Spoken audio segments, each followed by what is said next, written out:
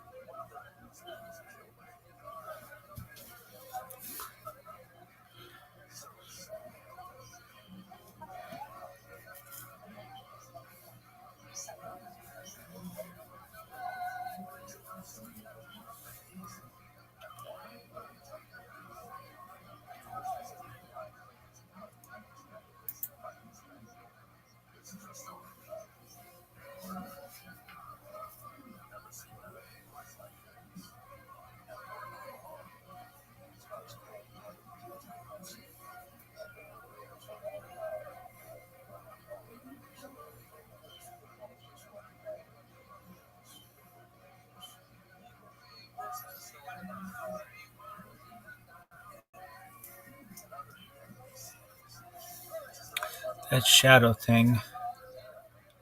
That's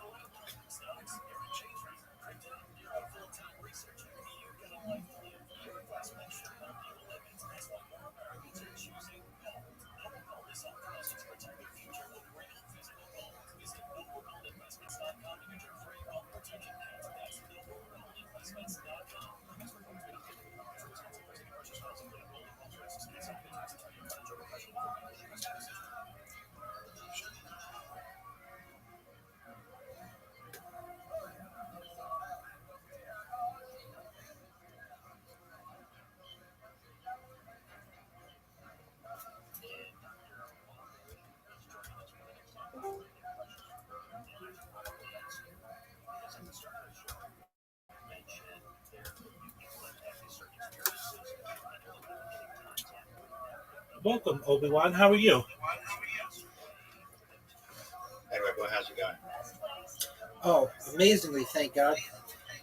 I just had one of the best conversations I've ever had with someone from Israel, and it was on like really advanced physics, and we both learned a lot, and it was just unexpected. I've just had people, one after another, people come into the Discord tonight with just really uh, just amazing discussions. We had someone come in who wanted to talk about freedom of speech and race, and that was a really good conversation. And then somebody come in talking about traumatic brain injuries and Neuralink, and that was an amazing discussion. And then this last person who came in and we talked about the Big Bang and the Big Crunch and the like advanced physics and the speed of light and just it was just wonderful. How have you been, my friend? Yeah, I've been good. I just got some new clothes delivered, so I needed some new clothes. So I've got them delivered today. So I've just been sorting through my new clothes. Oh, that's always fun. Do they fit? Yeah, they fit like a glove. It's lovely. That is lovely. Excellent. Do you have any plans to wear them anywhere? Yeah, I'll be going to visit my grandma tomorrow. She's in a nursing home, so I'll be going to visit her. So I'm going to wear my Sunday best. That's wonderful to hear. Is grandma um, of good mind? Yeah, her mind's still sound. She just has epilepsy and a few other conditions. I think she has the very first onset of dementia, but it's very, very early, so her mind's still intact. Excellent. So she'll be able to see you in your nicest clothing. What'd you get? I got like a biker jacket with lone wolf on it. I got some tracksuits for casual wear, and some new jackets, a few new pairs of trainers, and a few new hats. Oh wow, you got a lot of clothes. Okay, love the biker jacket. Even though I haven't seen it, I'm sure it's cool. Sounds cool. Your tracksuits. What kind of? Pardon me. What kind of tracksuits? What colors? I got one with a lion on it, made me think of the Lion of Judah. So Excellent. That's wonderful. And as I understand, that's also a symbol of England, is it not? yeah, yeah, the football thing is three lions on the shirt, and it's one of the symbols. Yeah, so we share that in common. Israel and the United Kingdom. Yeah, absolutely. Perhaps the Lost Tribe, or one of them. Okay, so we have tracksuits that you got. You got some trainers as well. Yeah, Excellent. And those are they going to be for like athletic use, or those are just to look nice? just to look nice. And I got a pair of boots as well that are like biker style, so I'm kind of changing my style a bit. I've got you. Yeah, that's cool. Is your biker jacket and your boots, are they black? Yeah, Okay, very cool. And uh, do you bike? Are you a biker yourself? I'm not a biker. I just like the aesthetic. I've got an e-bike, and I think it's quite funny to ride an e-bike with a biker jacket on. I think that's really cool though. That's like a.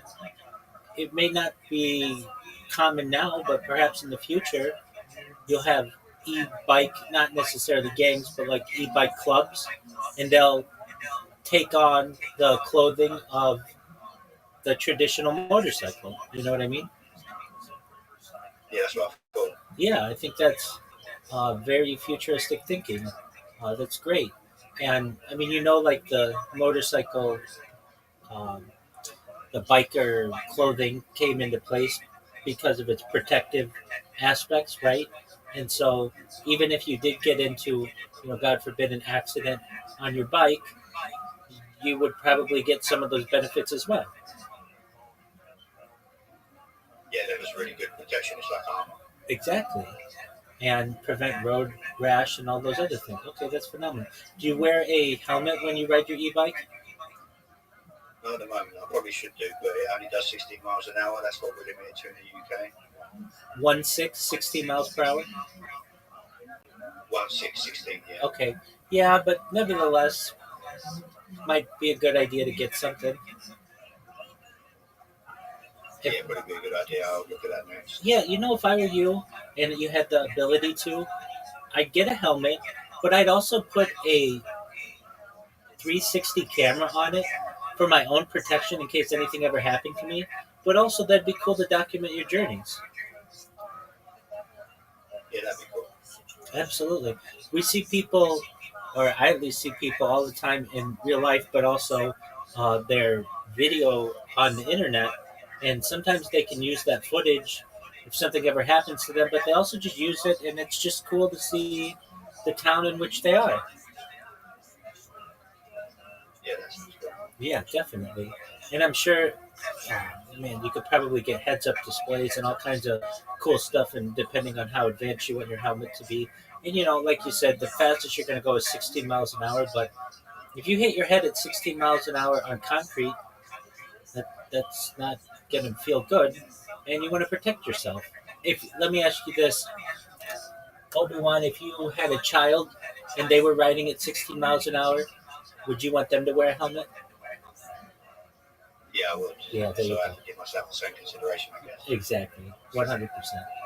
And okay, so how long have you been riding e-bikes? I've only had it for about a week. Oh, so it's brand new. Yeah, it's a foldable one. Amazing. I was just going to ask that. Okay, so does it fit inside like a trunk or something? Yeah, when I go out with my dad, I put it in the trunk, and that way, if he gives me a lift somewhere, I can make my own way back. Oh, that's very cool. Okay, so how small does it fold?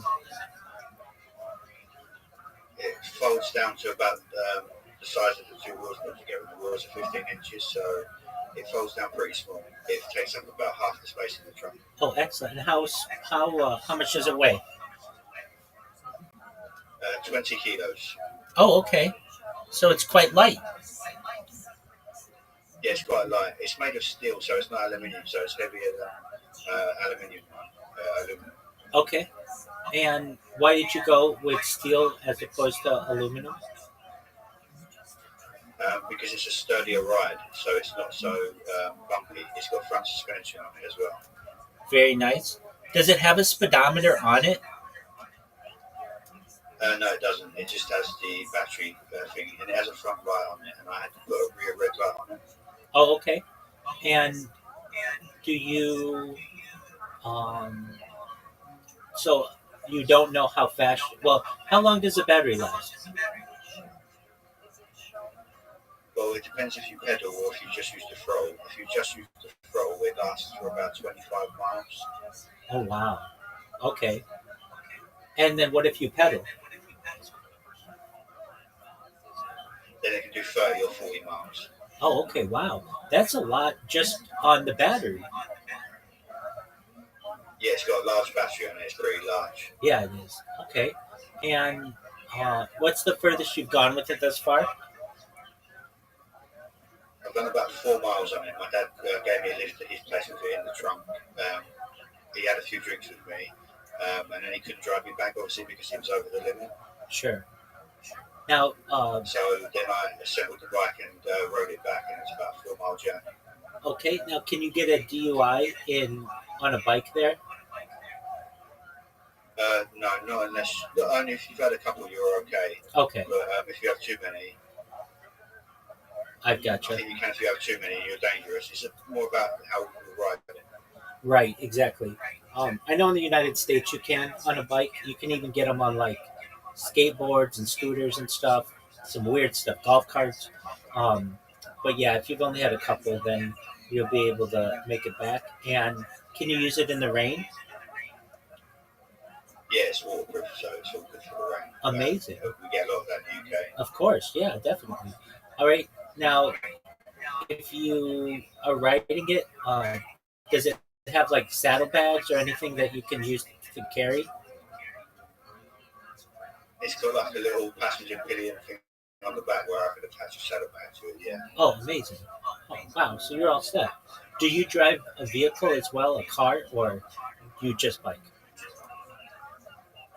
I bought a car, but at the moment I'm waiting for my license back because I went into hospital and I lost my license because I was admitted to psychiatric hospital for a couple of months a year ago, and I haven't got around to getting my license back yet. But I've just applied for it back, and my doctor and psychiatrist are supporting me to get my license back. So I've got a car that's in storage at my brother's yard.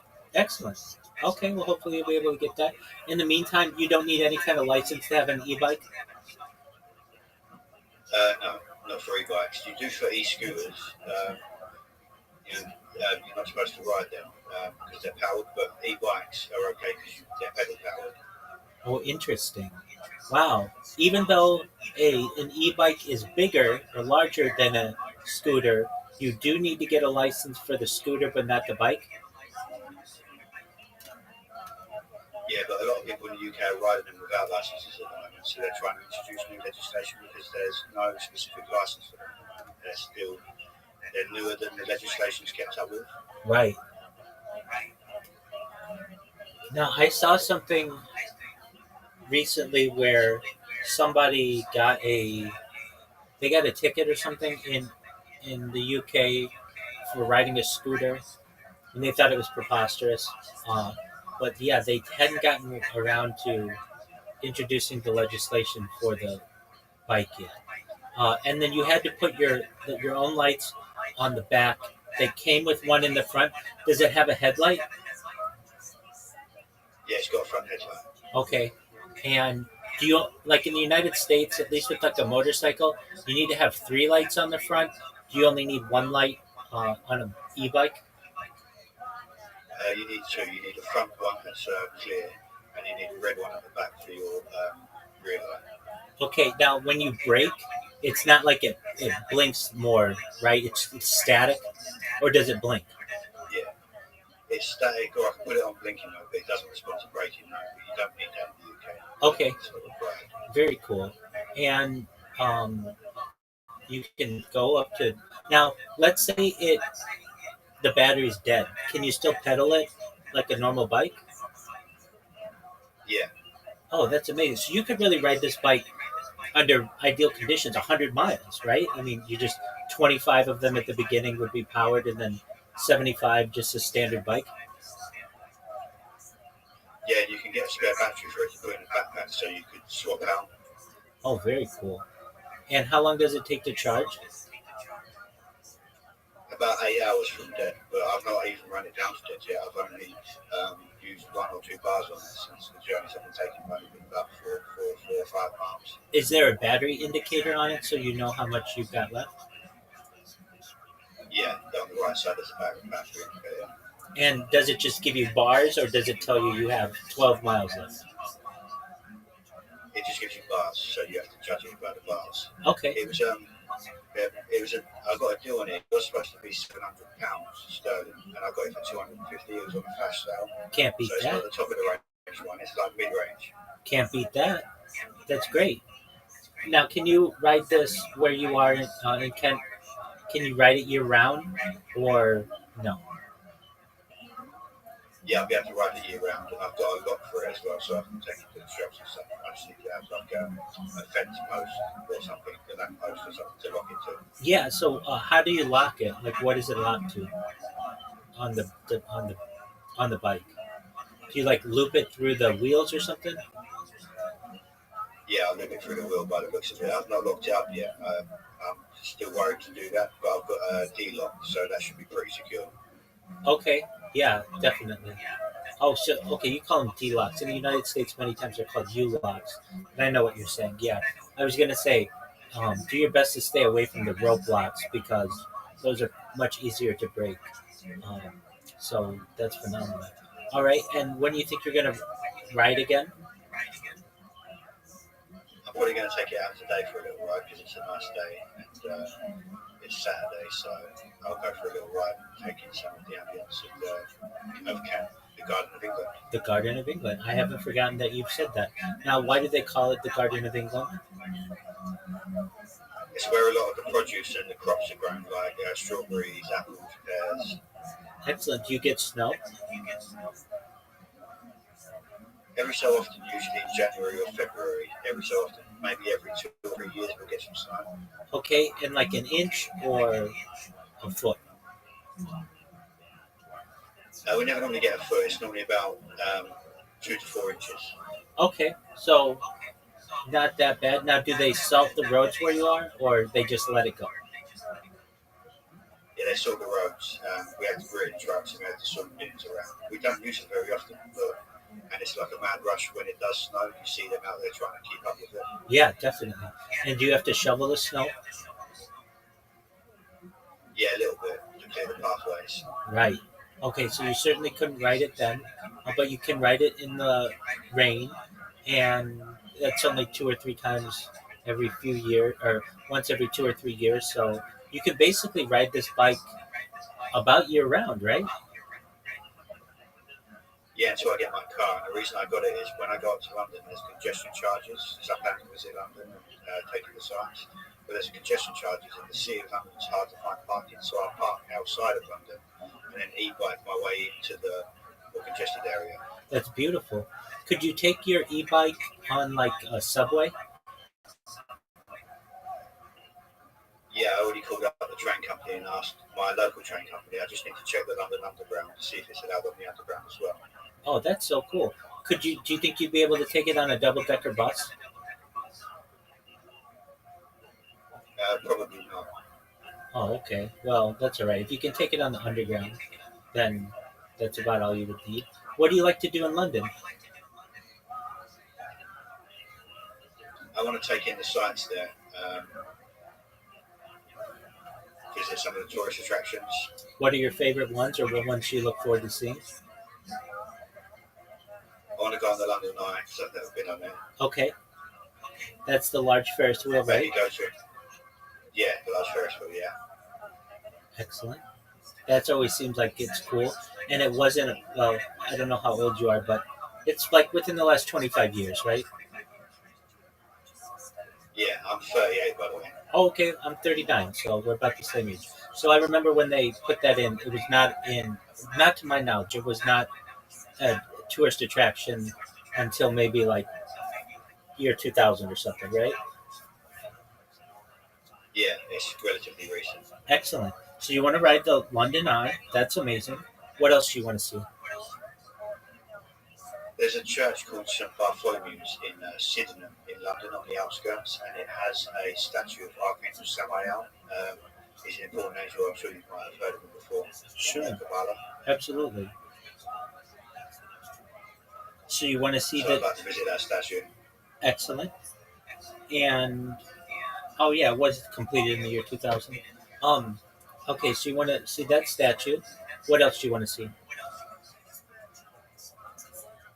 Madame Tussauds, Tussauds, the wax museum. Yeah, The have you ever wax. have you ever have you ever seen that before? I have in the Netherlands, in Amsterdam. I've been to the Amsterdam one. Oh, very cool. I've seen it in Las Vegas, or like a version of it that they have there, um, or like some of them. But yeah, okay, that's a cool thing. So you want to see the wax museum? Do they have Ripley's Believe It or Not there? But they might have. I'll have to check actually. Let me look. I thought that was a British thing, but I could be wrong. Um, okay, are you gonna see anything royal related? Yeah, we might take a trip, me and my dad, to Buckingham Palace and stand outside and have a look at Buckingham Palace. Have you ever been there? I've been near it. Okay, and like where you have you seen the Queen's Guards or the Royal Guards, I should say? No, we've already checked that out as well, the Tower of London as well. Right. Okay, so you see the Tower of London, and the now it's not the original London Bridge, but like where you see London Bridge or that bridge there, Tower Bridge. Yeah, yeah, we checked that out as well. That sounds like a good thing to check out. Definitely. How many days are you gonna stay there, or just one day? We'll just do it all in one day. It gets expensive to stay in London. Oh, I imagine. Yeah, definitely. And do you ever? Let's see here. I don't know London that well. I've never been, but as I understand, there's um, what is the wharf there? Is it like Canterbury Wharf or something? Canary Wharf. Canary Wharf. Wharf. Okay, very yeah, that's what it is. Canary Wharf. And you are gonna check out Buckingham Palace, and anything else you want to see there? Not that I can think of, but I'll probably do a Google and look for tourist attractions. Oh, I just Googled Ripley's Believe It or Not. It is in London. That's You're what. right. Yeah, exactly. Okay. And are you gonna do? Are you gonna see the City of London? I don't know if we'll make it that far into Central, but maybe. I've been Okay. to City of London before when I was younger. What'd you do there? Oh, I went with some friends to a strip club. Oh no way! They had a strip club in the City of London. Yeah, How was one that? of my friends used to work in there. Yeah, it was cool. It was my first and only time. I don't normally go to things like that, but my friend was bugging me to go because he worked there as a security guard. Was it fun? Yeah, it was fun. I had a few private dances and stuff. There you go. Were the girls pretty? Yeah, they was very pretty. Well, some of them, and some of them wasn't so much, but some of them were really pretty, yeah. Absolutely. Do they do just topless, full nude? What kind of club is it? Full nude. Oh, okay. Very well. There you go. Okay, excellent. And do they allow alcohol as well? Yeah, they had a bar there, yeah. Oh, can't beat that. Usually, at least in the United States, if they do full nude, there's no bar, or if it's just topless, there is a bar. Okay, very cool. Let me think. Have you ever seen the? I think they call it the. Is it the egg? Oh, I know what you mean. I can't remember what it's called. It looks like a. It looks like one of those. Oh, let me look it up. I'll look it up. Egg building. One. The gherkin. That's what it is. The gherkin. Oh right, yeah, the gherkin. Yeah, I want to see that as well. And that's the other thing I'd like to do is go to the shard and go up to the top of the shard. I was just gonna. That was my next thing I was gonna ask. Are you gonna see the shard? Yeah, the skyline has really diversified in the last 25 years or so. Have you ever seen Lloyd's of London building? No, never look it up. Oh, it's one of the coolest buildings you'll ever see.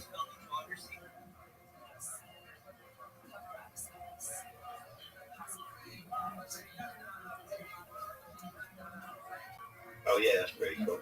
And I also want to see the MI5 building as well. Yeah, that's a James Bond building. absolutely that's a cool one. Yeah, that's right on the Thames, isn't it? Or the Thames? Yeah, the Thames. Yeah. Um, and I think in one of the movies they blew it up. One of the James Bonds or Mission Impossibles, I think it was.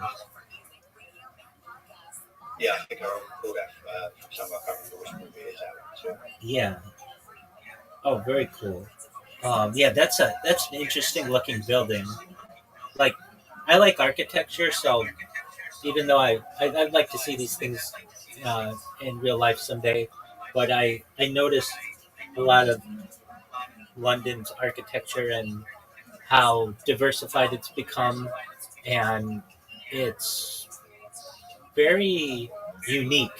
They have a lot of unique buildings, like the Thames House, MI5 building, of course, Buckingham Palace, and um, the Shard, the Gherkin, the Lloyd's of London building. Those are phenomenal. Um, what are you going to eat there? I don't know. Actually, we'll probably try some ethnic food. Okay, like ethnic. Oh, ethnic is in like somewhere outside of England, like Indian food or Yeah, something. because I'm used to eating. Yeah, because I'm used to eating British food, so I'll probably try some ethnic food. Absolutely. What are your favorite British foods? But I like the British fry. But it's like a guilty pleasure because it has pork in it, and I try not to eat it. But I do on occasion eat it. But I try to limit my exposure to it. Okay, so British fry off. What is that? It's pork, but like, is it just fried pork? It's bacon, eggs, sausage, beans, and fries usually. Oh, okay. Is that like a breakfast thing? Yeah, you can have it all day, but it's traditionally a breakfast thing, and you usually have mushrooms and grilled tomato with it as well. Now I've seen that, and that's a beautiful thing. Do you enjoy shepherd's pie? Yeah, that's another good staple. Yeah, And fish and chips dinner is like another British staple, fish and chips. absolutely. I love meat pies from Britain. They're some of my favorite things. Okay, and do you think you go to a pub there? Yeah, we'll probably go there and have one because we'll probably travel up. Well, my dad said we probably won't drive there because of the congestion charges and how long it takes to get stuck in London. So if we take the train and we leave the bikes, we can probably have a few drinks as well. So we'll check out a bar. Right. Okay, and do you think that if you were to go there, you do you have to get up early to be able to get there, or you can leave at a decent hour? But the thing with leaving early is if you leave early, like say 7 to 9 o'clock in the morning, you'll catch the rush hour traffic if it's a work day. Yeah. And it'll be really, really busy. So it's best to leave at about 10 a.m. after everyone's already at work. Oh, excellent. Now, there's a famous road that goes around London. What's it called? The motorway, the M25, is the highway that goes around it. That's it. When you travel there, do you think you'll park outside the M25 or inside the M25? If we travel up by car and park, we'll park outside the M25 and then we avoid the congestion fee. Yeah. If I may ask, how much is the congestion fee? Well, there's two now. They added another one that's even more expensive. Let me check.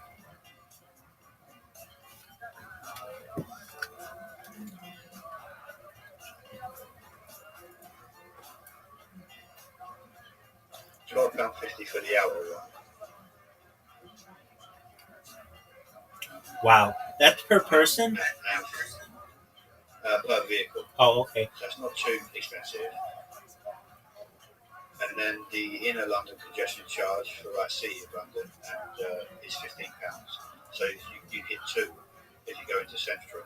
Right, and then you'd have to pay for parking as well, right? Yeah, parking in London is quite expensive, but there's a station called Epsley International St Pancras, just outside of London. That's probably where we park, and then get a train into London proper. Oh, very well. Wow. But that just sounds like a wonderful day. You'd be able to spend it with your dad, go visit the Gherkin, go visit the Shard, go visit the Windsor Castle, see the guards, get a pint, have some. Now, you were saying some cultural food. What do you want to have? Like Indian food, or what do they have? Probably Indian food, and I want to try African food because I've never tried African food before. Excellent. Pardon me, what kind of African food? I don't know, so I don't even know any of the dishes. What they so have, I'll just yeah. have to ask for a recommendation. I get that. I hear that um, Indian food in London is better than you get in India. Now, not to put down India by any means, but like, and I don't mean it that way by any means. If anybody's watching this in the future, I love India, but just basically, um, well, there's something that I heard. London has something like 8 of the top 10 restaurants in the world. It's very competitive when it comes to um, its cuisine. Yet, or no, this is what it was. Of the top 10 restaurants in London, 8 of them are French restaurants, but it has like 8 of the top or 10 of the top 15 restaurants in the world. Is that correct? It has excellent food, correct? Yeah, London is reputed for having excellent food and a great choice of different sauces. Right. It's one of the most diverse countries in the, pardon me, cities in the world. Now, have you ever ridden on a double-decker bus? When I was younger, I did, yeah. Did, Not in London. They used to have them in my town, okay. but they've got rid of them now. They've decommissioned them. Okay. Did you ever ride on the top of one? Yeah. Oh, I bet that's cool. And it's open air, right? The one I rode on was closed. So Oh, I okay. rode on the open air one. But I might do that when I go to London. Take double decker tour. Yeah. Oh, now that would be cool. That's something to do. So you get to be a little bit of a tourist in your own country, which would be neat. Yeah, I plan to do some tourism around the UK because I've visited Wales, but I want to visit Scotland and Ireland as well. Oh, very well. Do you have you ever been to Liverpool? No, I've been to the furthest north that I've been to is Coventry. Okay. Is it something that you want to do? Go to Liverpool? Yeah, Liverpool and Manchester. Okay, very well. Who do you root for in football? I don't really support football, but I used to when I was a child, and I used to support Manchester United. Of course, yeah, definitely. Um, that's the big one, right? Yeah, yeah, they're one of the big teams in the Excellent. Premiership division. Now, why don't you follow it anymore? I'm more into extreme sports like BMXing, motorcycle riding and stuff, so I lost interest in football. Oh, I understand that. All right, so BMXing, motorcycle riding. Do you like skateboarding? Yeah, skateboarding. I used to be a BMX. I used to ride at a skate park when I was younger. Oh, okay. BMX. So you're a really good bicyclist. Like, not only do you do the e-bike, but you've been a BMXer in the past. Yeah, yeah, I did that for 3 or 4 years when I was a teenager. Do you do any mountain biking? I haven't recently, but my dad's into mountain biking. He went to Wales and rode down the mountainside. Oh, wow. Did he have fun? Yeah, he likes it. He's not got a bike at the moment, though. He's going to get another e-bike like one folds up. Okay, because you were saying that you guys were going to park and then drive into the city, and I was going to ask, does he have an e-bike himself? But no, but he's going to get one, and then you guys would be able to go e-biking in London, and there isn't any uh, congestion fee for a a bike like that. No, Very cool. And can you ride on the sidewalk, or do you have to ride on the street? on the street, but there is some sidewalks that have been turned into bicycle lanes that are next to the footpath. Okay. Why can't you ride on the street, if I may ask? Or why can't you ride on Oh, the you side? can. No, apologies, I misspoke. Why can't you ride on the sidewalk? It's just the law in the UK that you're not supposed to ride on the sidewalk. A lot of people do, and they don't usually stop you for it. They usually turn a blind eye to that. It's one of the laws that are rarely enforced. Very so often you'll get a police officer that pull up and say, "Get on the road." Okay, I've got you. Well, yeah, that's understandable. Well, so you have to get your dad a D lock as well, and um, you guys seem to have a really great relationship. Is that correct? Yes, correct. He's coming with me on a holiday I've got planned in March next year. He's coming with me as my chaperone. Excellent. Where do you plan on going? I'm going to Turkey to get dental treatment because it's a lot cheaper than in the UK. And so, Absolutely. Everybody's going to Turkey for something. yeah, Excellent. it'll be my first time. So he's going to come with me because he's quite well travelled. Oh, okay. Well, that's neat. Yeah, a lot of people from the United States go to Turkey for um, hair transplants. The big one. That's where a lot of people go. Because it's Yeah, Turkey's the place to go for it, for hair transplants and dental work. well, very interesting. All right, so you've got plans to do that in the spring. And are you having dental pain, or it's just something you want to get done? It's just something I want to get done because I was attacked and I lost a couple of teeth in an attack that I sustained when I was out before. Okay. Are you going to get implants or veneers or what? I'm going to get implants and to replace the lost teeth and to get a smile restoration. So I have like a Hollywood smile. Yeah, I was just going to say that. That'll be amazing. Good on you. And that'll raise your confidence and all kinds of other things. Um, so, Obi Wan, do you have a? Is there a? Oh, just one moment, Obi Wan. Welcome, John Dos. How are you, John Doe? How are you? Can you hear me, John Doe? John Doe, can you hear me? That's all right. If you don't want to talk, that's okay. All I ask is that you're 18 to be in here.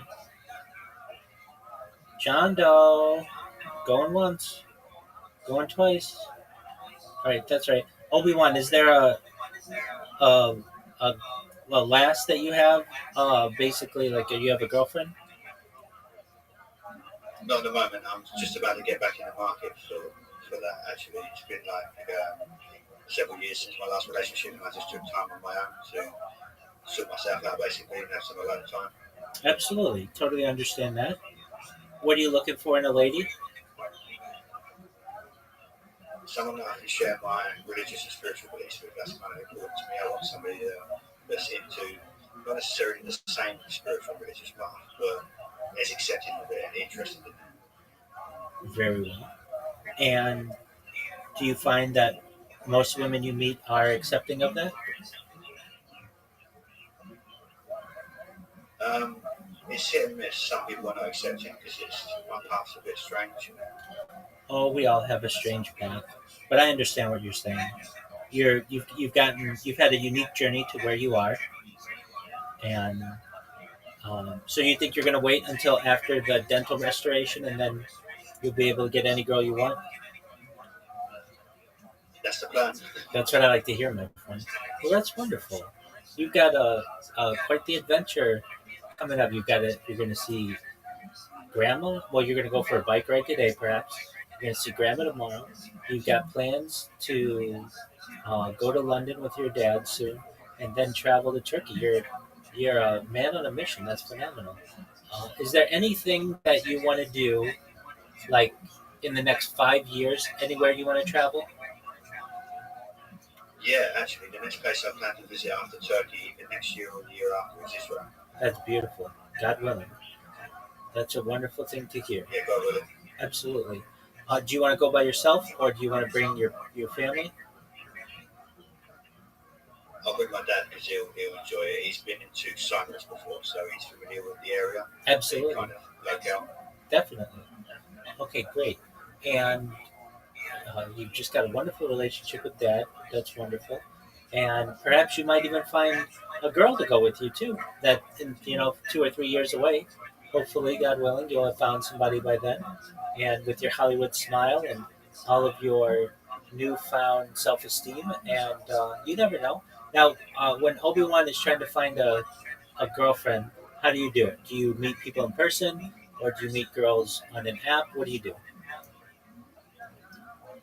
I'm going to combine them both. I've already signed up to a dating app, so I'm kind of testing the waters with that.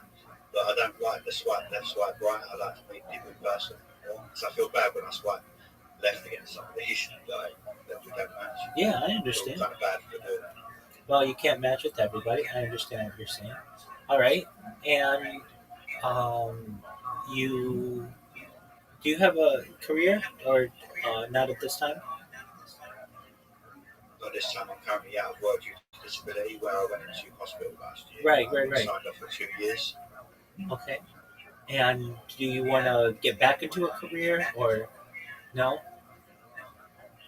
Yeah, I want to get back into work in the next couple of years. I've just got to find something that suits me. Okay, what would you want to do if you could do anything? I'd like to do something similar to what you're doing, to work online and work from home. Uh, like maybe making YouTube videos or on a website offering some sort of spiritual service or knowledge. Well, absolutely, I can help you. So I think that probably the thing that make you the most amount of money is working for a company remotely. But if you want to be an influencer, which technically this is, I can help you to become that as well. And you would go a less avant-garde route, probably the more traditional route with one account. But I'll tell you all of the things that to avoid, and you'd be able to give as much spiritual guidance to people as you would like. Do you have you ever streamed before? Yeah, I was a small-time video game streamer a few years ago. I was streaming games like Battlegrounds and a zombie game that I was playing, but I didn't really get many viewers. Yeah, no one does. Don't feel badly about that. What about Grand Theft Auto 6? Are you going to get that? I've got to get an Xbox first, but it's on my list because a few of my friends have Xboxes. So. I understand. I'm with you on that one. So you've got like 250 days to do that. No, well, at least if you want to meet the launch, but no, no rush. And is that something that you want to get eventually? Yeah, I want to get that. Yeah, 250 days is how long we have left. Just one moment. I'll give you the exact amount of time.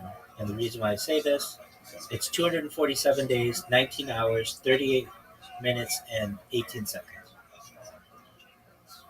That So, gives me enough time to save the money because it's like £500 for the top Xbox in the UK. right, yeah.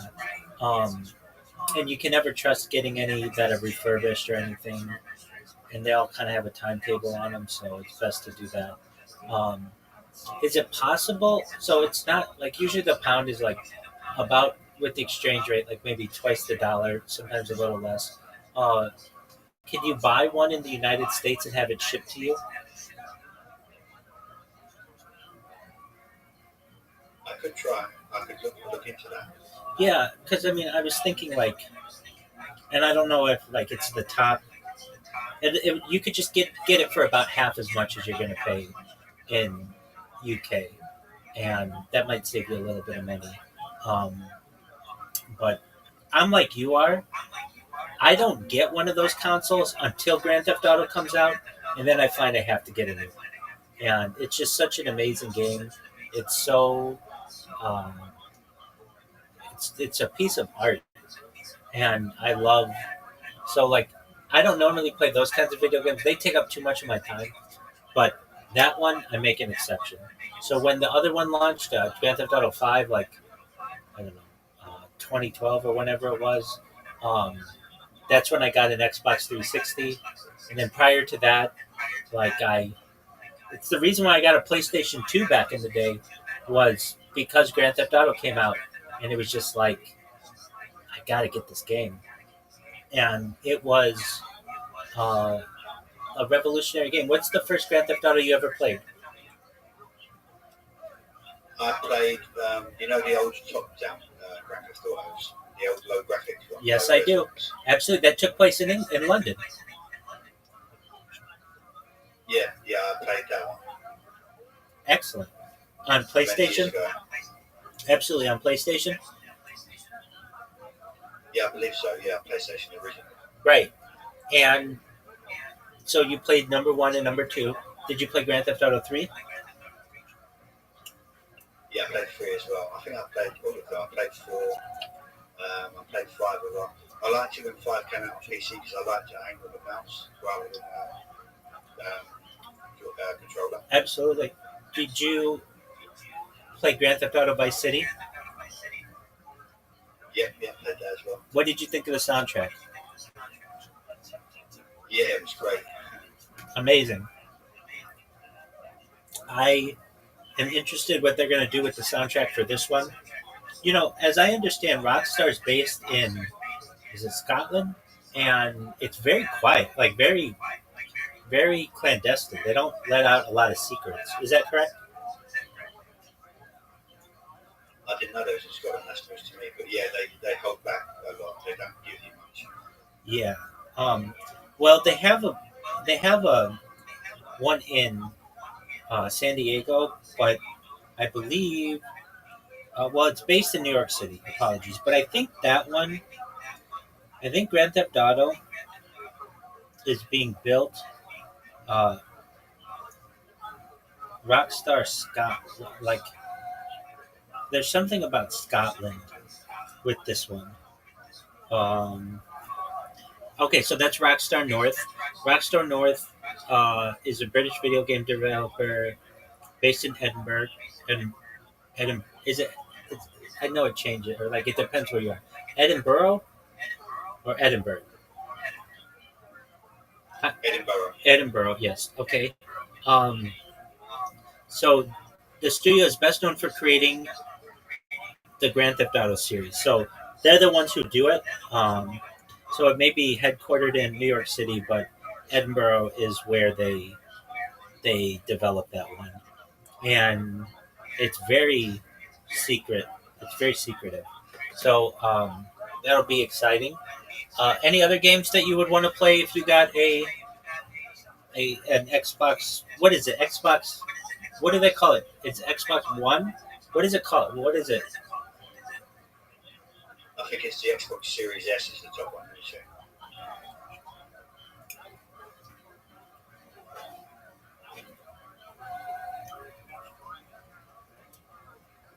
The Xbox Series X is the top one. Just a moment. There's also a Series S. There's an S and an X. What's the difference? Let me see.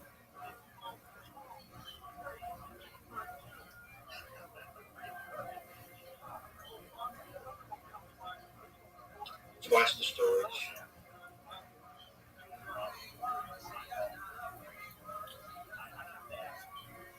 Okay, so these succeeded the Xbox One, just to show you how far out of the loop I am. All right, so it launched in 2020. Um,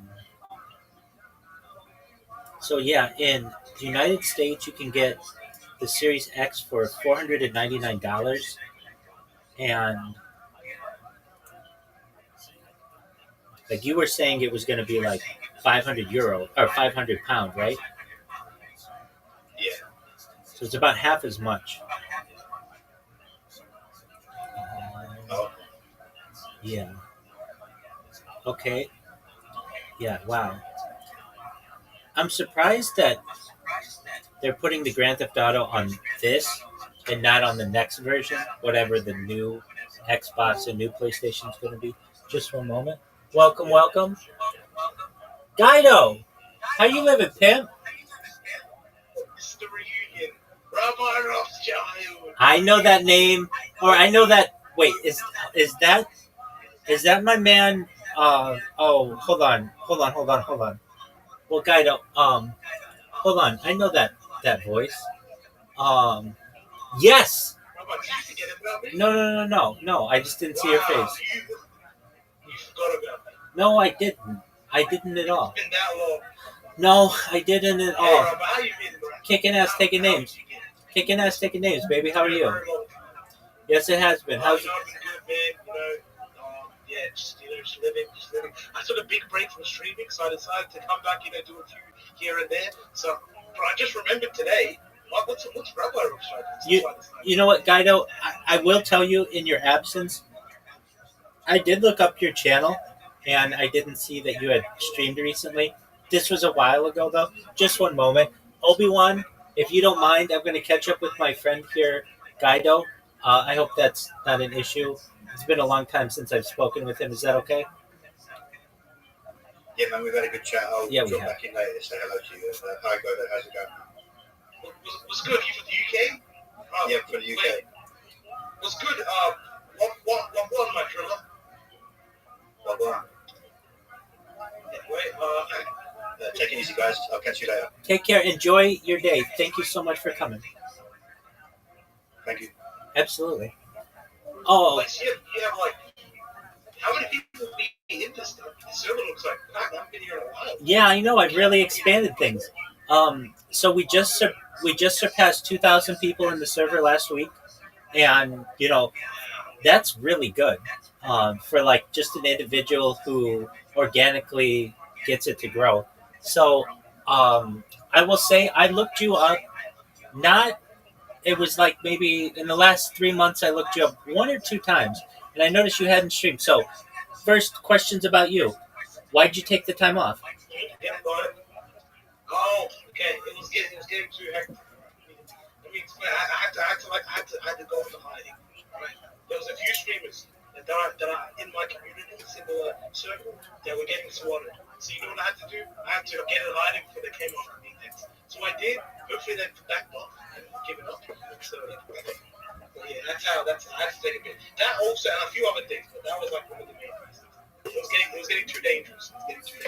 The stream, it was weird. It was in a weird place. I had to back off. So, I get it, Guido. When you're as good looking as we are, you've got girls just pounding down the door trying to fuck you, right? Absolutely. All right. So are you back on Kick, and are you in good graces with them? Yeah, me and Kick are great. I can't lie. It was also getting pretty boring. I was doing the same thing every stream. It was dead as fuck. So I just couldn't be out. Word, dog. No, I totally get that. Dude, Kick is so full of bots. So is Twitch. But Kick itself is like, it's ridiculous how much people bot each other. And there just aren't as many people as people think that are on there, especially in the chats. So it's really hard as a streamer to go on there and get any interaction because it's dead. It's absolutely dead. I totally get that. All right. Are you ready for an update? Yeah, you actually want to hear all about how your journey. Because you've probably been doing a lot more than me in the last time. So, go ahead, Rabbi. Tell me what's been going on. Absolutely. Well, firstly, I missed you. And if I didn't care about you, I wouldn't have looked you up to see what you were doing. But it was like, oh, he hadn't streamed. No, you're good. You hadn't streamed in a while, and it was like, I hope he's okay. But it's not like I could go in and troll you without you being there. Okay, so what did I do? Well, if you may or may not remember, but starting like December 31st, 2024, like the end of last year, I stopped spamming people on Kick. I said to myself, you know what? I'm gonna be a good rabbi, and I'm going to stop spamming people on Kick, and maybe Kick will let me stream on there again. So I stopped spamming people from January 1st, 2025 until like June of 2025, so just a few months ago. And I started spamming people on another platform. We'll talk about that. But then in June of 2025, a friend of mine, he's a big time streamer on Kick. His name is X Straight Savage. He's partnered. He came in here as he does. He's a really nice guy. He said, Rabbi, you spam people, but that's not like that big of a deal. Like, it's not like literally there are people who like do criminal acts on stream and they get their accounts back. Have you ever thought about just like trying to get back onto Kick? And I was like, you know what? Wait, hold on. Pause 1 second. Who's this bloke top right? What's this? Got a pilot? Who's this guy? Is he also doing the 24/7 live channel? Are you talking about Brandon? Yeah, D. Alexander. Yeah. So, Brandon and I met a couple months ago, or maybe or so, and he basically asked if he could just live in here with me, and I told him go for it. So he sleeps in here, and what he's really good at is live streaming events. So he's always got different streams going, and he just brings a lot of life to the the server, and he's very kind and just a nice person. So I'm all about the positivity, and so I let him live stream in here alongside me. And then we've got my friend in here, Miss Aquarius. She sleeps in here with me many nights. She's a very nice individual and just likes having that connection to a human interaction. So that's who we've got in here right now. And then this other person, John Doe, I don't know them. They just came in earlier. But I get a lot of random people in here, so everybody's welcome. Does that answer your question? I like that. That gave me a bit of background insight. I like that. That was good. I know that was nice.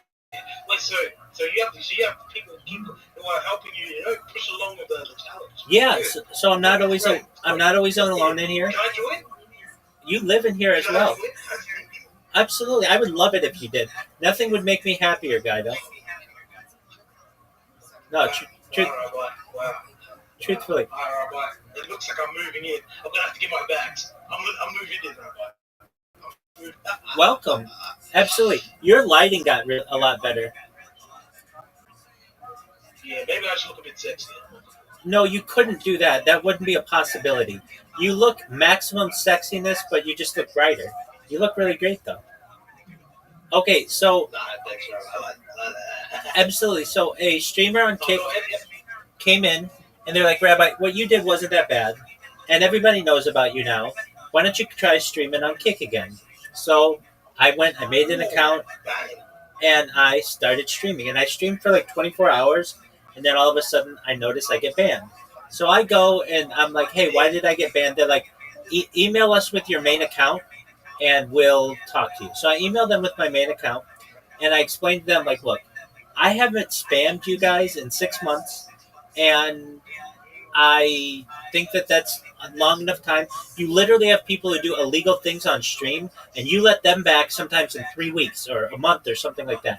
So like 6 months is a 6 months is a long, like self-imposed ban. Exactly. So that's pretty much as long as I've been going for. exactly. So I asked them, can I live stream on there again? They said no, you've been banned indefinitely. I said to them, okay, well, that's cool that you want to use this term indefinitely, but like, what does that mean? Does that mean a lifetime ban, or does that mean just like a limited time? They're like, it means indefinitely. I come back to them. Okay, well, is that like 5 years or like 50 years or what is it? They say it's indefinitely. I say, look, please, can you just tell me, is it a lifetime ban? They say, for all intents and purposes, yes, it's a lifetime ban. So I said, okay, that's great.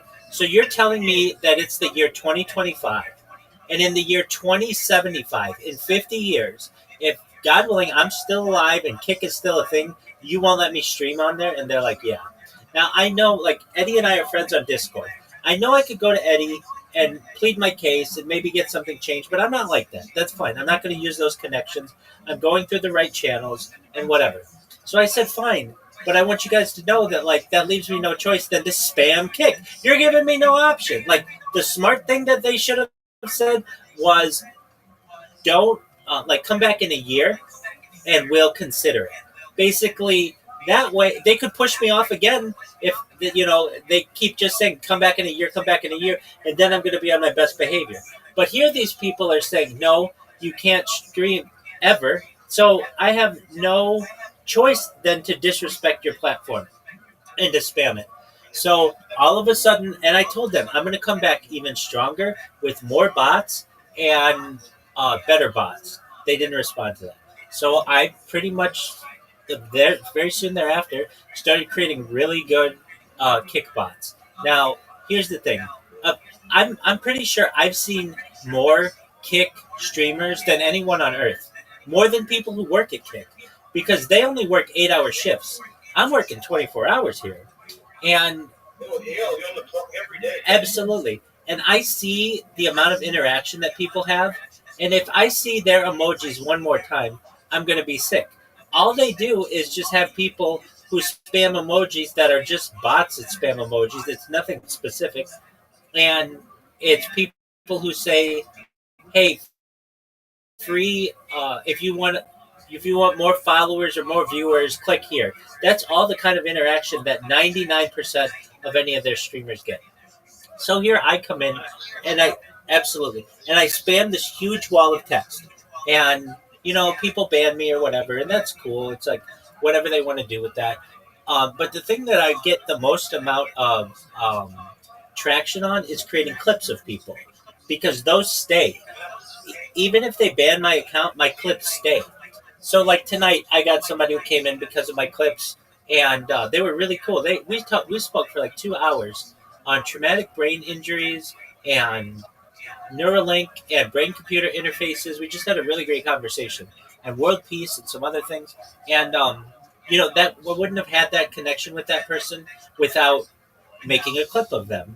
But the thing is, I make so many clips that it starts to have the law of diminishing returns. Basically, if you go to Amaranth's clips um, or Odablock's clips or any of your major streamers, it'll be Rabbi, Rabbi, Rabbi. I'll make I'll have the whole page, and it's like at a certain point nobody cares, and I get that. So it's again the law of diminishing returns. So what I did, I thought, you know what? I wonder if I could implement the same kind of strategy on Twitch and what would happen. Now Twitch, their their automation system is really good, and like I might be able to spam once or twice in a chat, and then I get banned immediately. And it's like, wow, I'm surprised that Kick doesn't have this kind of system. But I understand Twitch is more advanced. But I nevertheless can create clips of people, and the clips, I can create a lot of clips of people. But the thing is, not a lot of people watch clips of just small random streamers. In fact, you'll get people who have been streaming on there for years and nobody's ever made a clip of them. I mean, like, I don't know about you, but like, people just don't probably. You're like a medium-sized streamer, which is a high compliment, because there's this huge world. There's this huge world of on Kick. Uh, I mean, you have double-digit people who watch you, and you have a community. I mean, a lot of people don't have that. But even still, you don't get a lot of people to clip you. It's pretty rare. It, and so and even still, it's kind of hard to go and view the clips on Kick. You have to click through some stuff, and you may not know that they even exist. And so a lot of people aren't looking at this stuff. So, but Twitch is even worse when it comes to clips. They have something called featured clips, and then they have unfeatured clips. So if somebody has only the featured clips on, you're basically never going to see the unfeatured clips, which is where my clips are. So I got frustrated, and I was like, you know what, Guido, I'm gonna try another route and see what happens. So, like 2 years ago, about this time, I started spamming on Twitter, and I got really well known on Twitter. I got really well known on Twitter through this route. What I would do is I would create an account, and then I would just follow people, and just follow people with 45 accounts, 60 accounts, so that all of their notifications just said Rebel Rats, Rebel Rats, Rebel Rats. And then very soon thereafter, those accounts would get banned. I created 2,000 Twitter accounts, more than 2,000 Twitter accounts, and did this for like 6 months. And it worked, but then Twitter started implementing their CAPTCHA system, which is known as the ARCOS system, and that basically kills all automation or makes automation very, very difficult. it makes it hard to just use Twitter as a user because you just run into having to do these captures all the time, and it's very annoying. So what I ended up doing was kind of abandoning Twitter for a while. Well, just recently, I somehow found out that the Arco system has been, I don't want to say shut off completely, but they've lessened it a lot. So that I can automate the creation of accounts and the reposting of people's content, and that's getting me some traction. And just recently, so within the last 72 hours, I've gotten like let me check the newest numbers, but um, something like Let him cook, Chad. He's cooking. He's cooking. something like oh, excellent. I've got like 20 people to join, not just join, but stay in the Discord, and I've gotten like, I don't know, 30 people to join or something like that. A lot of people just hop in and don't know what's going on. Oh, I fell. Are you okay? Oh, give me a sec. Oh, yep, Justin, Justin. Production. Absolutely. Wait, my production's fixing it.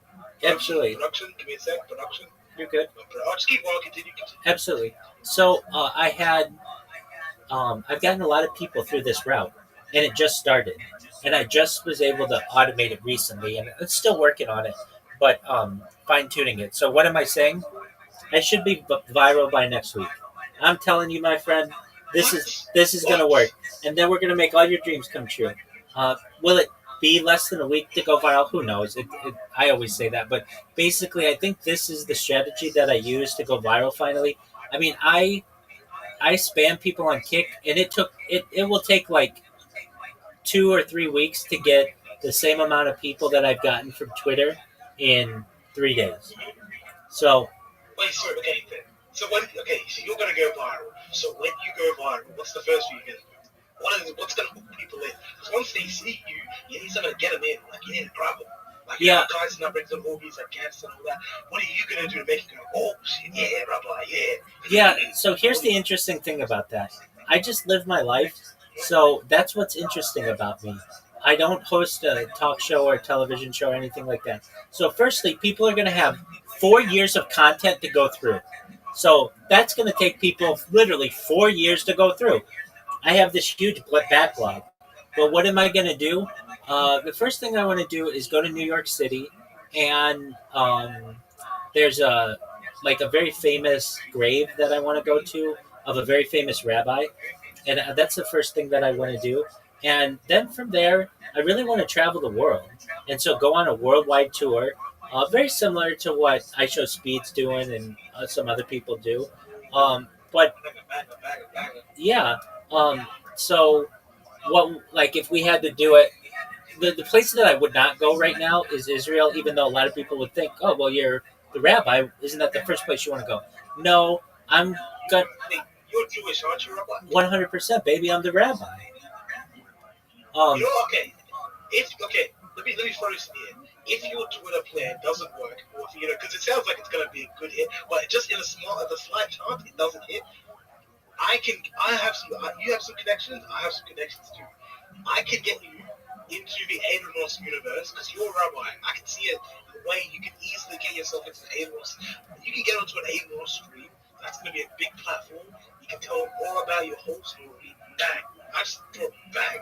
Rabbi, you're big time. I just cracked it. Oh my god. Showtime, Rabbi, showtime. Guido, Aiden Ross and I did an interview last spring.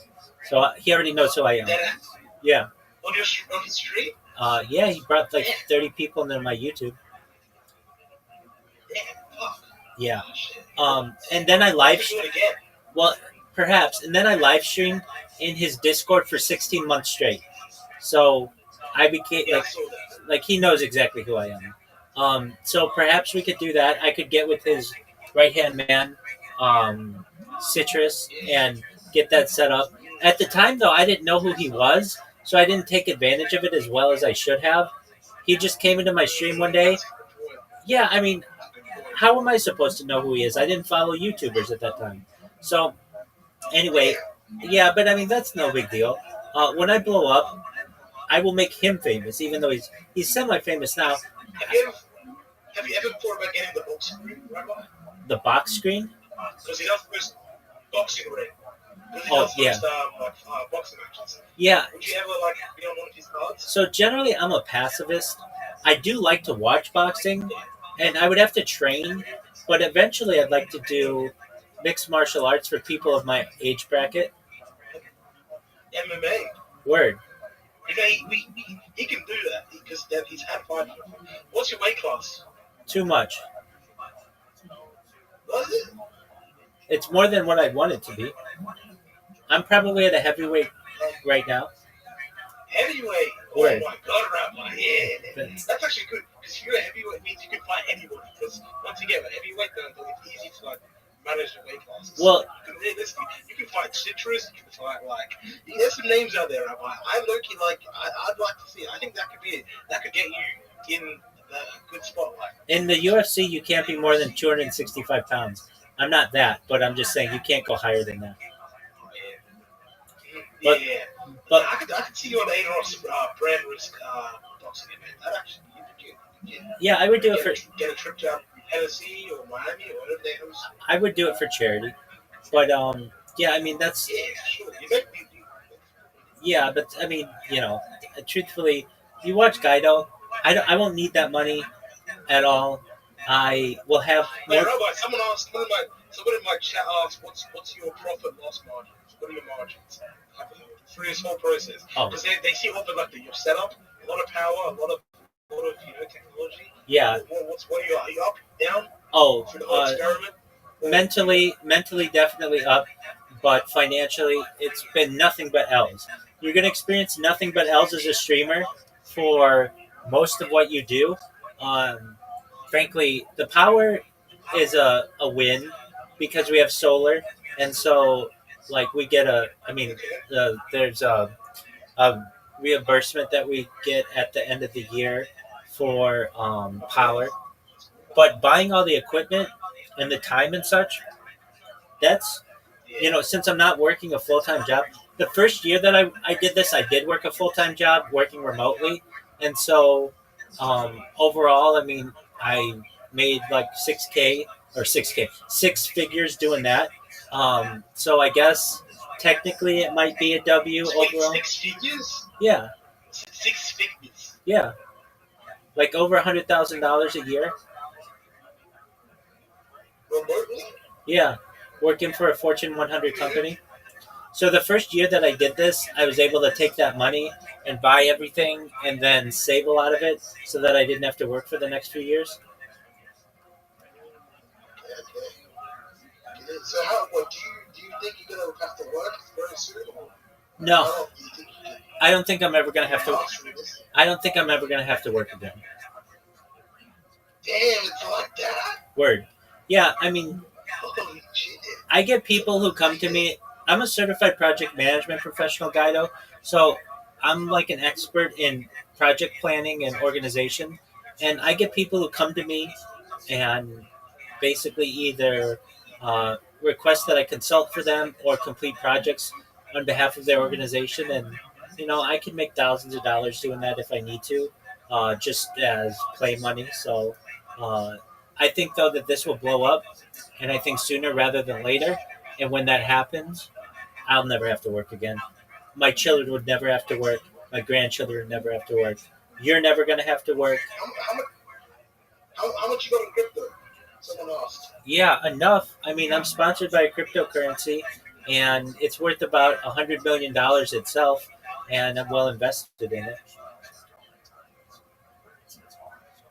So, okay, Rabbi. Okay, I am planning a 30-day subathon where I'm planning to have the biggest creators in the world. Okay, I'm gonna give you some names. I'm planning on them coming to my subathon. Right? So we're gonna start off with Luka Doncic. Do you know who that is? Yeah, the Lakers player. Yep. Dak Prescott. Okay, the quarterback for the Cowboys. Yep. Shador Sanders. Yeah, the fourth string quarterback of the Cleveland Browns. Yep. Lil Baby. Yeah, he's a rapper. Yep. I was gonna have Little Dirk, but he got arrested. Another rapper. So we're gonna have Ice Spice. Dude, she's hot as fuck. Yeah.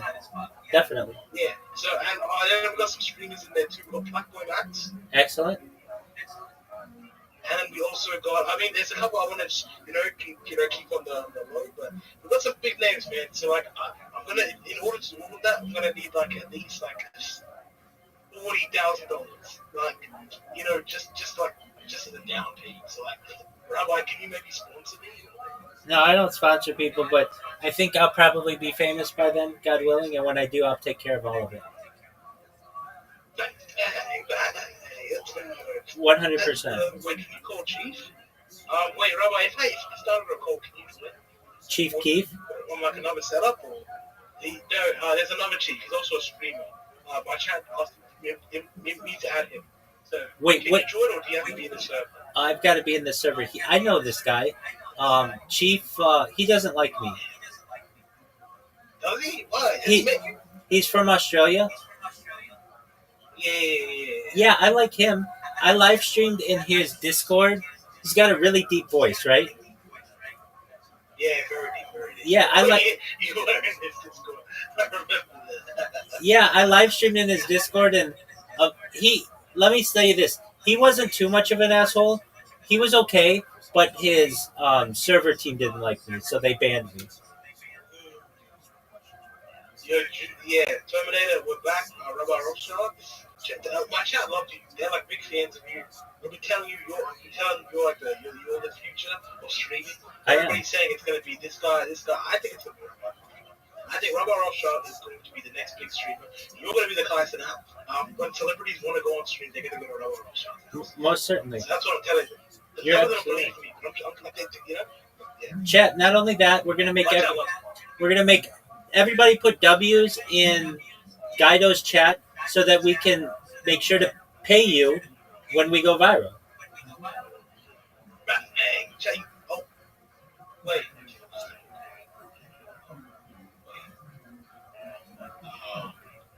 I'll actually close this. Great. Technical difficulties.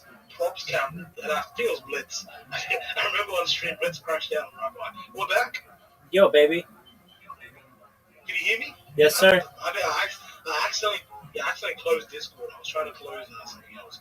But hey, chat, you guys hear that? Rabbi Rothschild. And so when Rabbi Rothschild becomes rich and famous, I'm going to move into his mansion and we're going to have like a Diddy house. Yes, absolutely.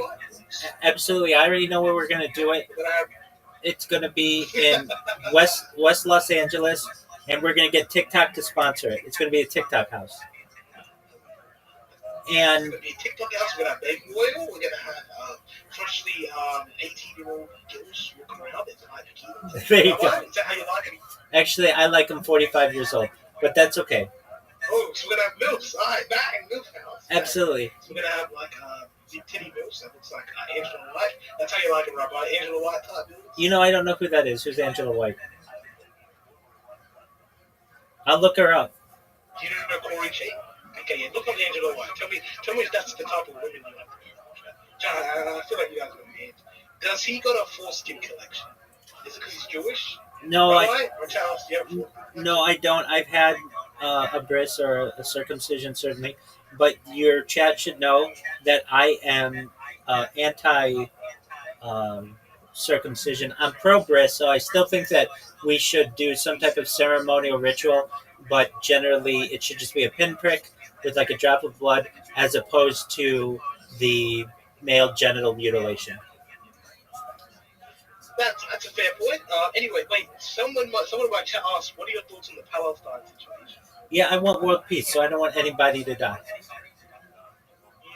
I like this. He's a good Jew right here. He's a great Jew. He's going to stop playing with Rabbi. Rabbi's a good fucking dude, man. He posted his sex tape. Oh my god. Yeah, he did. You're not meant to say that, Rabbi. We're trying to forget about that situation. No, that's how I'm going viral. No, you're not going viral because of that video. Delete that video and get it out of here, kid. We need to move on. Rabbi, if you want to be the biggest streamer in the world, we need to get rid of that video. No, that video is going to go down in history.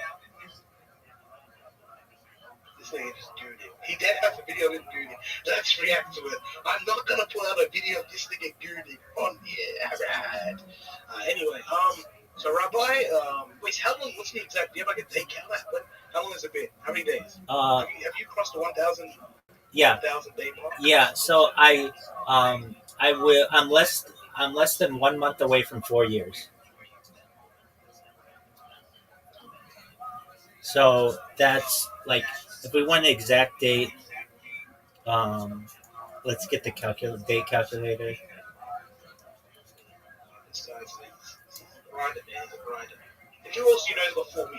Actually, I do remember that there was this chick who has also been alive for 4 years. She ended up, I think Kaizen out found her on the street, and now she's like lit. So I think that's what needs to happen to you.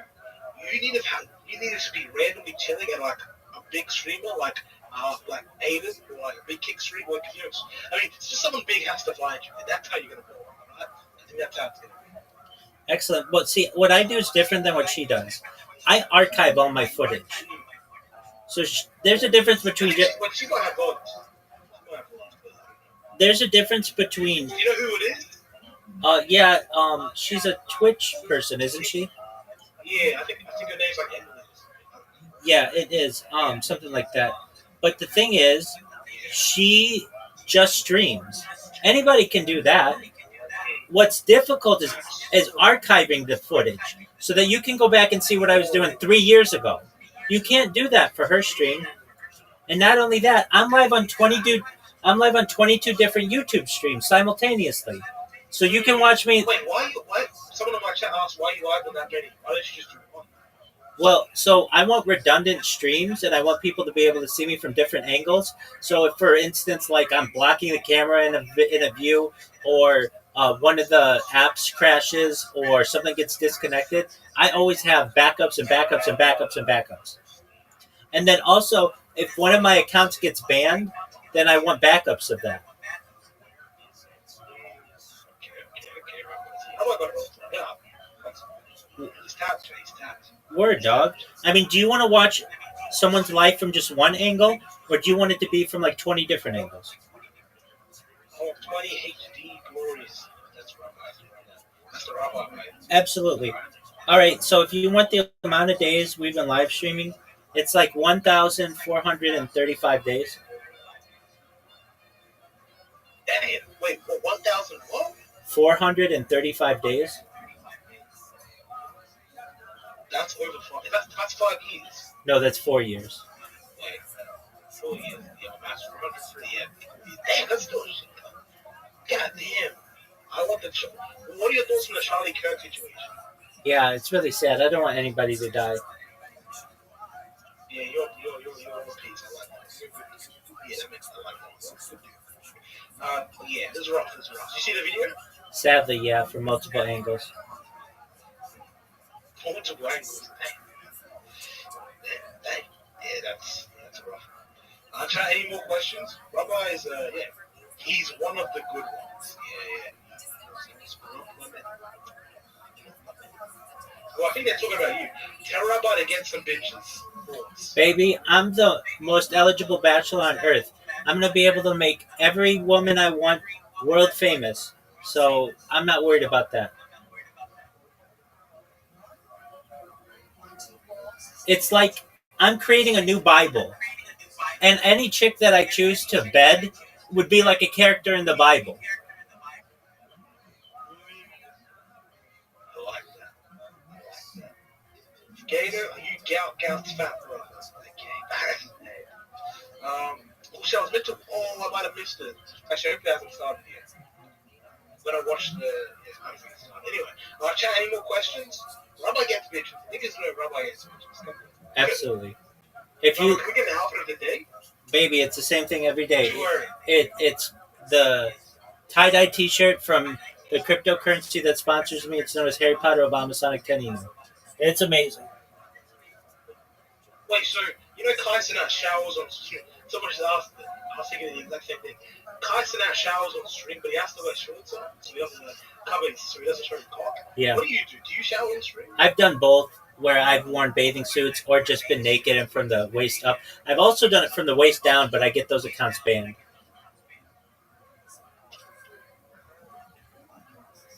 I like how honest you are. I can't imagine you lying. Like, you are so honest. No, I do lie. Like, you just tell how it is. I would lie if I had to like protect my own life or for some reason like that. But I do my best to be as honest as possible. Someone said I better Terry. Yeah, you want to see my pubes? I think they want to see the face. Oh my god, Jesus. No, no, no, no, no. Jesus Christ. I'm on kid. Even having you on stream, I don't know. It's not like Twitch. Twitch, if you have someone banned on stream, you'll get banned, but I don't think Kick was it. Kick is, yeah, you're right. No, that's exactly right. If they did that, I'd be sad because I'll never be able to talk to you on stream. I recognize that. So I think you need to use your any connections to get out there. I recognize that. Yeah, Graham, I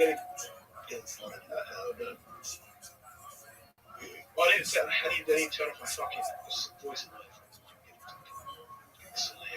Give me a second. I appreciate it though. I needed that. My bubble account was looking bad. How do I take this out? So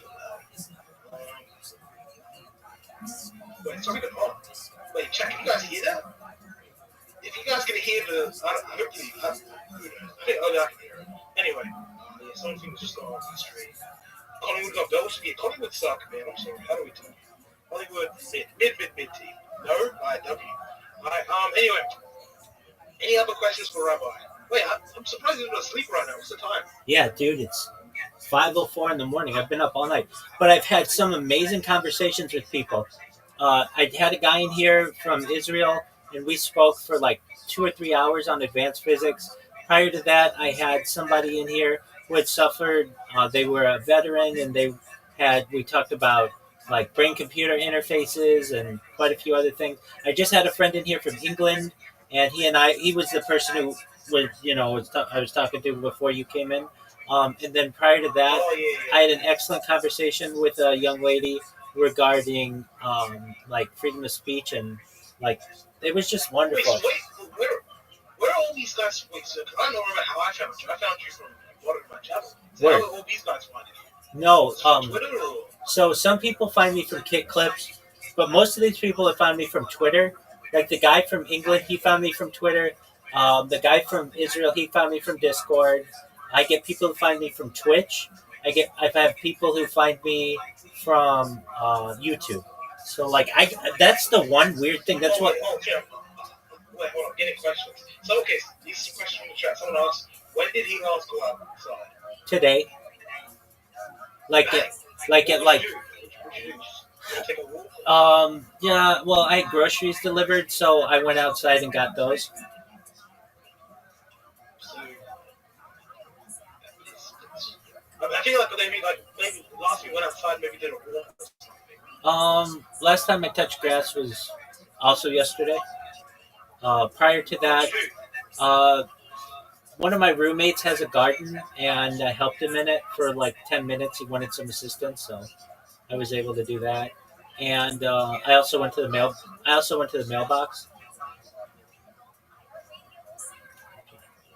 Nice. All right, next question. What is on his criminal record? He doesn't have one.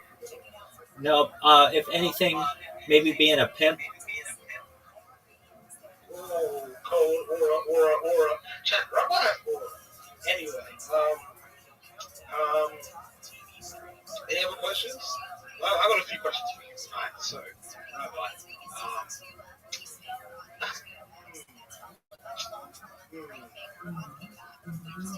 what would you say if I want to blow up tomorrow? How do I do it?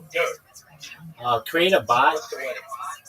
and spam people, and it would take more than just tomorrow.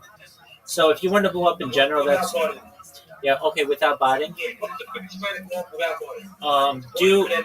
do man on the street interviews with people. People love that shit. So you just go to a popular place with a microphone, and you just do interviews with people regarding anything, current events, sexuality, their spouse or significant other, whatever. That would actually hit. Yeah. Well, that hit. Rabbi's cooking. He's cooking. Yeah, so one of the channels that hit the way that I find that people actually gain audiences is not from Kick directly or Twitch directly.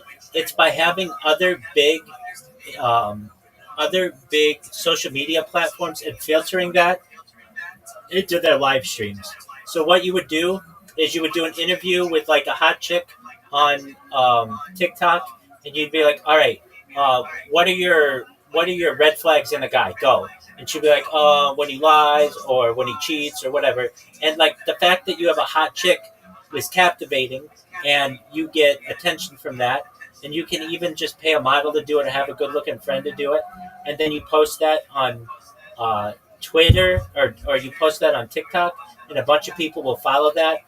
Those kind of videos get many views. You get a lot of followers from that, and then you filter those people into your kick stream. Okay, okay, okay. Yeah, is that a W? Is that a W? I think it's a W. Any you guys think that might be it? Questions? All right, Rabbi. Well, this is a great chat. Absolutely, Guido. As long as I keep streaming, I want to keep having these little segments. The Rabbi Unit Absolutely. So here's what we remember, Guido. When you returned, we had about 2,000 people in the Discord, and we'll see how many are in here the next time you visit. How many do you think? 1,000? It depends how long it'll be, but um, I know this may sound overly confident, but with this strategy that I have on Twitter, I think I'll go viral before the new year. Damn, you guys hear that? Rabbi is about to take off. This is we're about. What's like our last moments before Rabbi becomes famous. Right? You got him early. Got him early. All right. Got him early. All right, Rabbi. This was good fun, man. See you next time. Peace, Guido. Much love. Blessings. Someone asked any streamers, who do you watch? Guido first and foremost. Guido first and foremost.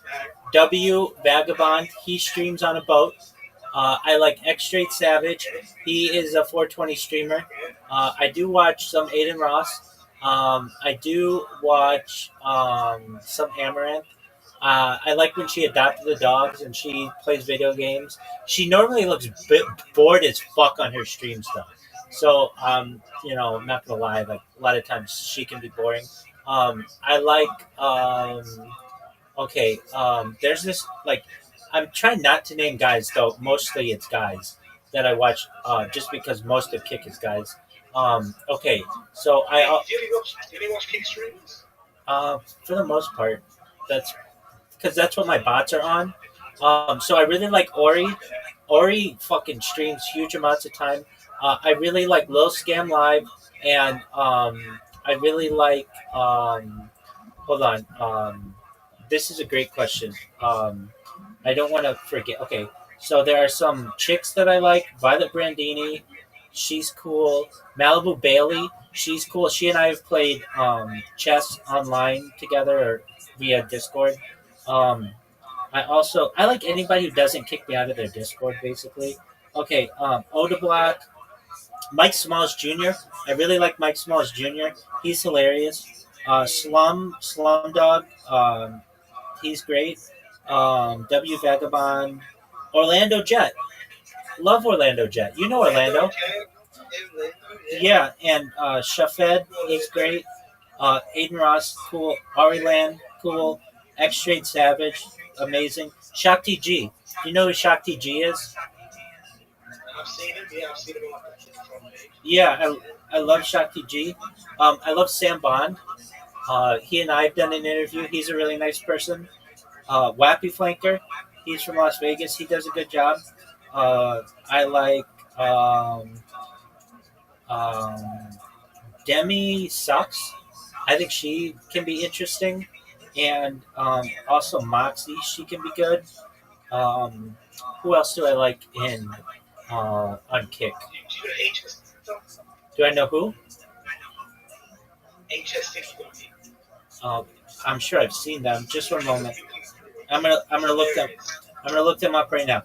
HS Tiki. Yeah, I know Coven. Yeah, okay. Let me look at this person. Just one moment. Okay, I see them. Yeah, I know. Oh, yeah, I know this person. Yeah, they're big time streamer. Who's that? UPAU. AUBAU? Yeah, it's Cupham's community. UPAU. Oh, I think I got banned from there, so I wouldn't even know that. Good shit. Anyway, okay, yeah, I like that. All right, Rabbi. Just good catching up, man. We'll see you next time, bro. Blessings, my friend. Take care, Gato. W, Rabbi. WG in the chat. Thank you, baby.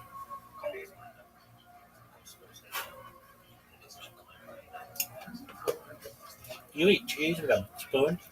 Fuck yeah, baby.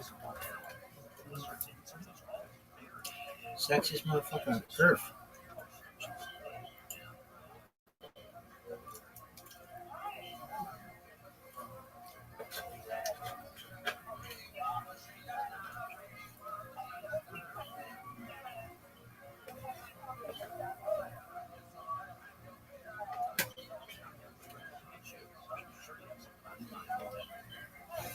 Dude, I've been talking to people for like, feels like 12 hours straight. Has it been? No, but it's been like 8 hours straight.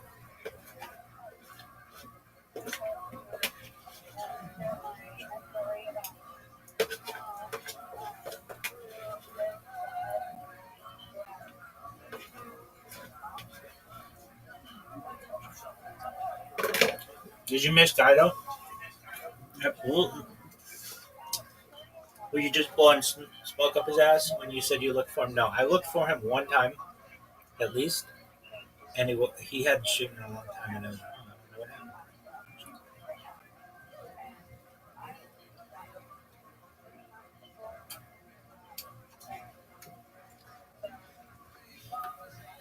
Oi, dog.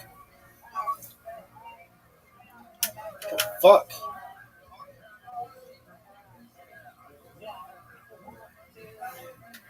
Dude, I am always up so fucking late.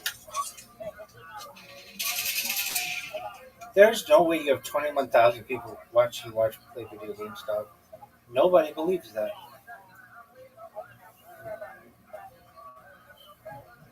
That's like a large rural town, actually.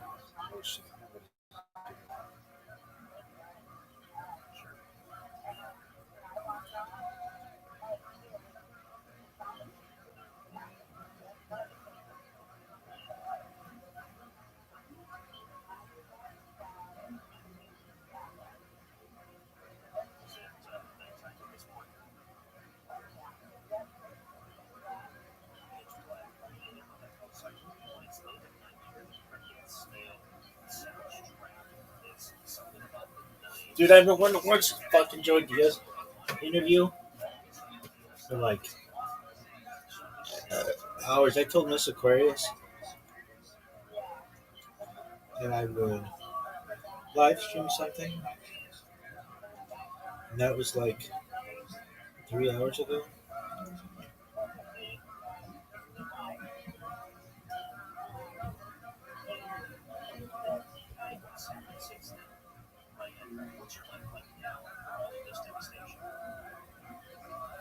Are you fucking serious?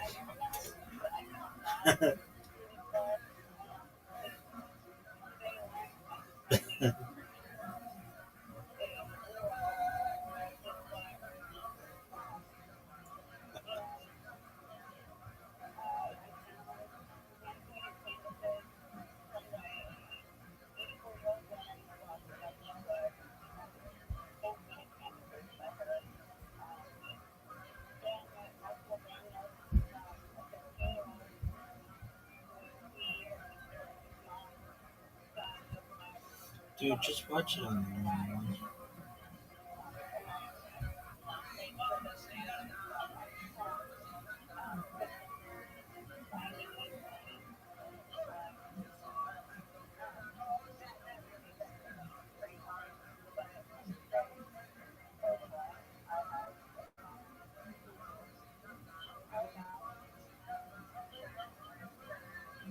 This episode of The Honeydew is brought to you by Tushy, Upstart, and superhero stuff you should know. More on that later. Let's get into the news. The Honeydew with Ryan Sickler.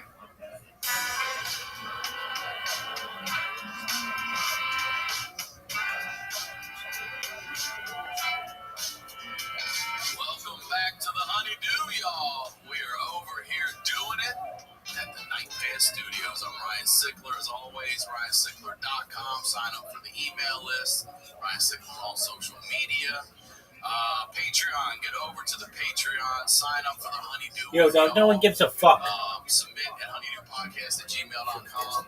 Had some crazy stories you guys are sharing. It's been a lot of fun. Also, make sure you're subscribed to the YouTube channel as well. And the honeydewpodcast.com is a website. It's where you find all the social media links. Follow along there. Dog, shut the fuck up. We know how to use the internet. Nation, I can't thank y'all enough. You guys are killing it out there.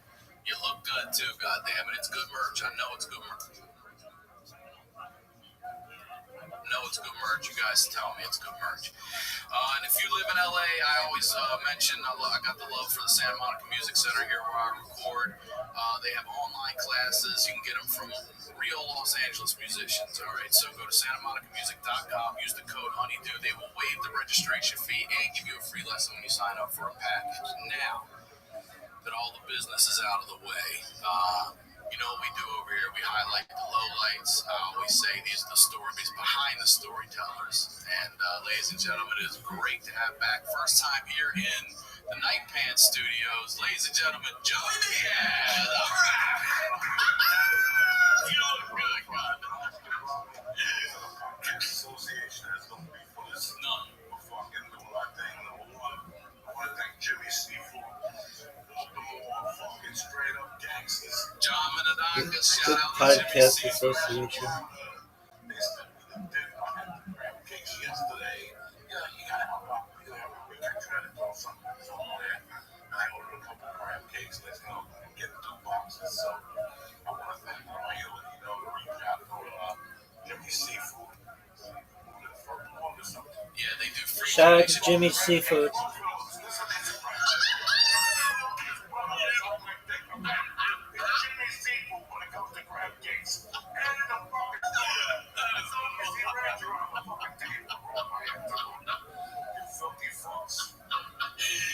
It's so good. And people say, how much does he pay? Nothing. He's a friend. We've got to be friends all because of the Rogan podcast. That's it. He sent me a package. I'm like, this guy.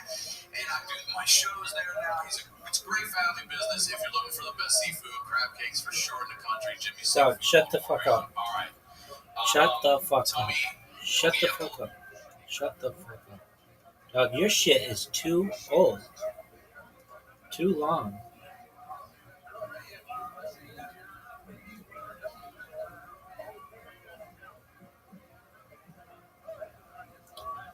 Yo, dog.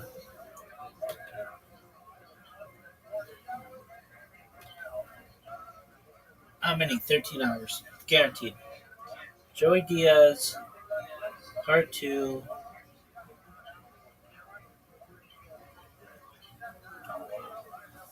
12:31. Yo. Part 2, Honeydew.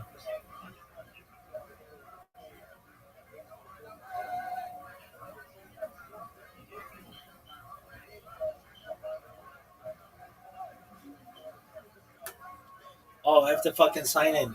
This is bullshit. What episode was it? Dog.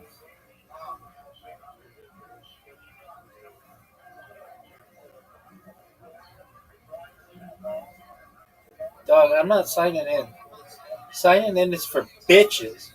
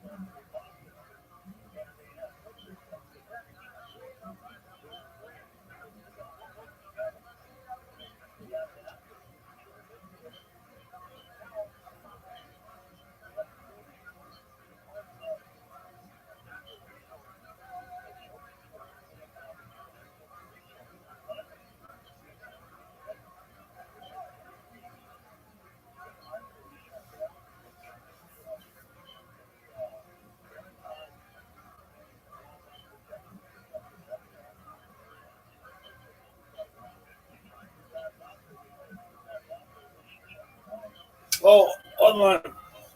I bet it's on this account or this device. Yeah, I have a lot of devices. Want to fight about it? This is athleticism, folks. Unprecedented.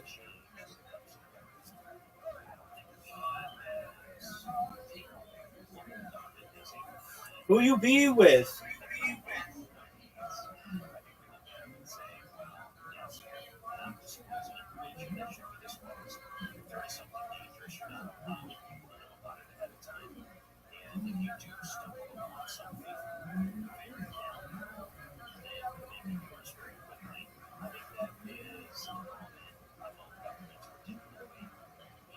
This episode of The Honeydew is sponsored by MyBookie, and just a heads up, we got some new neighbors next door. They can get a little loud from time to time. It's not that bad. Whatever, we can deal with it. Let's get into the do. You're watching The Honeydew with Ryan Zickler at your mom's house. What?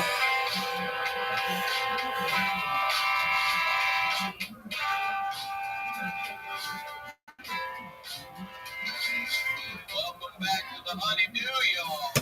Yo, dog. Oh, fuck. What is this bullshit? Hey, Rabbi, I heard you could get me the new Bible. Hey, Rabbi. Can I get my own book? Can I be like Ruth? Baby. I don't want to be like some stupid ass bitch like Sarah. I want to be like Ruth.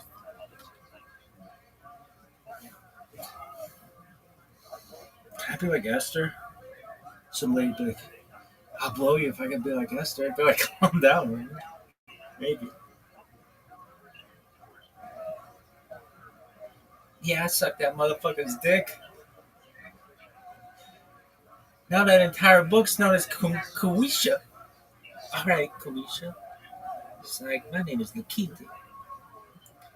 I sucked this motherfucker's dick so hard I got my own book of the Bible. Now that's fucking funny. Oh, the book of LaQuisha. I sucked this rabbi's dick so hard I got a new, they named the book of the Bible after. There's a new book of the Bible. It's called Lakita, and it is amazing. What is hilarious?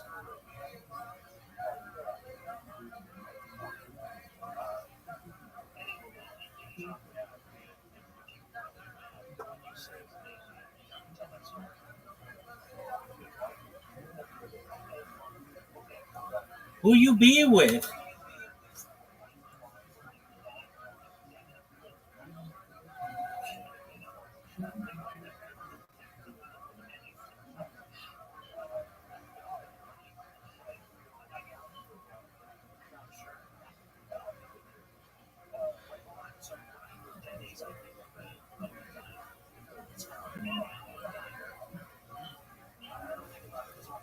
Look at this athleticism.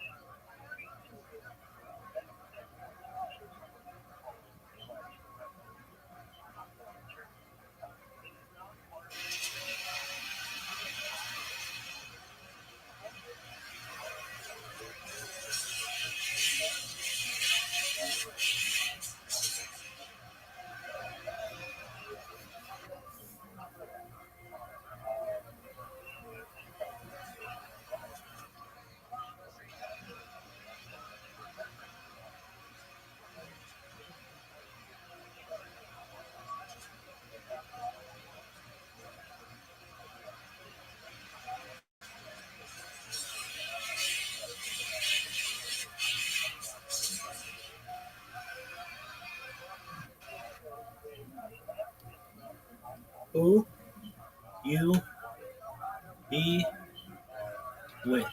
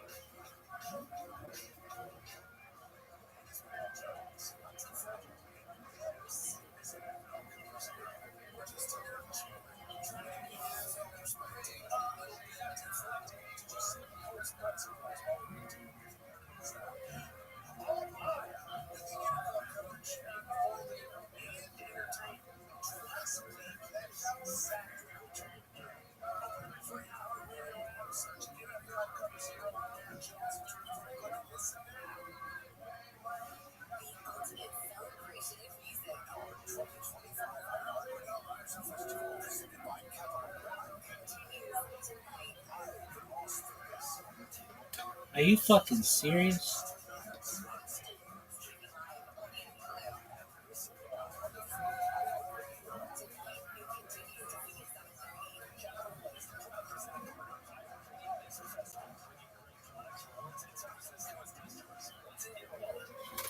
Who you be with?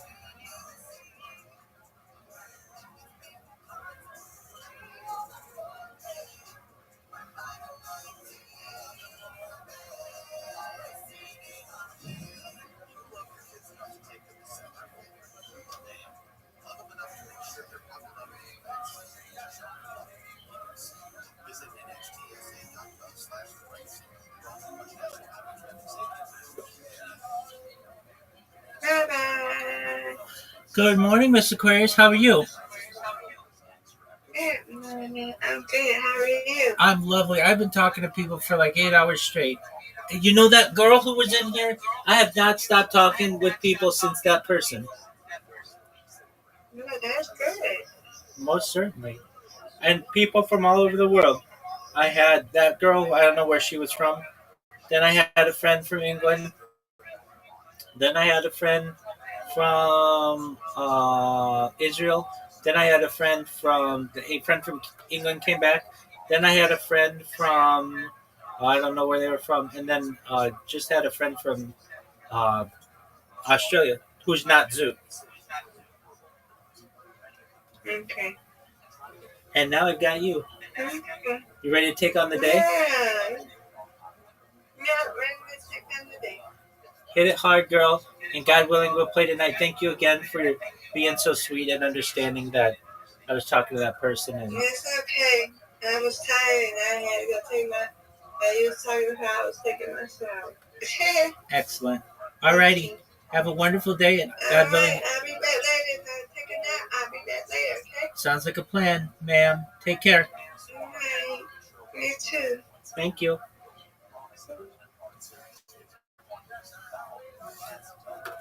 Who you be with?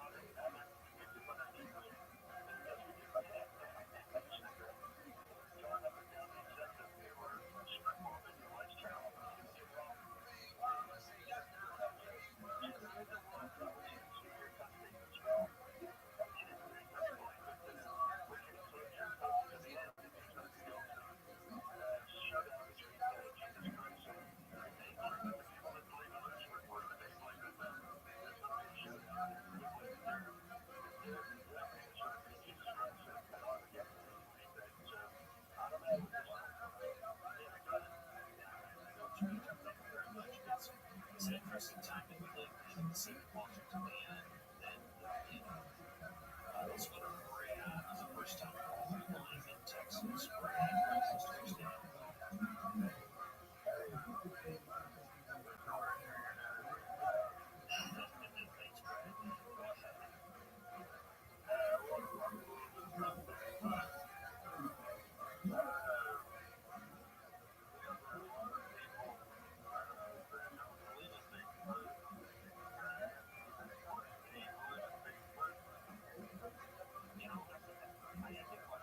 Thanks, Brad. Go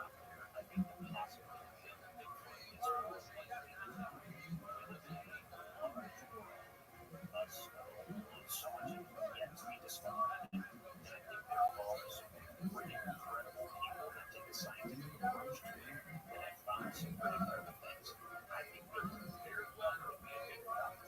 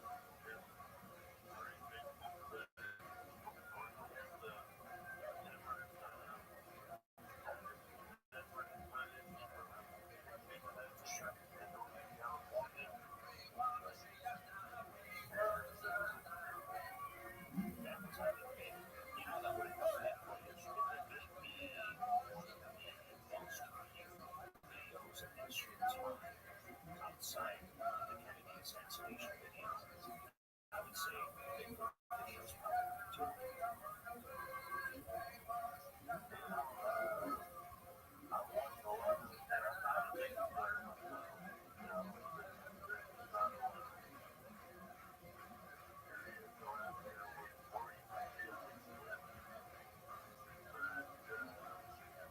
Here in Texas, there's websites that there's some really fantastic websites where people report sightings, and what I find is that on those sites, they'll follow up and they'll work the sites with investigators to see if they can find any physical evidence and take it very seriously, which I appreciate because they are uninterested, genuinely wanting to be the ones to discover their let's take some hard calls and these Western Rockies, California, those who are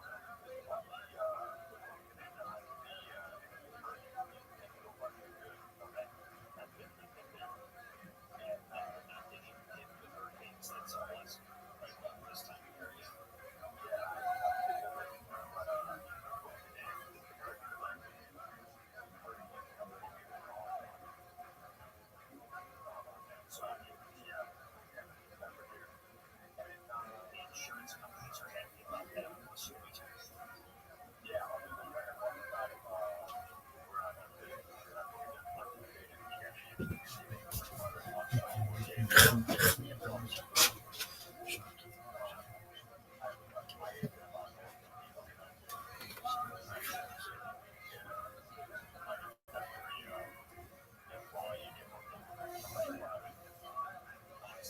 sold out show, man. You guys were fantastic. I love all of you. Came out, had a great weekend there with you guys. Our boy Josh Potter will be there in, I believe, November. Go check him out there as well. For everything honeydew related, honeydewpodcast.com. That's where the merch is, everything you want to know is there. And Yes. as I always say, thank you to everyone for all the support, the messages, the emails. I really appreciate it. I enjoy doing this every week.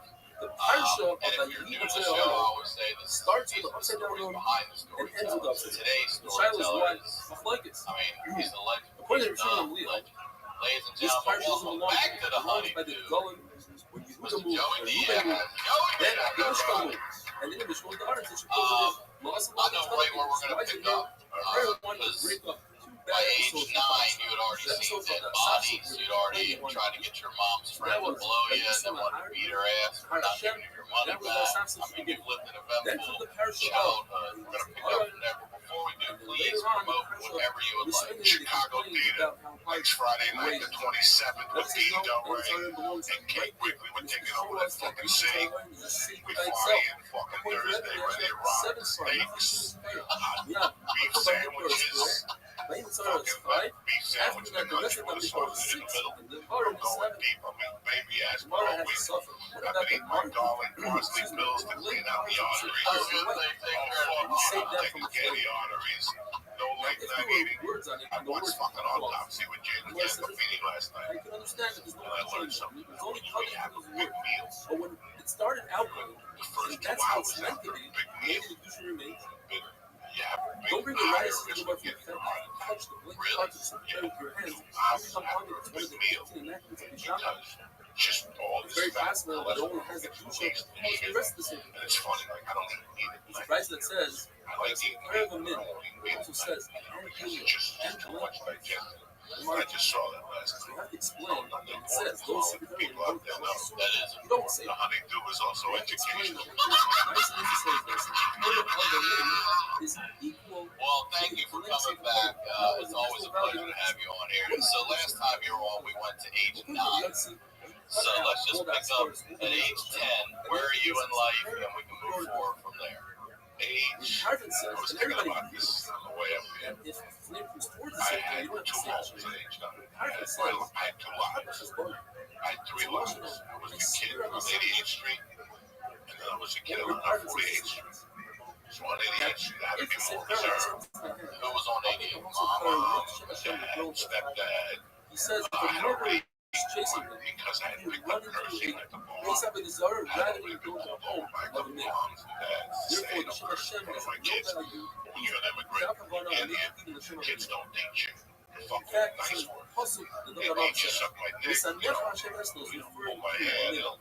They don't teach you something useful. Hate Lincoln. Hate George Washington. They tell you all the curse words first. So I went fucking nuts those first couple years. Cocksucker, motherfucker. I was going nuts. So I had to get more reserved. I acted like myself. But then when I went to 148th Street, I had to play like that.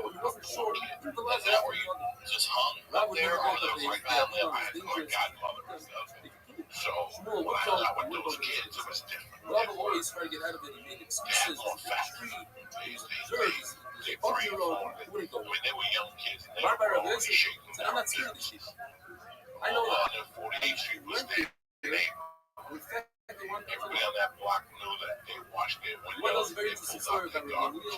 These kids were dirty. You know, like when you give your parents give you $1 to go on the lunch. These guys went out with that. It was a nice little family. Whether you were Irish, Puerto Rican, black, they had a bunch of kids with the 70s. So these kids had nothing. So they had to make whatever they eat lunch. Like I was going to sleep for a couple weeks ago. And I remember that there were 4 kids on the roof. They're like, what are we going to eat? They're like, we're going to either do this or we're going to rob the hot dog man. And you know, like that was your option. You know, you could either fucking rob this dude or rob the hot dog man. Nah, we robbed the hot dog man 2 weeks ago. But like, shit like that. Those are those kids. And what about the light? I The learned light a lot. is the nerve. It's in the nerve. The light. It got me, like, I Really tell a don't joke. worry about it. Not really a joke, it's the truth. One of my scams, I used to be a nerd. Discussing I was so insecure as a on child. challenge. So I played with models. If you need it for a My dress show, whole life was try spent to with create models. Model like Planes, cars, Spider-Man, original, real, not snap. yeah, glue, fucking, before they realized kids were getting high on glue, before people were getting high on glue, so I'm a young kid. And underneath on 148th Street was a hockey shop, you know, stamp collectors and coins and shit. And he had he sold glue and models, you know, like a little area where, you know, we would bring this to all, I don't know what his name was. What do you get? Silver Surfer. What do you get in the Fantastic Four, you know? And we put ships together, and other nerdy kids, and we became a model team and shit. When I go to fucking get model glue, like first go to 148th Street, there was always this guy from the place they Twitch. Other places it says it means something that's to do with business. And Place means he also would go something skip me, books, magazines. go in there, buy me some glue. Really? Yeah, he would go buy me a tube of glue. But Fucking it's hold all it, self. scumbag. Oh, you're right Yeah. about I'm a fucking nice kid. I'm trying to be nice. I'm trying to be nice. I'm trying to be accepted. Right, yeah. So I'm like, okay, you know, it's like a quarter per glue. So this is like every other fucking day. Every time. Because we just go in there and look at models like his kids and go, that's the next model. You know, I gotta get And we get in the tube, like, look like yeah, A and D oh oil. yeah, it was like, it was like, Or you pop it like my obvious exact rub on How you. much of the time So what, you would get this kind of tube and then you shoot the next day. and like 2 days later, So he he's would get doing that that whole all fucked up. And his name was Charlie. We became friends after about 3 weeks. all of it. One Her night, says, started hanging out with the other Spanish, not Spanish kids, every nationality she kid. says, in other words, They would go, fuck you, Charlie. They would pick on him. I would go, wait, pick on Charlie. Charlie's a nice guy. He'll fuck over you. laying around looking available. What's the Just like me. And they're like, I bet you don't have one model. so yeah. I'm like sticking up with Charlie. Right, I'm sticking up with Charlie. Charlie's a good guy. And every day Charlie's twitching. And then, so finally, the owner of the place would go, don't get that guy glue no more. He came to me and said, don't buy that fucking guy glue no more. I'm like, why not? He goes, because that fucking guy snorts glue. And I'm like, what do you mean? I knew people smoked pot. I'd seen my mother do lumps of coke and her friends. People drank. I wasn't into pills. I didn't know anything about Is pills. that crazy? There's a different way. And you'd already seen so much. I didn't see my I had seen it. Yeah. So I'm like, glue? Right. I didn't believe it. So this went on for about 3 more weeks. And then one day I'm like, wait a second. Why am I all these kids watching this? This is a big hole. Because I already know how to work people. Like at the bar, before we finish the Charlie story. Fucking. So one day I look at Charlie, I'm like, wait a second. Discussing the subject of urban place-out, which the Gemara is derived from elements. Machloikas, how Like much for 10 cents, like 10 cents was a big profit. Nah, When it's like 1969, 10 cents was 50 cents, you know, right? You could buy fucking 2 packs of gum or whatever. I don't even know. I was like, I just knew I marked it up. So, through the fucking grapevine, you know, you hear more stories about him. My father, he was a Vietnam vet. He had been hurt in Vietnam. He got hit with a missile or dead or something like that. And they sent him back. But he was a little fire. It was a little fire out there. You know, and I was looking at him from behind the counter. I'm like, this guy don't look right, but he's a nice guy. So, I went to my mother one day, and I go, Mom, you know, I got like this crazy. I don't even know if I went to my mother for that one. I just had the money. So I asked the fucking guy at the store, I go, how much for all the clothes? Don't say that. They go, I'll sell you all the clothes for whatever, $8 or something. I gave $8. And I just had gold in my pocket. Every time I'd see Charlie, I'd sell him gold. Now I know he snorted glue, but I didn't know nothing about it. 5 months later, one of my jobs, when I stayed with my godmother, was to help her take the garbage out of the building. She owned the rebuilding, so on a couple nights a week, I'd have to pull the garbage out. In this basement area, the rats would scatter. I mean, it was fucking mind-boggling. And it was a little, maybe 6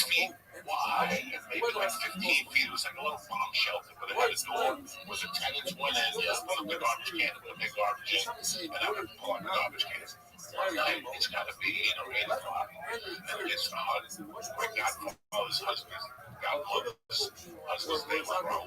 Me and Raul would stay up at night and watch fucking TV and the same, cool shit. And I went to the garbage cans, and as I'm pulling with this empty Charlie, there's Charlie sitting there with a bag, just going, and he saw me, and I'm like, Charlie, what the fuck are you doing? And he got up, and when he went to fling the fucking bag, he had glue on his hand, so the bag stuck on his hand. So he's trying to get rid of the bag, and I'm like, Charlie, what the fuck are you doing in the hallway? I'm like a little kid, and I'm like, you motherfucker, you don't build no fucking mouth. Like, I believed in it. Like, I fought for you for fucking months. I'm at home thinking you're building models, and that's what you do to me. You dirty motherfucker.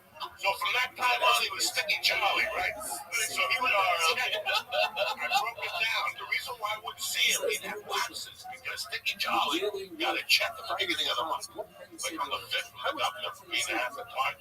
And then he would get glue, and he lived in his mother's basement. That place where he lived, magically, years later became like a fucking popular street for marijuana. On 48th Street between Broadway and Amsterdam. In the fucking late 70s, they had 2 types of weed on that block. It was called Sense or Time, or the Time. And then they would mix it, and it would be called the Magic Mix. And then they would give you a card with a punch card. And every time you'd come, they punched the fucking card. So this is later on, I didn't smoke dope when I was a kid, and I didn't know nothing about that, nothing but that block. So we would walk towards that block, and we were going to walk to like a park or something. And one day, some kids like that Sticky Charlie's house. So Sticky Charlie lived in his mother's house. Look, there was like a basement, and Sticky Charlie lived down there. So what they would tell me is when Sticky Charlie would get this check from the government, he would get like 10 tubes of glue. However, he was stuck up on glue and go over to the house. And there was a crack hose there. There were glue hose. He had a couple of glue hose. And he would be down there listening to like black music, snorting glue with the hose. It was crazy. And then when the money would finish, the glue hose would disappear, right? So he'd be walking around all fucking lonely. So we called him Sticky Charlie Beans. But everybody had their own personal family. Like Nelson, there was this one family, this is Danielle's, they were like grandkids. They lived in a one-bed apartment. They had a fan on the I would go in that house for summer. You know how bad I would feel. I had an air with carpeting and cable TV in my room. They were 9 on the apartment. So all this shit had to fucking work, Jack. So I know Nelson in those days used to deliver to the pharmacy and off the books. He was like me. You know, he was a young kid. He just make deliveries for the pharmacy. Our job was to go to the business owners, take the garbage out. It was like a glue shop. Or a barbecue place, it was like a bodega. Our job was to take the garbage and sweep the front of their businesses and clean down their windows, and they would give us like $1 a day. So every day we started to take like maybe $4. Right. And then we'd get us hot dogs or barbecue beef sandwiches and all that shit. But those kids were wild. We got into fist fights, they knew about fucking knives. So I bought a fucking knife from them one day. It was called the 007. Look it up on Google. It's a huge knife from the 70s. Is it like that survival knife that got popular? Not Rambo. Yeah, not Rambo knife. Look at it. It's a 007. Look at the size of that thing. So think of being 8 years old, 9 years old, and that's what I had. I would buy special painter's pants so I could put the knife in the side pocket of the painter's pants. Okay, because this is how these kids ran. They were looking at staff motherfuckers. They protected their block. They lived and died for 140 in this way before gangs or sex. This is just 7 or 8 kids that lived on 148th Street. If we went to 149th Street, 149th had their own kids. So either we would tie with them or we were at war with them. So everybody knew you had your own turf. So we were on the 48th, Broadway, Amsterdam. That was our little turf. We helped out the dry cleaner. was the pharmacy. There was a movie theater on 47th Street in Broadway called Tapia. We never paid to go to the movies. Like crime don't pay. Like we used to just walk in there and say like, "We're not paying." I was burning the joint down. And we were like between the ages of 7 to like 10. And we're like, crime don't pay. Like we're going into the movie theater. So my life up there was completely different. Such a different angle. Shabbos Daf Kuf Ches. This week's Mishpacha magazine has a 4-page write-up about from official catering in Baltimore. He watches our shir every single day on Zoom. He's a big supporter of the shir. And he writes in the beginning of the article, it says that he contributes a big part of what he's doing here, galvanized by an important life lesson he learned during Eli Stefanski's popular 8-minute daf shir on Brachos 53. He's referring to our regular shir. There's a beautiful life lesson. You could look it up, Brachos Daf Nun Gimel, at minute 42. So, way to go, Reb Official. Talking about life lessons, today's daf is one of the most fascinating dafim shas with so many different life lessons. The Gemara starts off with the famous machlokes: how many meals are you mechuyev to eat on Shabbos? Chachamim say 3. Rabbi Chidka says 4. From our Mishnah is mashma that it's 3.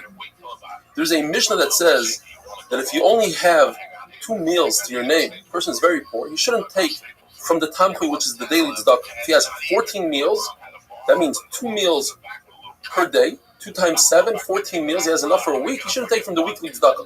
The issue is that on Shabbos you need at least 3 meals, so it should be 15 meals or 16 meals according to Rabbi Chidka.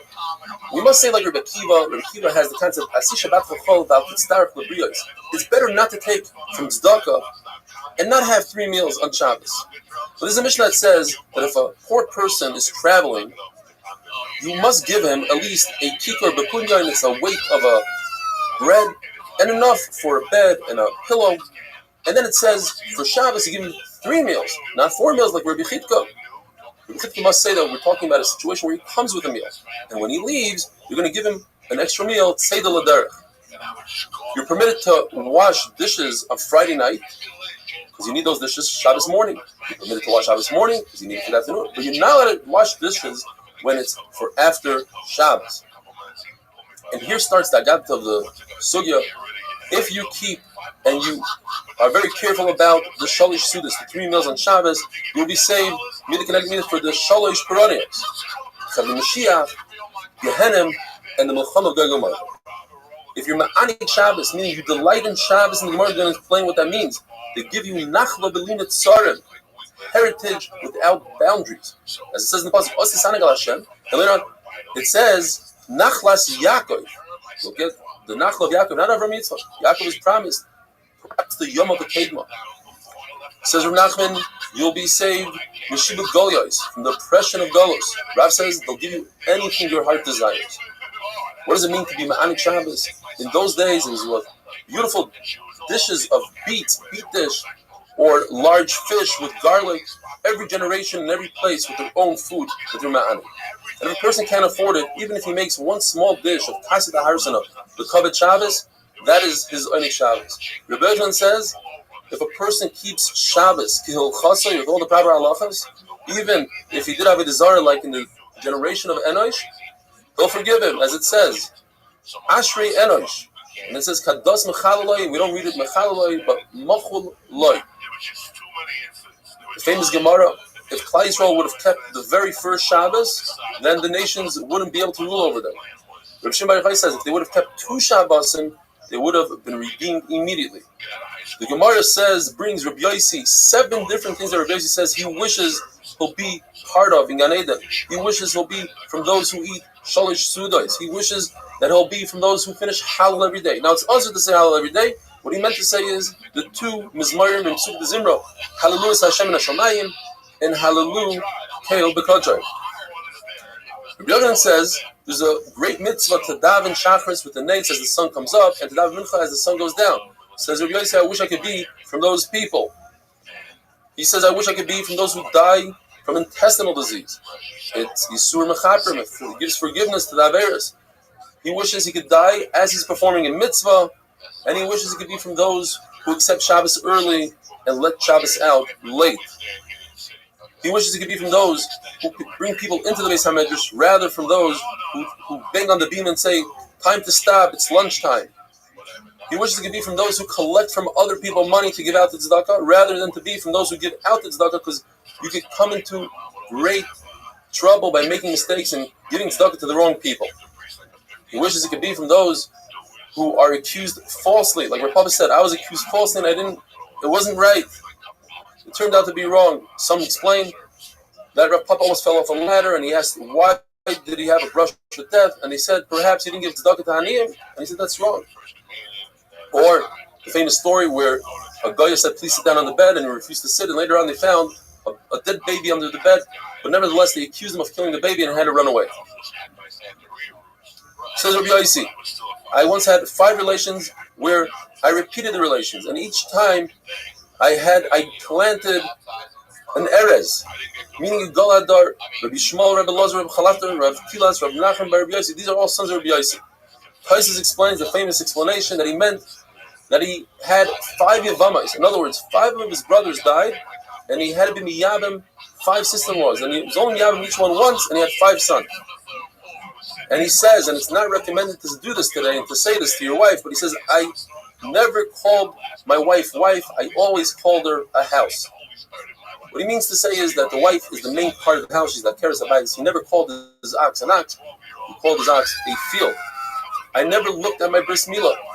So why wasn't it called Kadosh, like Rabbeinu HaKadosh? Because Rabbeinu Rabbi Danasi, the author of the Mishnah, not only did he not look at the bris, but he also didn't put his hands below his belt ever. Says Rabbi Yossi, I used to get dressed with such sneers that the ceiling is never seeing the inside of my shirt. I never contradicted my friends. So if my friends told me, get up and duchen, be a kayin, even though I'm not a kayin, I would get up and duchen. In Lashon Hara, if you say something that can be explained in 2 ways, and you say it in front of that person that you're saying it about, that proves that you're not saying Lashon Hara. So Rabbi Yossi, I never said something that I had to take it back. Gemara says, there were different Amoraim that said, I excelled in a certain mitzvah, and that should be my sechar. Like Rabbi Nachman said, I excelled in 3 meals on Shabbos. Rabbi Yehuda said, I excelled in iyun tefillah, having kavanah by davening. Rabbi Huna Bereder, Rabbi Yishua said, I never went Daled Amos without a head covering. Rav Sheshes said, I was extremely careful with tefillin. Rabbi Nachman said, I was extremely careful with tzitzis. Rabbi said, Rabbi was very careful with tzitzis to the point where he was once on a ladder and one of the strings ripped. He refused to move until he was able to replace the strings. Abai was very careful that he'd make siyum for different Talmidei Chachamim that finish Masechtas. Have a wonderful day.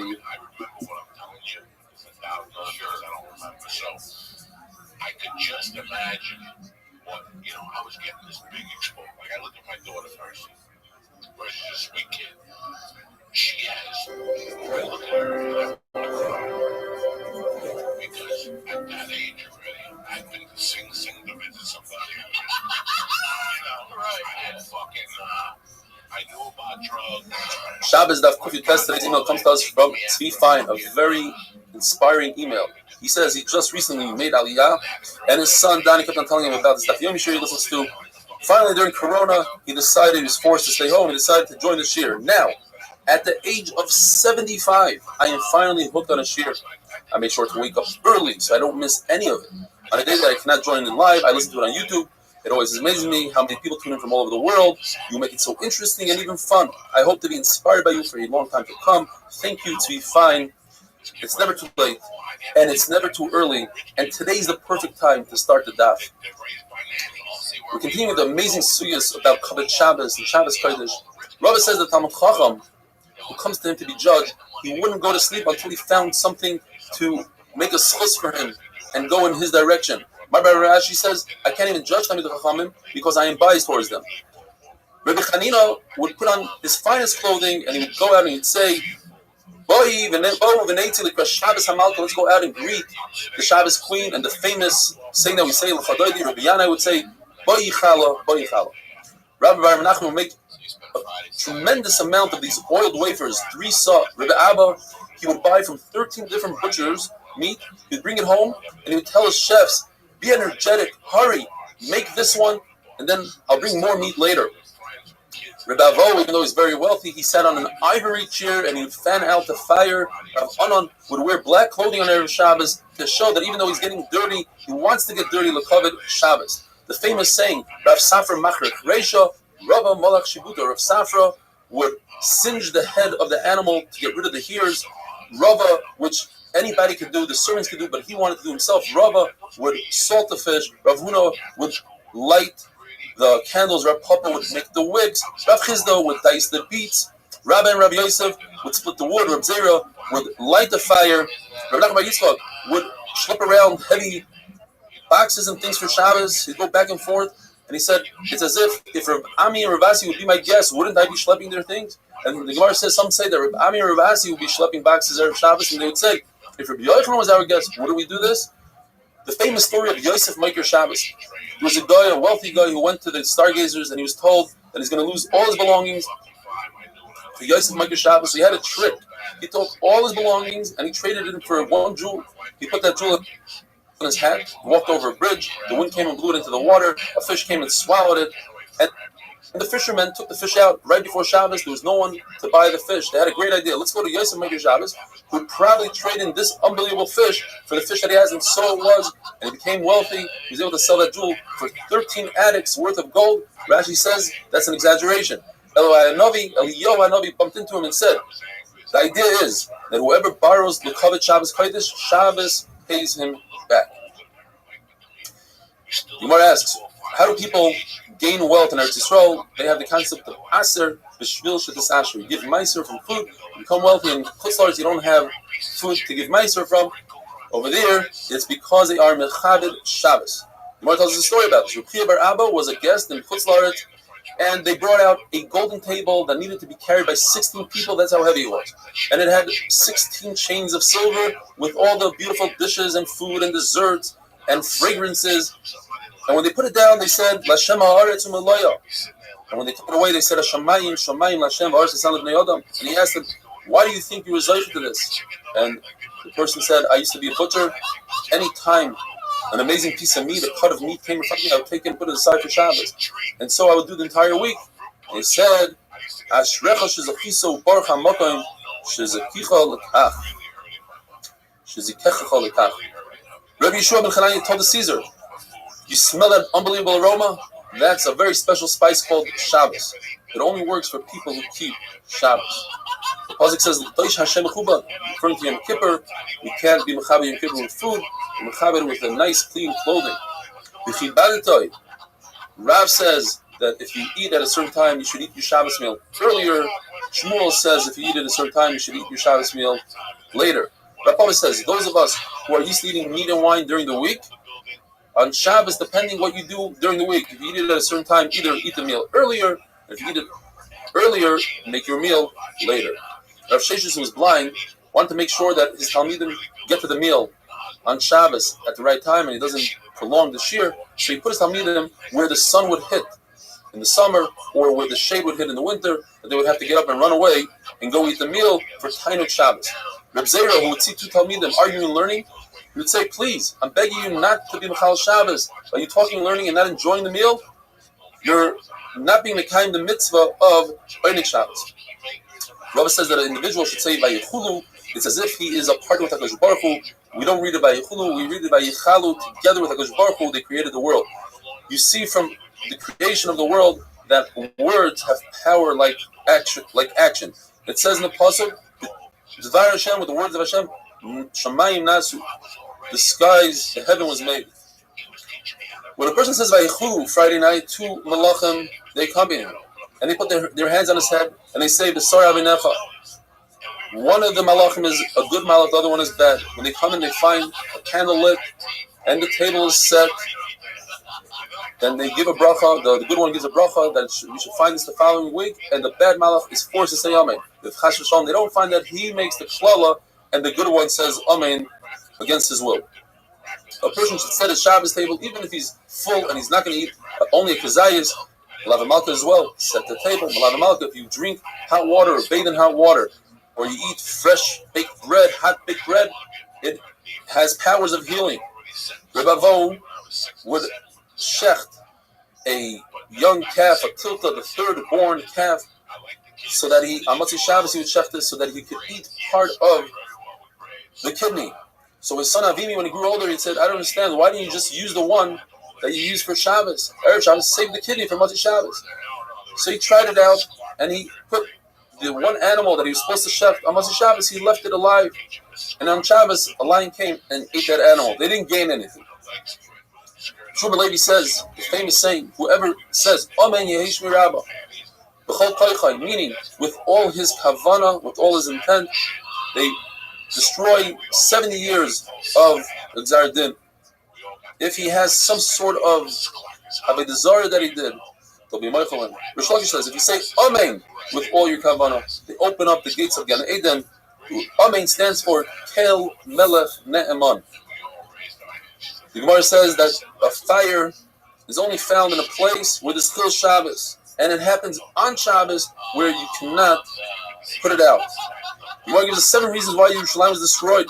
Either because of Michal Shabbos, they didn't say Kriya Shema in the morning and the evening, they stopped the children from learning Torah, they didn't have Boish's Panim, they took bribes, they didn't give each other Musar, Heichacha, they were Mevaish Tam Chacham. Rav says whoever's Mevaish Tam Chacham, there's no remedy for that. They stopped being truthful in business. Al Tegu ben Mashiach, don't touch my anointed one, means the children that learn Torah, Uben Aviyah Al Toreu, is referring to Talmidei Chachamim. The world only exists because of the Torah that children learn, and Abaye says that the Torah of adults doesn't compare to the Torah of the younger ones. Having a wonderful day.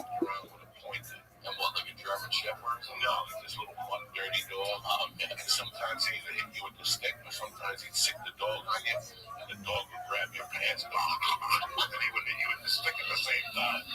So I told Jack, you have a nice man. I messed up for 3 weeks to knock the phone. 3 weeks? He's so funny to knock. God, 21 days. You got 21 days to knock the phone. Shabbos Daf Kuf Chof. Today's email comes to us from Larry Jaffe from Silver Spring, Maryland. He says, he's already 55. He started Daf Yomi a number of times. This is the first time that he's reached this far. Due to all the graphics and diagrams, they really help bring each sugya to life. Hatzlacha Larry, you should be zeicha to finish Shas with everyone. The Ezras Hashem Yisbarach. We continue with the sugya of saving different things from a raging fire. Says the Mishnah, you can save even 100 meals if they are in a basket, or an entire barrel of wine, or a whole cake of figs. And the question is, why is this any different than the Mishnah we had a number of days ago, where you could save only 3 meals? One shot the Gemara gives us because we're dealing with one basket. One basket is less work. Doesn't matter how much is in that basket. If so, if you have an open blanket and you take smaller baskets and pour it into that open blanket, since you're only removing one blanket worth, that would be 100% mutter, even though it's more than 3 baskets worth. We see something similar. If you have a barrel of wine that has a hole in it and it's dripping, you're allowed to take another barrel, put it underneath, and catch as much wine as you want. It's not limited to 3 meals. Another shot the Gemara gives is, the difference is, if you're bringing it to this chutzner, you're allowed to save as much as you want. If you're bringing it to a different chutzner, you're limited to 3 meals.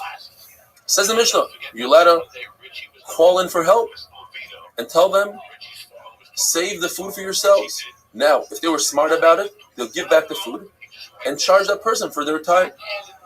Rav Chisda says we're talking about Hasidim who don't want to take advantage of someone's misfortune.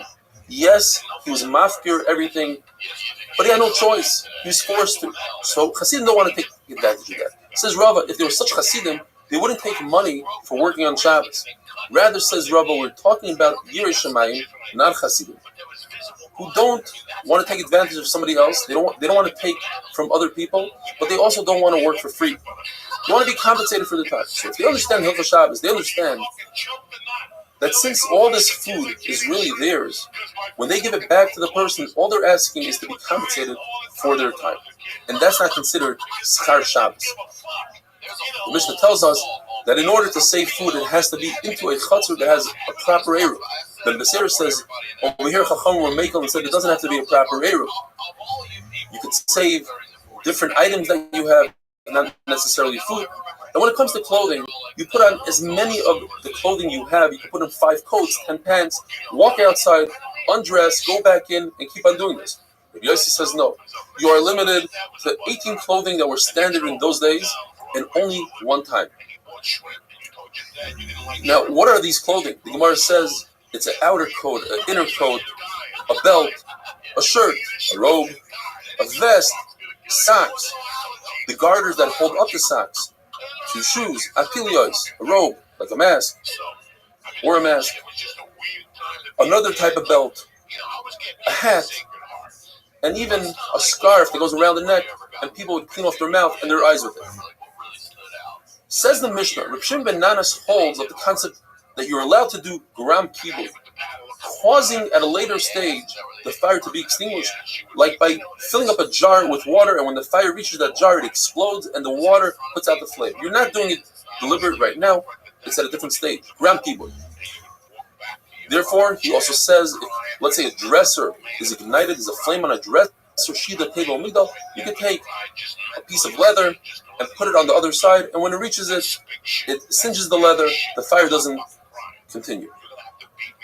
According to Reb Shimon ben Nanas, Rav says, I hold that if there's a fire that's on a piece of garment, you're allowed to pour a liquid on the other part of the garment, and when the fire gets there, it'll extinguish itself. Rabbi Yossi holds gram kibul is also. You're not allowed to cause that at a later stage a vessel will explode or whatever it is, even though the pasuk says the word asiya, doing, and this is not doing, this is at a later stage. This is the concept that we have throughout the whole parak. Adam ba'olam hamayna. A person acts irrationally when it comes to saving his property, and he might come to extinguish the flame, therefore we limit him. If a person puts a candle on top of a plank of wood, deliberately, that plank of wood becomes a basis to that candle, and therefore it's asur on Shabbos to move that plank of wood. Even just to shake off the candle would be asur. If you forgot it there, then you are permitted to shake the wood so the candle falls on the ground, even if the candle is lit. The candle might continue burning on the floor, it might extinguish itself, but it's not 100%, and therefore it's mutter. The Brisa says, you're allowed to open up a door. According to Rashi, there's a candle right by the door. According to Tosfos, the candle is on the door itself. And if the flame goes out from the wind, then it went out. If not, not. Rav cursed those who did so, and he said, even according to Reb Shimon that holds davar she'enim miskad mutter, you didn't have any intent for the flame to go out.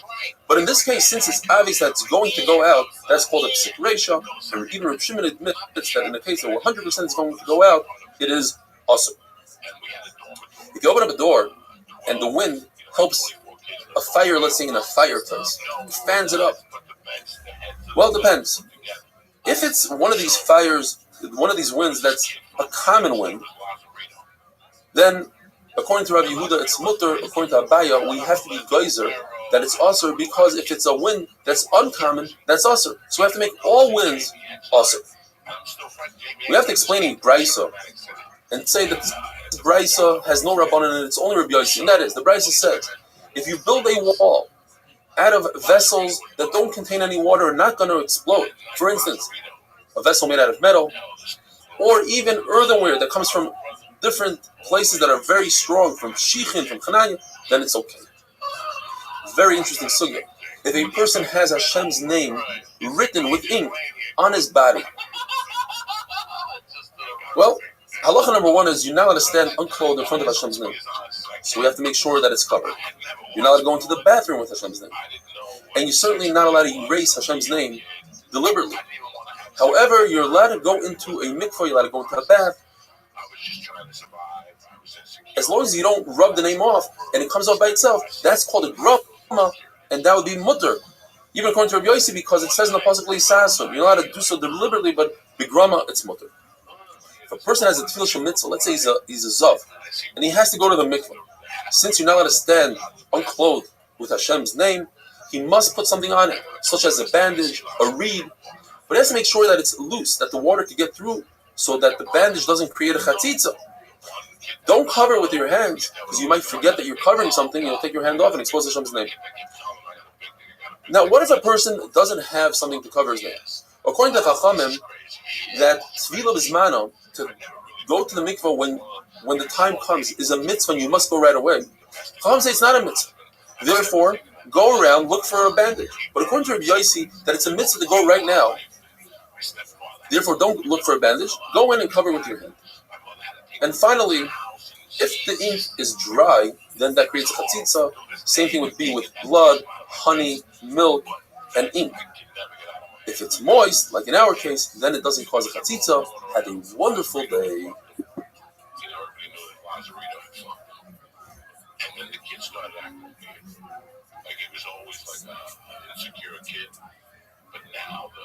security from him. Everybody knew that Lobster should have fucked him in the ass.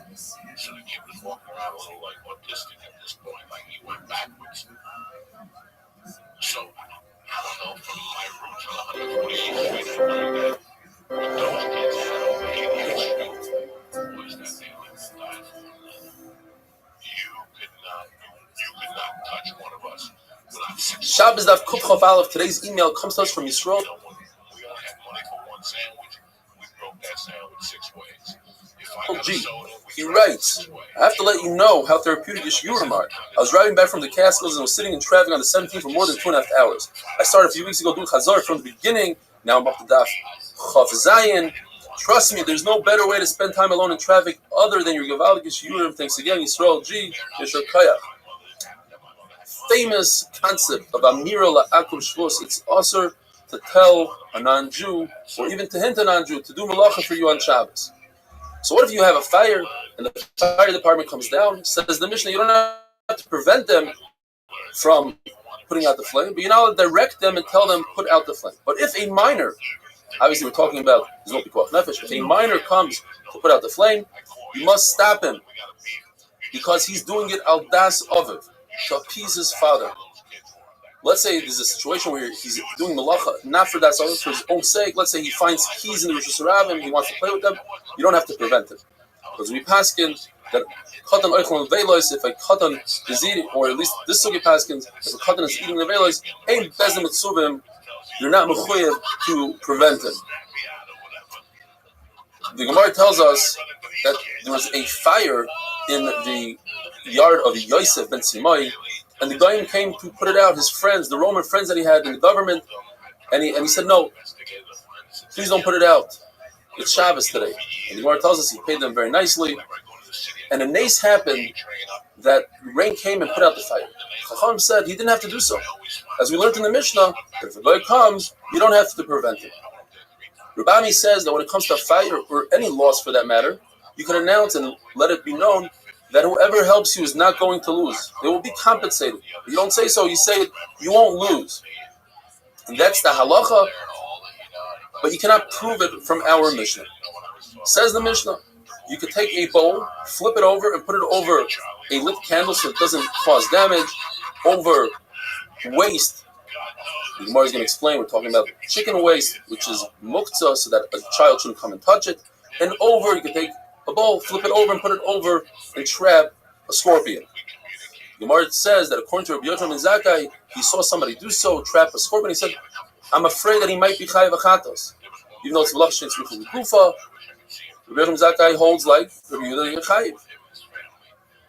The Gemara tells us a story that Rav Oven gave a couch to 2 out of 3 guests, to Rabbi Yehuda, to Rabbi Yirmiyah, but not to Rav Chanan, the son of Rav.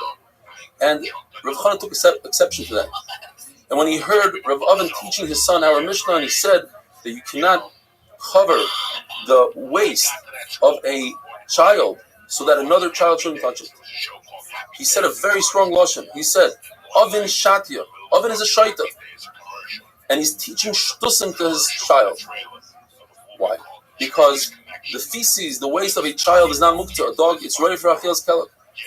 So therefore you just pick it up and put it in the garbage. There's no reason to cover it. And there's no issue of noilad. Since you're anticipating it, you expect it to happen.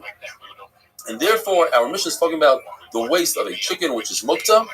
Yes, there's a concept of graf shorei. Anything disgusting, you're allowed to move. The Gemara brings a story that there was a dead mouse by Rav Ashi, by his psamim, and he said, pick it up by a tail and move it out. It's a graf sharei. So too, the waste of a chicken should be mutter to move. The reason why over here you can't move it and you have to put a kli on it is because it was already in a pile, in a heap of trash in his own chutzner. No heter to move it for graf sharei. Shmuel Levi says that any animal that could cause damage, you're allowed to kill on Shabbos if it's chasing you. Now, there are 5 animals that even if they don't chase you, they're going in a different direction, you're allowed to kill them. And they are the Egyptian fly, very dangerous, the Nineveh hornet, the scorpion that lives in Chadiov in Iraq, the snakes of Eretz Yisrael, and a rabid dog, a mad dog, anywhere in the world. There was a Tana that said in front of the Rabbi Rabuna that if somebody kills a snake, ein ruach chasidim, it's not in the spirit of the chasidim. So he said, what you just said is not in the spirit of chachamim. Chachamim are not happy with these chasidim. But his own father, Ravuna's own father, Rabbi, said that somebody once killed a bee, and he told him, "Did you finish with all the bees? The bee has many friends." In other words, it's not a good idea to kill a bee on Shabbos. The Gemara says an amazing thing. If a person has an opportunity to kill a vicious snake, it's a big schus. It's migalgum schus ha'yedei. But if he had a brush with the snake, and his life was in danger and he wasn't able to kill him, that's the reverse sign.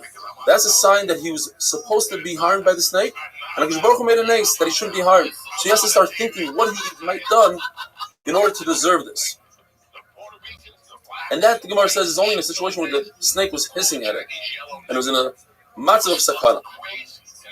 The Gemara tells a story that once a snake fell in the Medrash of Rabbi, and a Nivasi, somebody from Niva, came up and killed the snake. And Rabbi said a cryptic statement. He said, the snake meant his match.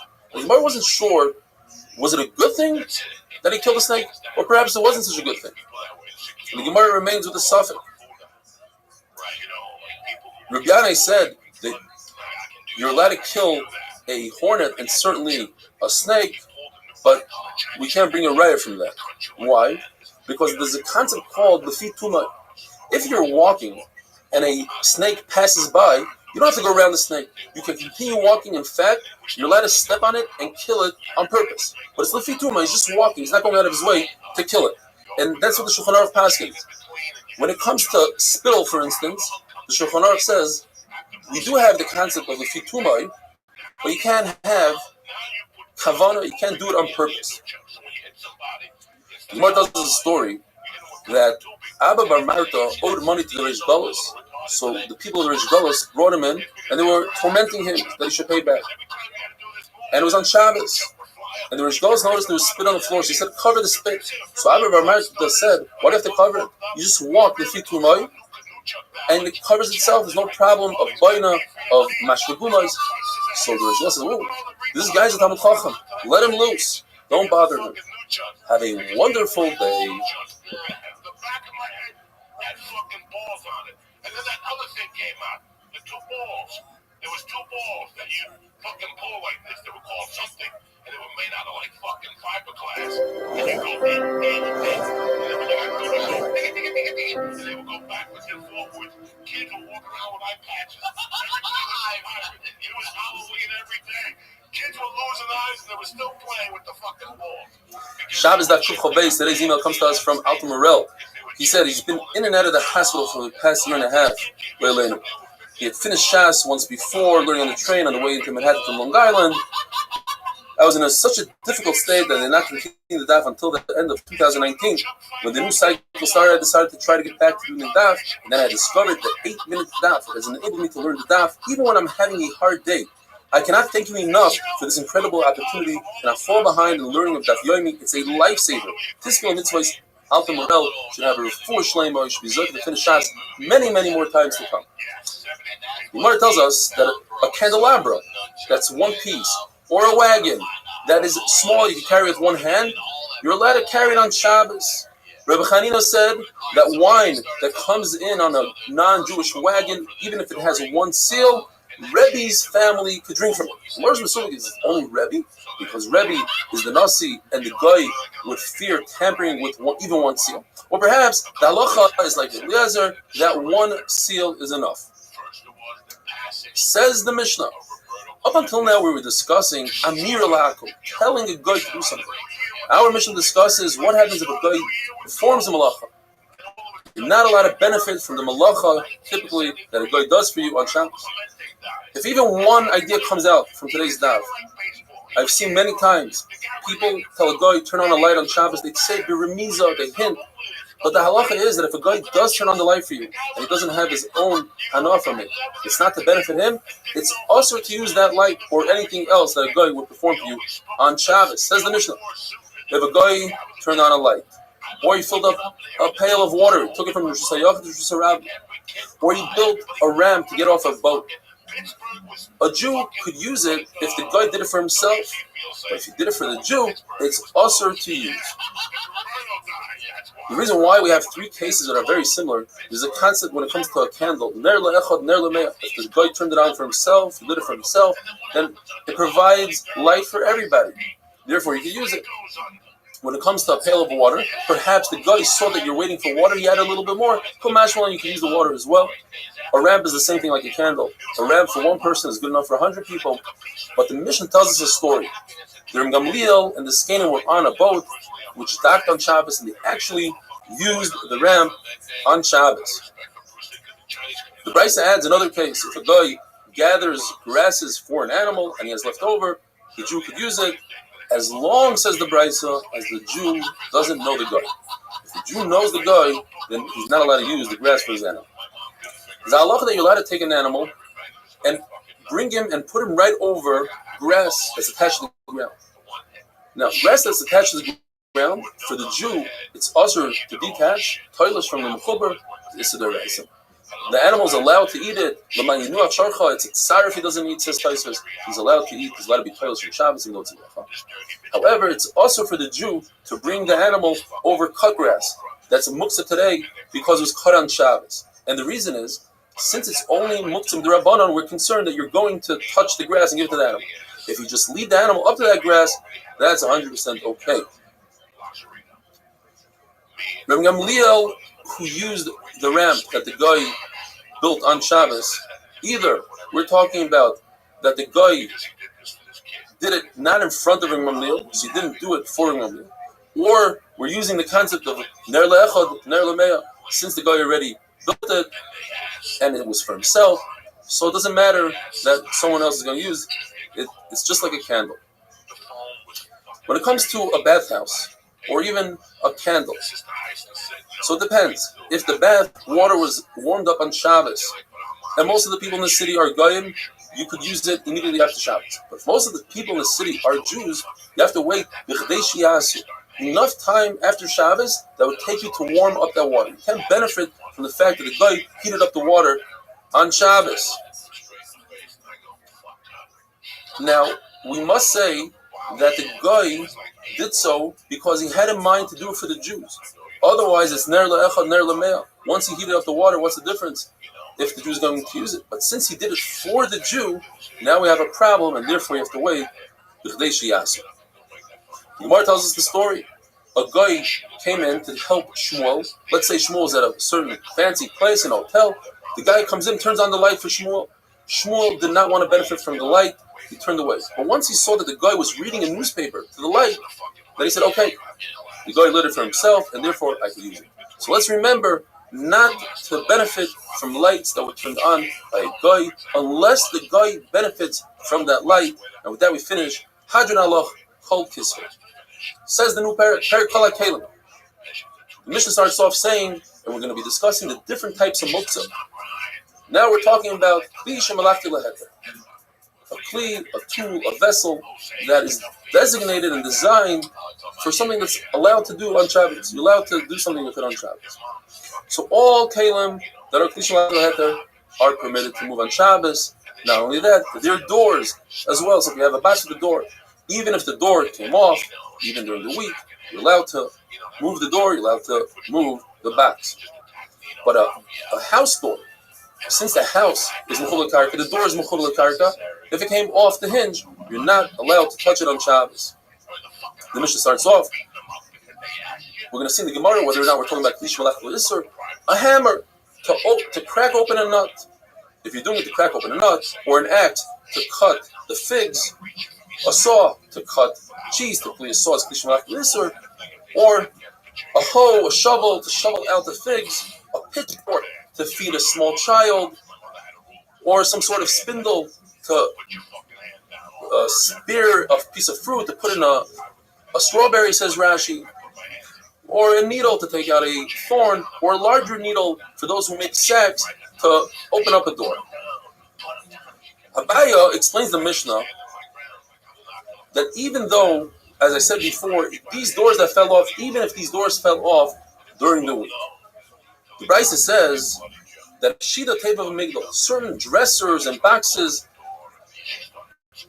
you could take the door off, but you can't put the door on. And when it comes to chicken coop, you can't even take the door off. So Abaya explains that there's a concept, Yesh Binyan Mystir B'Kelim. When it comes to vessels, you're not allowed to build them on Shabbos, you're not allowed to take them apart on Shabbos. So he explains the Brisa, not that he is permitted to take the door off, rather the Brisa is talking about when the door came off on its own, and you're not allowed to put it back on. But certainly, you can't take it off. You can't take it off and you can't put it back on. Rabbi says no. There is no Isser to build on Shabbos a Kli and to take a Kli apart. So therefore, you can take the door off. The only issue is to put the door back on. That's Xera, that perhaps you'll put it on better. You'll put some sort of nail in there. You'll put it very, very hard, very well. And therefore, that's a Makkah B'Katish, and that's Usser. Have a wonderful day. Fifth grade, I was a purple belt in karate at Claranjo, whatever school, Mr. Black at 98th Street. I was great with kicks. I had really good kicks. My hands were kind of weak, but I was a pussy. I was scared to fight. I was scared to get in, but I was getting the hang of it. And I said today. Today's email comes to us from Harry Shalom, Los Angeles. He says his grandfather was 95 years old, just tested positive for COVID. He needs refuah shlema. Avram Ben Esther, big tzaddik, a person who for 75 years did not see his wife's hair, was always the first one in shul at Vasikin, refuah shlema. We're in an amazing sugya of muktzah. We said that according to Rabbi, a klisha melachta le'isur, designed to do a malacha that you're not allowed to do on Shabbos, you're allowed to, such as a hammer. You're allowed to use that hammer if you have a malacha that's mutter, like to crack open a nut. The question is, why is a mortar and pestle, which is designed to crush vegetables, that's a klisha melachta le'isur? If so, it should be permitted to move litzarech gufa if you want to use it for a permitted malacha. And the halacha is, according to the Brisa, it's only permitted if you have garlic in it. You're carrying it for the garlic. The Gemara says that goes according to Nehemiah, who's more strict when it comes to Kli Shemach L'Isser, and says you're only allowed to carry a Kli for its design purpose. And this is not the design purpose for a hammer, let's say. Basil agreed to Beishamai that on Yom Tov, you are allowed to crush, according to Basil, meat with a pestle, but you're not allowed to carry it for no reason. And we must say that the pshat is that there's a new muktzah called chisaron kiss. Muktzah machas chisaron kiss means that if you have a kli that has a designated place for it, and you don't allow people to use it, you're concerned they'll get nicked. That's muktzah machas chisaron kiss. That's even more chomer than kli shemach l'isur, such as a spindle for a weaver, a mallet, a clothes press.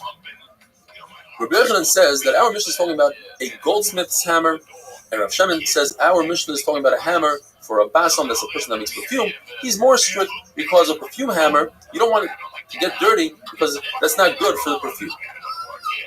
Very interesting halacha. If you have food, such as a fig that's underneath muktzah, hay, or let's say you have a cake that's covered by extinguished coals, which are muktzah. One man says the only way you can take that out is if it's sticking out a little bit, you grab it by the mutter, you pull it out, and the coals fall to the wayside. Another man says, no, you can actually poke it with a stick or something and pull it out. The fact that the coals, the hay, fall to the side, that's tutul min hatzad. Rav Nachman says, in fact, that is the halacha. The problem is that Rav Nachman once said that if you have a radish in the ground, you're allowed to pull it out if it's not attached to the ground, provided that it doesn't move the dirt. But if it's upside down, for instance, and you pull it out and all the dirt moves, you're not allowed to. You have to say that Rav Nachman took that back. Rav Yosef says, from the fact that you could take out a splinter from your finger with a needle, you don't need the eye of the needle. The fact is that by Tumah, if the needle doesn't have an eye, it's not tummy at all.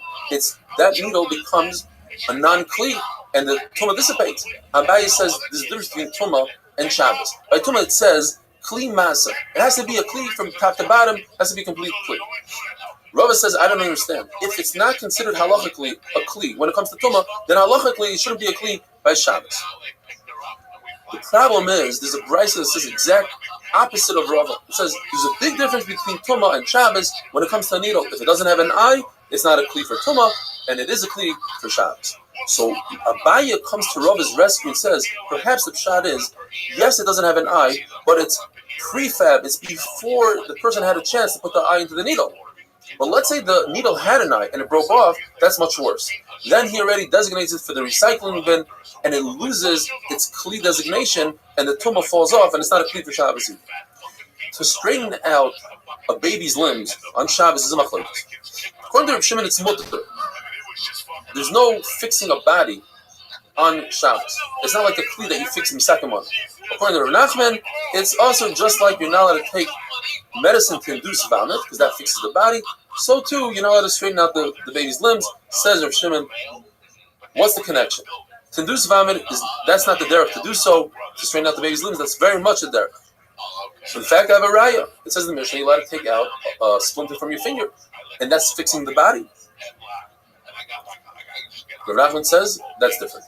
Taking out a splinter is pocket. The splinter is right on the surface, ready to be removed, whereas the baby's limbs need a lot of work. Says the Mishnah, if you have a stick to stir the olives in a vat, sometimes it's mekabel tumah, sometimes not, depending. If that stick has a knot where it's a base kibble, it comes like a cup, you can put the stick into the juice and see if there's enough oil in it. Is it ready to go to the press? Then it's a kli, it's mekabel tumah. Otherwise, it's shute kli. It's just a simple piece of wood. It's not mekabel tumah. Says the Mishnah that according to Rabbi Yossi, all kalim are not muktzah besides those that are muktzah machmas chesaron kis. He gives two examples: a very large saw and the blade of a plow. These are things that you don't typically lend out to other people. You're careful with it that shouldn't get nicked. The Gemara gives other examples, like a launderer's riddle. It's a piece of metal that has a bunch of holes they do laundry with, a tanner's knife, a butcher knife, and a special tool for carpenters. Once upon a time, there was no muktzah. Everything was mutter to touch. But Chacham saw that people were being relaxed and they were Mechal Shabbos. Comes along Nehemiah ben Chachalia, and he says, everything is usher to touch, besides three kalim. And that is a small knife, a knife to cut fig cake, and a ladle. But then at different stages, when they saw that people started becoming careful, they added more and more until everything became mutter, besides what Rabbi Yossi brings in the Mishnah, a large saw, and the blade of a plow, mutzmach sarkis. What exactly did they add, and how did they add it? What we have is a machlokes Abaye and Rava, what they added on the 4 stages. And Abaye says one thing, and Rava adds one more stage. Rava is always one step ahead of Abaye. Abaye says the first stage was, they said that anything that's a klisha malachtoi leheter, you could use l'tzarech gufa for a function, but not for its place. And Rabbi says there's no such thing. So gufa and mekani go together. So if they were matter both. Then says Abaye, they said okay, they allowed even l'tzarech mekayimai. Says Rabbi, they allowed that the first time around. What they allowed, one more step, they allowed you to save it from getting ruined in the sun. You could put it into the shade.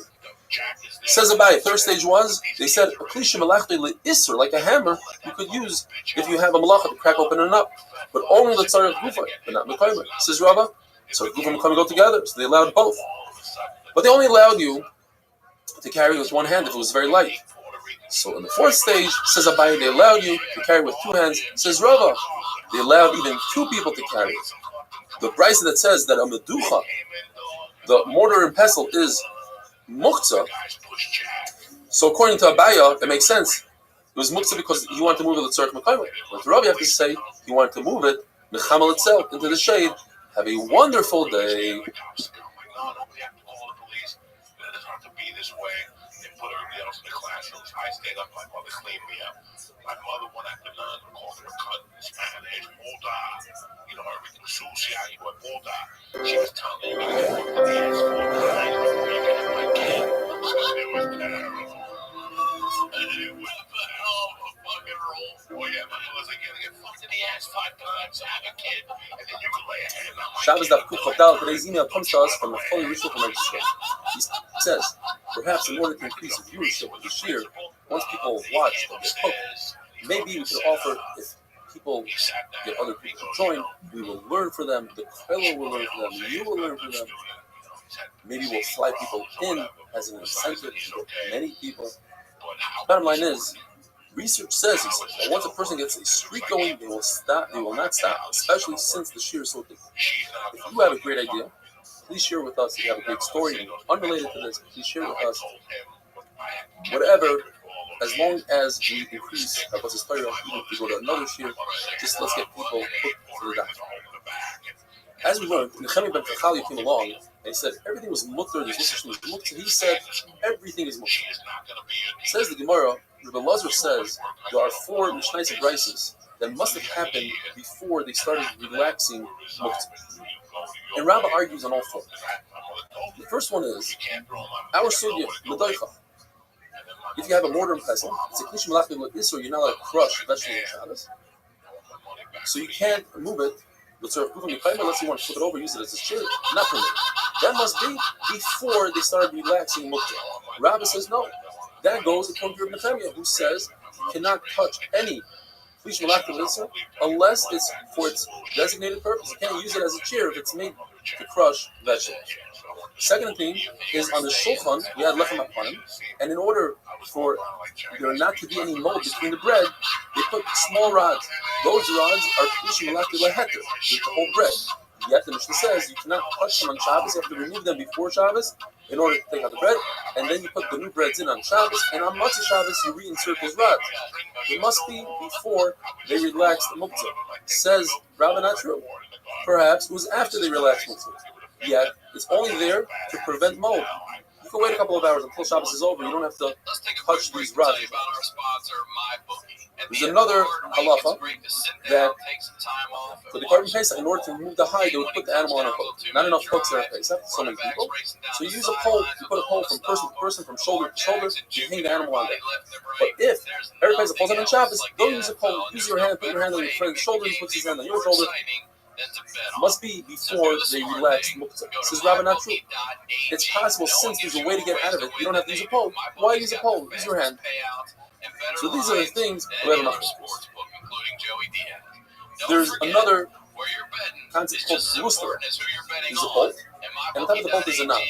And you put it in the ground and then shuts the door. Closes the door, locks the door.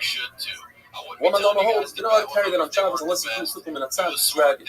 Must be before the Gzeirah. Says Rabbi, no, perhaps it goes according to Rabbi Yana. The halacha is you're not allowed to carry from your house into a chutzner, but the chutzner you're allowed to carry from chutzner to chutzner to your neighbor's chutzner. Here the shiloh is the threshold that's outside of the door. Is that considered as part of the chutzner, and therefore I'm allowed to carry this bowl? Or perhaps it's considered as part of my house, and that's why this mandor holds you're not allowed to carry from the house into the chutzner. We have a Mishnah that's explained by Rabbi and Rabbi. Rabbi adds one more step to Rabbi. Rabbi says the Mishnah comes to say that according to Tanakama, such as a bowl, cup, you're allowed to carry it with sort of let's say you need a place, even just not forget the malacha, I want to drink from it, but even I need some room on the table, I'm allowed to move it over. If it's a klish malachim, such as a hammer, only let's sort of if I have to crack open a nut, but not let's sort of if it's on my bed and I want to go to sleep, I cannot move it. Comes from Nechemiah, it says when it comes to klish malachim like a cup, I can only move it let's sort of if I want to drink something, but not let's sort of the big question in the Gemara is so how do I wash it? I have a dirty dish, I have a dirty bowl from the shop. How do I bring it to the sink? The only reason why you bring it to the sink is because you want to make some room on the table. Says the Gemara, the reason is because it's a graf shorei. Just like we said, you let him move a mouse on Shabbos, a dead mouse, which is completely moved up because it's disgusting. So too a bowl is disgusting. Rava adds one more step, and he says, according to the Tanakama,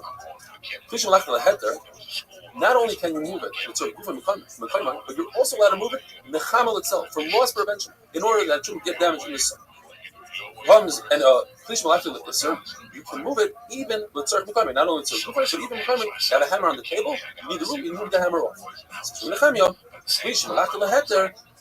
you can move with kufay and mukami, but not mukami itself. Rav holds exactly like Rava, that you let him move with certain mukami. He says you're not allowed to move it for loss prevention. If you're worried that your fishing left will get stolen, you're not allowed to move it indoors. As we said, that you're not allowed to move the camel itself. According to Rabbi, why can't you move a medoicha, a mortar and pestle? He said you can move it itself. You must say that it's talking about you cannot move it with camel itself. It says that on Yom Tov, you're not allowed to support a pot, let's say a wobbly pot, you can't put a shim of wood underneath it. The question is, why not? according to both Rabbi and Rava, it should be mutter. L'tzarech gufay. It's a malacha. It should be okay because this is a klish malach l'heder. On Yontif, you're allowed to make fire with wood. The answer is because on Yontif we made exera. This piece of wood on Shabbos is also so too on Yontif. It should be mutter, but because on Shabbos it's also. Why is this also on Shabbos? Klish malach l'isser should be mutter to do l'tzarech gufay. The answer is because it's not a kli. If it was a kli, correct. But this is something else called muktzah nachlas gufay. It's like a wrap. It's a piece of twig. It's just a piece of wood. It's not even a kli. Therefore, it's also to move on Shabbos with tzarech gufay. If you're telling me that anything that's also on Shabbos will make us on Yontif, why is it that you could bring fruit that you're concerned that are going to get damaged in the rain? There's a loss prevention. You can bring them into your house through a skylight, but on Shabbos you can. Shouldn't we make that zero? Says the Gemara, that goes according to Beis Hillel. Beis Hillel hold that you're allowed to carry on Yontif. Since it's mutter to carry the tzarech for food, so I'm allowed to carry a child, a lulav, etc. Yishami say no. You can only carry food, you can't carry children in city carriers. And therefore, Beis Hillel are going to be the ones that hold it. You're allowed to bring something from the skylight, and Yishami say you can. Rav Mari held like Rabbi. He asked Rava, if I have a pillow, which is a klish malach l'heder, can I move it out of the sun? And Rava told him yes. He said, but why? He said, because you need it for guests. He said, but I have enough for guests. So Rava said, oh, you hold like Rabbi. If you hold like Rabbi, then for the entire world, a klish malach l'heder is mutter to carry from chamal itself for loss prevention. But for you, since you hold like Rabbi, it would be also a broom, a sweeper, to sweep the table. It's made out of cloth. It's a klish malach l'heder. You let it move it on Shabbos. But a regular broom, in the time of the Gemara, since the floors are made out of dirt, that would be mashke gumas filling in the holes. It becomes a klish malach l'isser, and you're not allowed to move it from the sun to the shade, but you'd be allowed to move it. Let's sort of gufay, the Mishnah says all vessels, even if they break, you're allowed to move the parts, the pieces, and that is if that piece can function in some sort of malacha. So let's say if it was a bowl and it broke, so you take the bowl, the broken piece, and you cover something with it. But Yudah says no. The only time you can move that piece is if it remains with the same function. So if it was a bowl, you could actually still put something into that small piece. But just if you cover it, that's not considered a malacha. Shmuel explains the machlekes is when the piece is broke on Shabbos, that Tanakama says is considered ready as a kli, and it doesn't matter what malacha does. Yudah says this is considered malacha. He's just born today; it's a brand new kli, and it has to be the same malacha. But it was broken on Erev Shabbos. Everybody agrees that it's mutter or the malacha. There are three brises, says the Gemara. One says that you should make a fire with the actual kli, but not with broken parts. That goes according to Yehuda, that says that noila is mutter. According to Rishon, that noila is not mutter. It's right with the next brise that says you could use even broken pieces for a fire. And the one that says you can't even use a real kli for a fire is Reb Nechemia, who holds that a kli is designed only for its purpose, and since this dish is not designed to make a fire out of it, it's also to move on Shabbos. Have a wonderful day. Before he could say turn, this Italian kid was on him, throwing him down, throwing the fucking beating on him. And then I just figured it out. The kid that he was white had a big family. Then a fat chick came. And that was his sister. You know, Irish families, they was like four boys. And they got the big Irish sister at the end, like in the fighter. But they were all ugly. All of them could stop bird shit with it. Except for the one girl. Shabbos Daf Kuf Chotei. We plan on making a one-of-a-kind siyum from Masechet Shabbos on Zoom, where all the viewers from all over the world, from Australia, from South Africa, from Muncie, from Borough Park, from Chicago, Switzerland, England, Italy, many, many more, are all going to join us on Zoom. Each location, each city is going to have one place where everybody's going to gather, and we're going to transmit. There's going to be speech from there. So we have Yossi Klein from Superior Piping or Plumbing in Muncie, says that he's willing to take on, he wants to be the representative in Muncie, and he's going to organize the Muncie Fair and wants to put the advertising in the papers, etc., etc. So thank you, Yossi Klein. According to everybody, if you have a broken piece of a kli, it's not muktzah if you're in a chutzner. Because in a chutzner, there's always something you can use that broken piece for to cover a bottle, etc. If you're in a caramelist, there's machlekes. According to Shmuel, there's nothing you can cover in a caramelist, you're not going to find open bottles, muktzah. According to Rav Nachman, there's spit on the floor that, let's say you're sitting and schmoozing, you want to cover that spit. According to Rava, it goes even further. Since it's a kli and it's not muktzah in a chutzner, So you can never remove that name of a kli from it. So even in Rosh Hashanah, it's not muktzah. In fact, there's a story. Rabbi's shoes got really dirty with mud, and his shamish came and he found a piece of earthenware on the side in Rosh Hashanah, and he started scraping off the mud. So Talmidim started screaming, Shabbos, Shabbos, what are you doing? He says, Rabbi, these Talmidim, not only they're amaratzim, they never learned the halacha, but they go and they spread their mistakes to other people. It's not muktzah. Since it's a kli in Rosh Hashanah, so it's a kli in Rosh Hashanah. If you have a broken barrel, but the lid is intact, you're allowed to move both the lid and the broken pieces, provided that you don't smooth out the broken pieces of the barrel in order to make it a nice cover. That would constitute makeh b'patish. If you threw out the lid into the garbage, depends when you threw it out. If you threw it out before Shabbos, you're showing it's no longer necessary, it's not a kli, so therefore it is muktzah.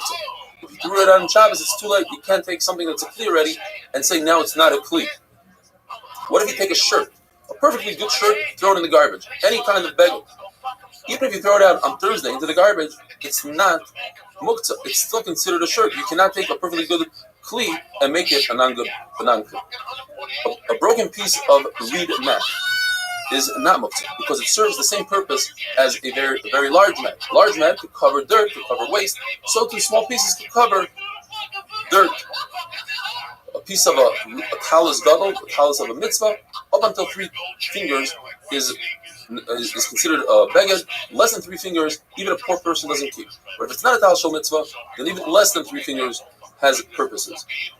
If you have broken pieces of a oven is made out of earthenware, and we're talking about an oven that was already had hesed risha, it was heated up and hardened. According to Rabbi and Rabbi Yaakov, which the halacha is always like Rabbi Yaakov, you could carry these pieces, the same reason we said before, you could, yes, they don't serve as an oven, but they could serve as a battle cap.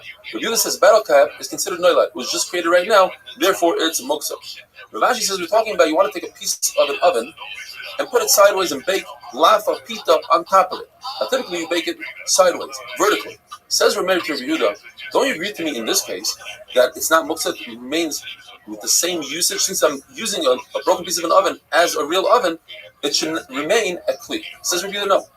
Because beforehand, the fire is on the bottom and the lafas and the pitas were vertical. Now the fire is outside and the lafas are horizontal. It's not serving the same way and therefore it's muktzah. Rabbi says we have a machlokes whether or not broken pieces of an oven that were not connected to the ground, according to Rabbi Yehuda, that's not considered an oven at all. It's not considered an oven. It's muktzah. It's not a kli. According to Chachamim, it's considered an oven, and therefore it's not muktzah. And the Gemara tells us they learn it from the Psukim, Yutatz, and Tmeim Yulochem. Rabbi Elazar and Yaakov says a cover of a kli does not need a handle.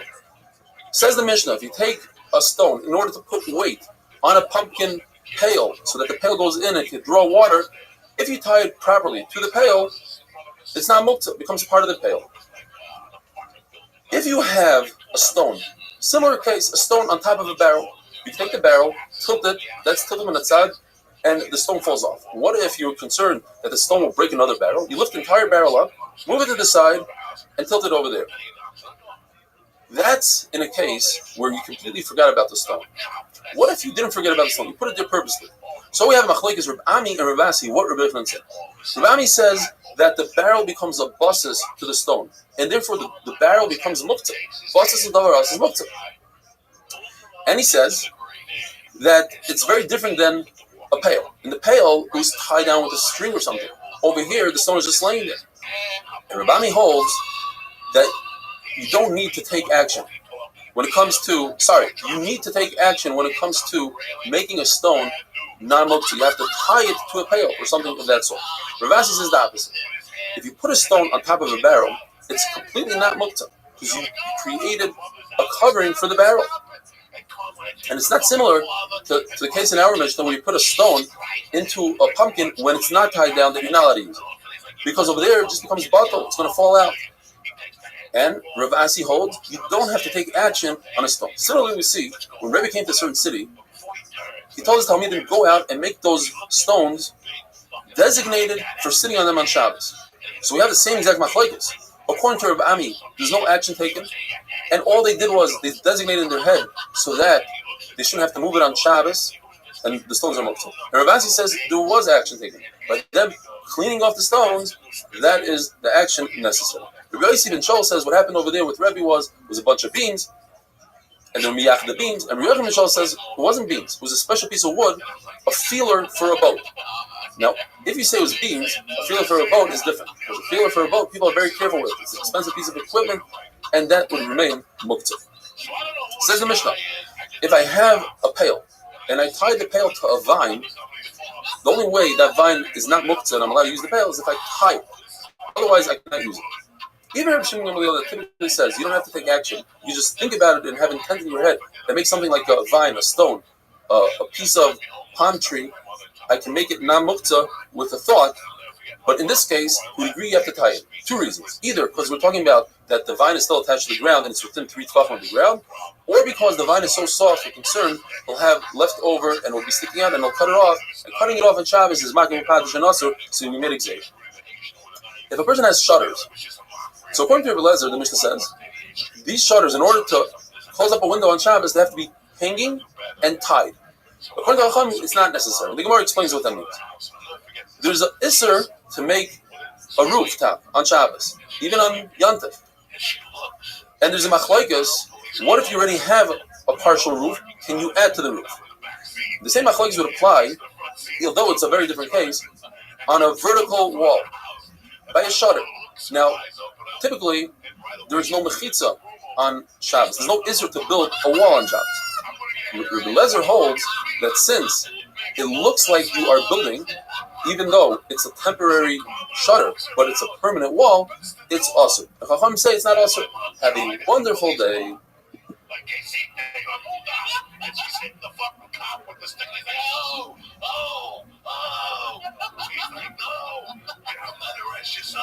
Your son's a good man. He goes, your son stuck up for my son when nobody else did. You did a good job. My mom's like, he's a good bastard. You know, like all this shit. My mom's like, what's he saying? And I'm like, I stuck up for his son or whatever. He wants to invite me over. My mom's like, oh. And my mom was felt like an asshole. Shabbos daf kuf chava. He goes, you did a good job with your son.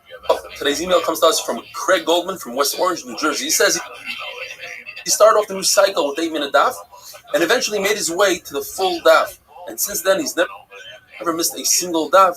He would love to be the representative of West Orange, New Jersey. So, Craig, you are the official representative. Anybody that wants to be mishtatev in the Sim of Shabbos should contact you, and you'll arrange everything. Beautiful. We're talking about window shutters. According to Chachamim, if you have a window shutter sitting right by the window, designated for the window, it's not considered baina. You're allowed to put the window shutter in. It doesn't have to be tied. It doesn't have to be hanging. According to Rabbi Lezer, you need 2 conditions. The window shutter has to be tied and hanging off the floor. Only then are you allowed to put the window shutter in. Something very similar is called a neger. This is a bolt that goes into the door to shut the door closed, make sure nobody opens the door. According to Rabbi Lezer, if it's just sitting there next to the door, there's an isser d'oraisa to insert the bolt in its place. If it's tied, but not hanging off the floor, it's touching the floor, you could only use such a bolt in the Beis Hamikdash. Other places, there's an isser d'Rabbanan. In Beis Hamikdash, there are no isurim d'Rabbanan, there's no shvus in Beis Hamikdash. According to Rabbi Yehuda, if it's laying on the floor, then even in the Beis Hamikdash, you're allowed to use it even though it's not tied. And if it's tied, not hanging, then you can use it everywhere. According to Rabbi Shimon Gamliel, it doesn't need to be tied and it doesn't need to be hanging. As long as you designate this bolt in your mind, you could use the bolt. Rabbi Shimon Gamliel says this halacha, even by palm trees, by palm branches that were designated for fuel, and then you decided to designate them for sitting, just because you did so in your head, that's enough to take them away from the category of muktzah. Rabbi Yochanan agrees with Rabbi Shimon Gamliel that you could designate something in your mind. But he says there's one stipulation. Whatever it is, let's say it's a bolt or even a branch, it has to serve as some sort of kli, it has to serve in some sort of way. Rabbi Yitzchak Abcha got up and darshan in front of the house of the Rish Golos and he said, the halacha is like Rabbi Eliezer. When it comes to a shutter, you need 2 conditions. It has to be hanging and it has to be tied. However, from the final Mishnah in our Masechta, the Mishnah brings a story that they wanted to plug up a window and they used a kli. Now this kli was not tied and wasn't hanging. From the fact that they brought it was an actual story, that's a lot more powerful than a halacha. You see that that's how we pass it, because we actually did so in a true story. Says the Mishnah, if a kli, a vessel, you want to be able to move it on Shabbos, it has to have a handle. And Rabbi Yochanan explains that's dafka if it serves as another melacha, for another melacha. Rezi says this handle is only when it comes to a ground covering, but any type of kli doesn't need a handle. So the Gemara explained, when it comes to ground covering, everybody agrees that it needs a handle.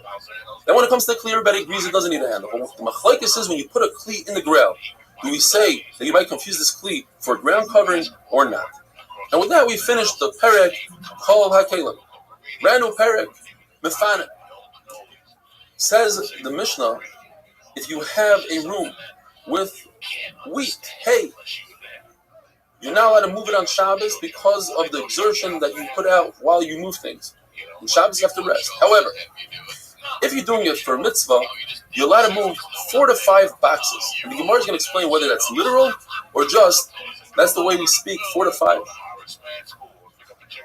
If you need the room for a shear or for achnas archim, you could move 4 to 5 boxes. But not more, says the Mishnah, because more than that, more than 4 to 5 boxes would be a tircha, would be too much exertion. The Mishnah goes on to give a list of different things that are not mukta, such as food that you remove the truma for the kayin, so it's mutter to eat.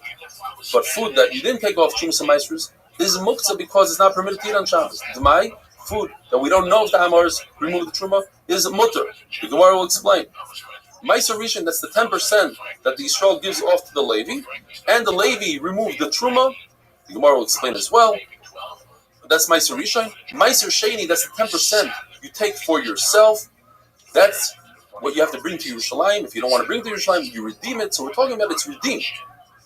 So it's not mukta. Hegdish, if you want it, you have to redeem it. Not mukta. If you don't redeem it, or Ma'aser Sheni that you didn't redeem, it remains mukta. Says the Mishnah, Turmas, type of a bean. If it's dry, it's not mukta because you can feed it to your goat. If it's moist, even a goat won't eat it, it's mukta. There's something called luf, which the Tanna Kamma says is mukta.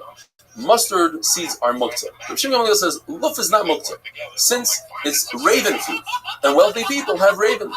Now, a typical person, says Rav Shimon Gamliel, is considered wealthy and is considered a prince because all of Klal Yisrael are princesses. If you have a bundle of straw or branches, if you designate it specifically for animals, then it's not mukta. So Reb Chizda comes along and explains the Mishnah. When the Mishnah says you can move 4 to 5 boxes of hay, the Mishnah was very specific. If it's a small room, you can move 4 out of 5 boxes. You have to leave 1 box worth of hay on the floor, so you don't expose the floor, so you don't come to be mashva gumas to smooth out the floor, which is an isser of baina. If it's a larger room, then you're permitted even 5 boxes.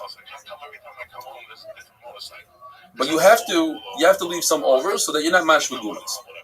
If it's a large storage room, it's usher to start removing hay from it, because we go like Rabbi Yehuda that there is muktzah. In other words, something that was designated as storage before Shabbos remains muktzah throughout Shabbos.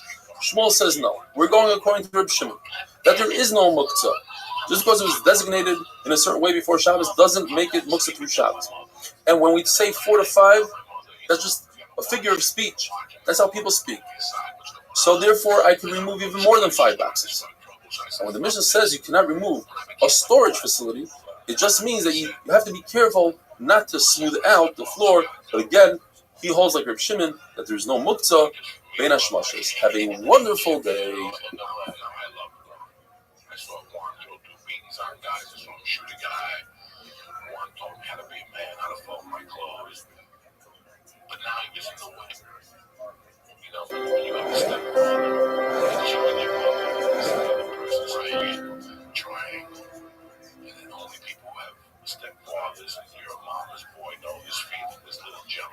Shabbos Daf Kuf Chav Zayin. Today's email comes to us from Shia Berkowitz from Montreal. He says he's doing everything he can to spread the word about the shir. I personally watch the shir every day on Torah Anytime. Thank you again. Appreciate your effort tremendously, Shia. Thanks, Shia. We're talking about storage of wheat. You're not allowed to move any of it on Shabbos. What is storage? A lesech, which is 15 sa. But there's a trick. If you're stuck on Shabbos and you need to make room, you can walk in and out of the storage and move the wheat with your feet. Chia says if you never started using the storage before Shabbos, then once Shabbos comes, everything in storage is muktzah. Reb Shimon doesn't hold of muktzah in that situation, and therefore, even if you didn't use it before Shabbos, it's not muktzah. The Gemara is mesupah. What's better?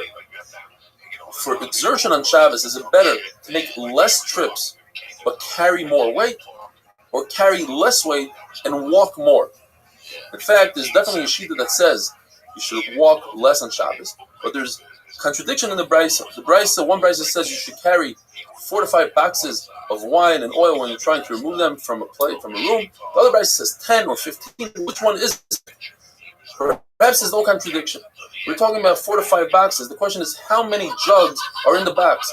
Maybe each box consists of 2 jugs, that's 10 jugs, or 3 jugs that would consist of 15 jugs.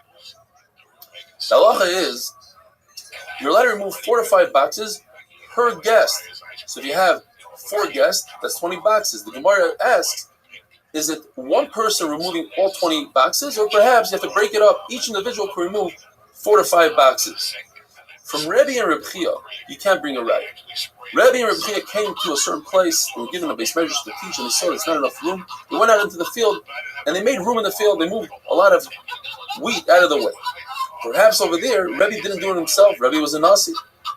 Or it was too much work for him, says Taisus. So maybe he gave it to other people to do. There's no raya that one person could do it all. Rav says, from our Mishnah you see that Achnasas Archim is just as important as learning Torah, waking up early for Torah, because the Mishnah gives us 2 examples of 2 mitzvahs that you do and that you could make room in the room for it. First one is Achnasas Archim, you make room for the guest, and Talmud Torah is second, you make room for a shir. Rav Dimi says, in fact, Achnasas Archim is more important than Talmud Torah because it's mentioned first in the Mishnah. One of the famous Mishnayos, we say it every day, but we say it slightly different. These are the mitzvahs that you are awarded, you reap Paris in this world, but and the rest remains over for Eilam Haba. Which are the 4 things? Kibud Ava V'Oim, Gemilas Chasadim, Hava Shalom, creating peace between 2 people. The Talmud Torah, learning Torah, supersedes everything else. The question is, we have different Mishnayos that say different things. And the Gemara explains, Hachnasas Archim and Bikur Cholim are included in Gemilas Chasadim. Not only that, Iyum Tefillah, having Kavan and Davening, is also considered Gemilas Chesed. Explains Rashi beautifully. You're doing Chesed with yourself when you have Kavana and Davening. When you get up early in the morning to learn Torah, or bring your children to school for Torah, that's included in Talmud Torah. Down the Kafschus, which is also brought in one of the Mishnayos, is included in Hava Shalom bin Adam Chavera, because once you are down like Kafschus, you see the good in everything, then there'll be less fights. Once we mention Down Kafschus, the Gemara brings 3 beautiful stories about Down Kafschus. First one is a story about a man who came from Galut. In the Shiltois, this man is Rabbi Akiva. Before he became Rabbi Akiva, he was still in Amaharis and he's working. He worked for Rabbi Eliezer ben Hurkanus, according to the Shiltois, for 3 years. After 3 years, he said, I want my wages. It's Erev Yom Kippur. I want to go home to my wife and child.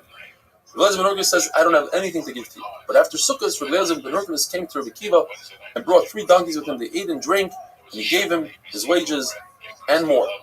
And he asked Rabbi Akiva, what did you think when I said I don't have anything? And Rabbi Akiva said, when you said you don't have money, I thought perhaps you invested in a business. When you said you don't have any fruit, maybe they didn't have any trumas and maestros and you couldn't give it to Amaharitz. When you said you don't have any animals, maybe you rented it. Maybe you rented your fields. What about pillows? Maybe you were magdish it. Says Rabbi Eliezer ben Hurkanus, that's exactly what happened. I was magdish everything I had because of my son who wasn't learning Torah, but then I got Hataras Nedarim, and here I am to pay you back. There's another story, Maisa b'Chassid Echad, Rashi says it's Rabbi Yehuda ben Bava or Rabbi Yehuda ben Eloi, who redeemed a girl who was captured, and he brought her to a hotel and put her by his feet. The next morning, he got up, went to the mikvah, and taught Torah. And he asked his students, what were you thinking? He said, perhaps you wanted to save this girl from one of us who wasn't proper, and perhaps you had a carry because of the tircha of the way. He said, that's exactly what happened. His Baruch Hu should be done Milakavskos just like you were done Milakavskos. And finally, the third story, Yeshua went into a non-Jewish woman, a prominent woman's room, locked the door. Before he did that, he removed his tefillin. He came out, he went to the mikveh and taught him Torah. He said, what do you think was going on here? He said, well, you don't want to go in with your tefillin to makom tuma. Perhaps this goya spit at you, and her spit is like a zava's spit, and is mekami. That's why he went to the mikveh. He said that's exactly what happened. Says the Mishnah, you could. The fact that we said in the Mishnah that you could move truma, what is the big chiddush? And the answer is because this truma is in the hands of Yisrael. And Yisrael can't eat truma. Nevertheless, since it's permitted for a kain to eat truma, therefore it's not muktzah for the Yisrael. What about Dmai? Why is Dmai not muktzah? The answer is because Dmai is appropriate for a poor person. As the halacha is, you could give poor people Dmai, you could give the soldiers Dmai. And everybody has the ability to just be mafkir his belongings and become a poor person, and therefore the Dmai is roy for him.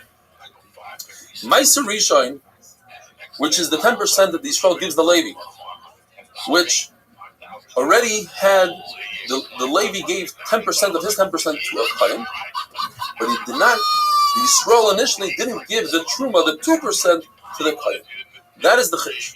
That even though the Yisrael jumped to step number 2 instead of doing step number 1, the Levi doesn't have to go back and give the Chaim his 2% that he's deserving. This is only in a situation that the Yisrael gave the Levi his 10% before it was in a pile, before he did Miruach HaKri. And it was, let's say, still attached to the ground or still in its shibalim. But once it's in a Kri, once it's in a pile, then not only does Yisrael get Malchus, but you have to go back and give 2% to the Kain. What is the big chiddush? If the Meiser Sheni, which is 10% that goes to the owner, you have to redeem it. If you redeemed it, of course it's not muktzah. The answer is because he didn't redeem it properly. You have to redeem it and give a fifth. In other words, if there's 100 fruit, you have to give 125. The fifth is milabar after the final number. But at any rate, it's not considered muktzah if you don't give the fifth. The fifth is not ma'akeh. Have a wonderful day. Podcast presented by Speed Capital Management. At Speed Capital Management, we advise investors who play the long game.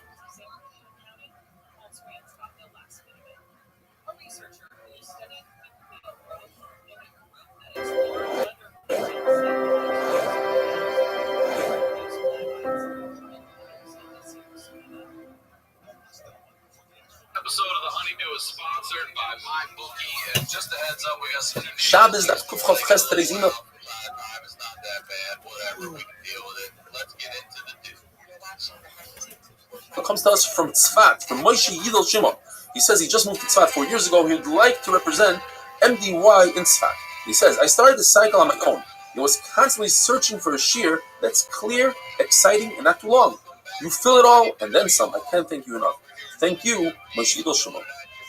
In the Mishnah, we learned there are a number of food items that are muktzah.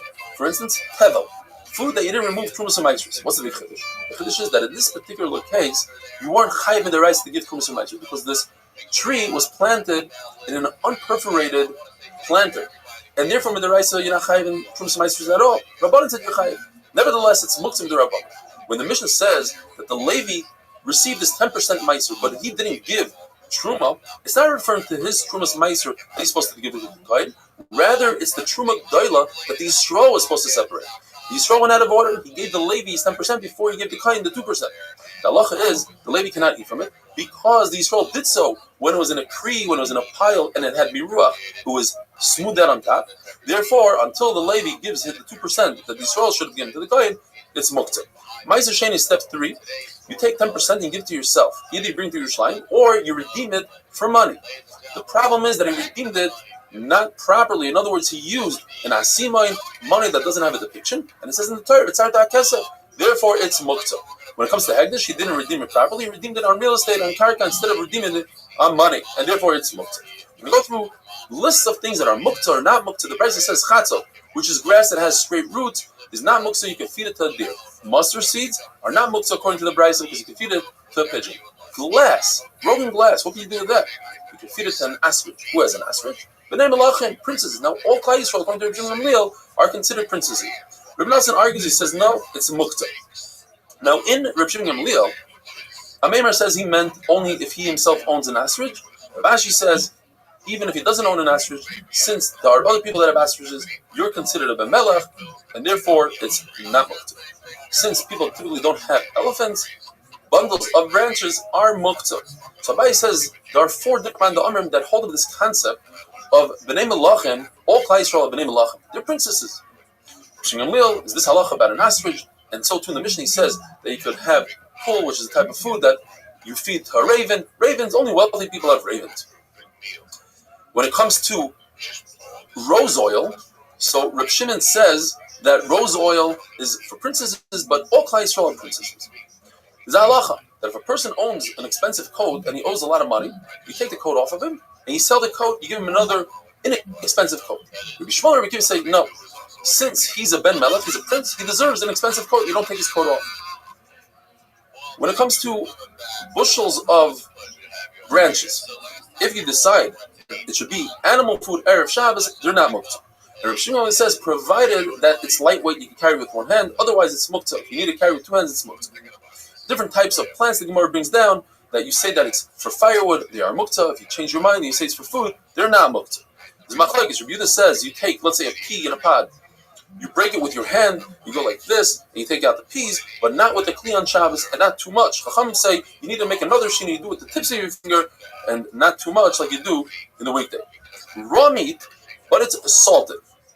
According to everybody, it's not muktzah, carpaccio, people eat that. If it's unsalted, machlokes. According to Rav Huna, it's not muktzah, even though Rav Huna was Rav's Talmud, and Rav holds like Rabbi Yehuda that there is muktzah, that's dafka by food. But by regular muktzah, Rav holds like Rav Shimon, no muktzah. According to Rav Chizda, it's muktzah. You can't feed it to, you're not going to eat it, you don't feed it to the animals, but a duck is soft enough to eat it raw, and therefore Rav Chizda himself told his people in his house that they can move a raw duck, unsalted, out of the sun, just not to have monetary loss. Salted fish, not muktzah. If it's raw fish, it's muktzah, even though Rashi explains that you could feed it to a dog, but you didn't buy this fish to feed to a dog, and therefore, lavadaite, and it's muktzah. Spoiled meat, not muktzah, you can feed it to any type of animal. Uncovered water that you're concerned that perhaps snake inserted venom is not muktzah because you could give it to a cat. Shimon says you cannot because you need to get rid of it immediately so no one else has damage from that water. Says the Mishnah. You can take a basket, flip it over so that the chickens can get into their coop, even though you are carrying something for muktzah, and there's a shita that holds that saucer. You could push along the chicken from behind, a chicken that ran away, in order that you don't have a monetary loss, or in order to prevent damage to the chicken, tzar b'al-chayim. You don't lift up a chicken or push along a chicken by its wing, because the chicken can jump off the floor and you'll be holding a chicken in your hand, which is muktzah. Now, when it comes to shechita, you should either hold the chicken in your hand or push the chicken down into the ground. We're concerned that the chicken will lift itself up with its feet and jar the simanim during shechita and it'll pass the shechita. You're allowed to hold on to the neck of a calf or a donkey, even though it's carrying, but not in Rosh Hashanah because we're concerned you might carry the animal. When it comes to a child that knows how to walk, you can pull the child, but don't drag the child. That is asur. If an animal gets trapped in a body of water on Shabbos, so you can give it to eat, so it doesn't die. And if that's not good enough, let's say the water is rising and you need to save the animal, tzar b'al-chayim, so you could put blankets and pillows underneath it. Even though you're mevata klima chana, you're taking these kelim out of service for the Shabbos, and that's soiser, asur, but you're allowed to be over the Rabbanon in order to be kind of the Raisa of tzar b'al-chayim. The Mishnah says that you are not permitted to deliver an animal on Yom Tov, but you can help the animal out. In other words, by grabbing the newborn, that it shouldn't fall on the ground, by pushing its stomach in, by giving it mouth to nose, by giving it milk to drink. For a human, for a mother giving birth, you're allowed to be Mechal Shabbos, you're allowed to call the midwife, even though it's out of Tchum. Mechal Shabbos. You're allowed to tie the umbilical cord, and according to Rabbi Yossi, you're allowed to even cut the umbilical cord, and you're allowed to do anything that has to do with bris milah. Rabbi says, we used to have rachmanis on kosher animals on Yom Tov by putting salt in their womb so they should feel the pain and to reconnect with their newborn, or would sprinkle placenta water on the baby so that they smelled it and reconnect. But a non-kosher animal, most of the time they don't disconnect from their newborn, and even if they do, you'll never be able to get them back together. The Mishnah says that you could be Mechal Shabbos for your Yoledes. The extra lashon is to tell us, even if she says she needs light and she happens to be blind, since it calms her down, that's mutter. You let her bring oil. You have to do it with a shinu, bring it in your hand. If that's not enough, bring it in the hair. It's not considered schita because we hold, like the shita, that there's no schita in hair. Even if you hold there is schita, that would mean not literally putting the oil in the hair, rather a bottle of oil in the hair. Have a wonderful day. So finally, the owner of the place goes, "Don't get that guy cool no more." He came to me and said, "Don't buy that fucking guy cool no more." I'm like, "Why not? Because that fucking guy starts cool." I'm like, "What do you mean?" I didn't see no other people drank. I wasn't into pills. I didn't know anything about pills. It's crazy when you find out there's a different way to get out. Shabbos Daf Kufchav Test. Today's amazing email comes from Eitan Ugarek. Very long email, just read a couple parts of it, and he says, "I want to thank you and your family for all the hard work you put in. The fact you have on so many people's lives is amazing. The daf has mamish changed / saved my life. It helps me go against my nature, which is being consistently inconsistent." And when he was learning himself his brachas, he said every single word. One of the last things his mother told his father is, "Go learn the daf with Eitan." The mother's neshama should have an aliyah. We continue to discuss the halachas of a woman who gives birth. As long as her womb is open, says Rav Sheshes, you mechal Shabbos on her, even if she doesn't request. But if she says do not, you're not mechal Shabbos. Once her womb is closed, the Gemara is going to describe what that is, you're not mechal Shabbos on her, even if she requests. Mar Zutra is much more mekel, and therefore we go with Mar Zutra, because Suffolk Nefashis Lav. He says, as long as the womb is open, even if she denies help, you give her help. Once her womb is closed, even if she asked for help, you give her, not like Rav Sheshes says that if she asks for help, you don't give her. What does it mean that her womb is open? 3 sheets. According to Rabbi, when she sits down on a stool. According to Rabuna, when she has dam. According to Yeshayim, when her friends help her along to walk. What does it mean that the womb is closed? There are 3 stages. From birth until 3 days. Even if she says, I don't want help, you give her help, like Mar Zutra. Yuchal Shabbos. From 3 days to 7 days, if she requests help, we give it to her. And from 7 to 30, even if she asks for help, she's no better than a chayla shem sakona. You're not mechal Shabbos. However, a guy could do the malacha for her. Shmuel says a woman who gave birth should not go to the mikvah until after 30 days, unless her husband is there and he could warm her. The Gemara tells us a story that Rav Chizda's wife, Rav's wife, who was Rav Chizda's daughter, didn't go by this, and she went to the mikvah within 30 days, and she became sick. So they had to carry her and her bed all the way to Rav to Pedisa so that he could warm her. Shmuel says you light a fire for a woman who gave birth and for somebody who lets blood, and now we're going to go into a whole sugya of bloodletting. And if Rashi says if you make a fire for somebody who let blood, so certainly for any sick person, even in the summer. The Gemara tells us that Shmuel, Rabbi Yehuda, and Rabbi all burnt their expensive furniture in order to make a fire after they let blood. And the concept of baltashkas doesn't apply here because baltashkas of your body, not to ruin your body, is more important than not to be mashkas your furniture. We know that if somebody walks barefoot, in other words, he can't afford shoes, that's a tremendous embarrassment. So the halacha is you should sell even the things in your house to buy shoes. Yet, when it comes to bloodletting, and you have nothing else but a pair of shoes, sell your shoes so you can have a meal after you let blood, because it's very dangerous if you don't. Rabbi Nachman used to tell his students, tell your wives that I'm coming for a meal. And like this, they'll make a big meal, and you'll have a lot what to eat. If a person cannot afford wine, the Gemara says this is one case where you're allowed to do trickery. You're going to a wine store and say, I would like to purchase wine, give me a taste. And then you give them a coin that's rubbed out, and they say, well, we don't accept that coin. So you go to the next store, do it 7 times until you drink a whole rubies. If you don't even have that, then you can eat 7 black dates, smear a little oil on your temple, lay in the sun. The Gemara tells us Shmuel laid in the sun, and Avlet said, what are you doing? Sun rays are bad for your health. So he said, oh no, but I let blood.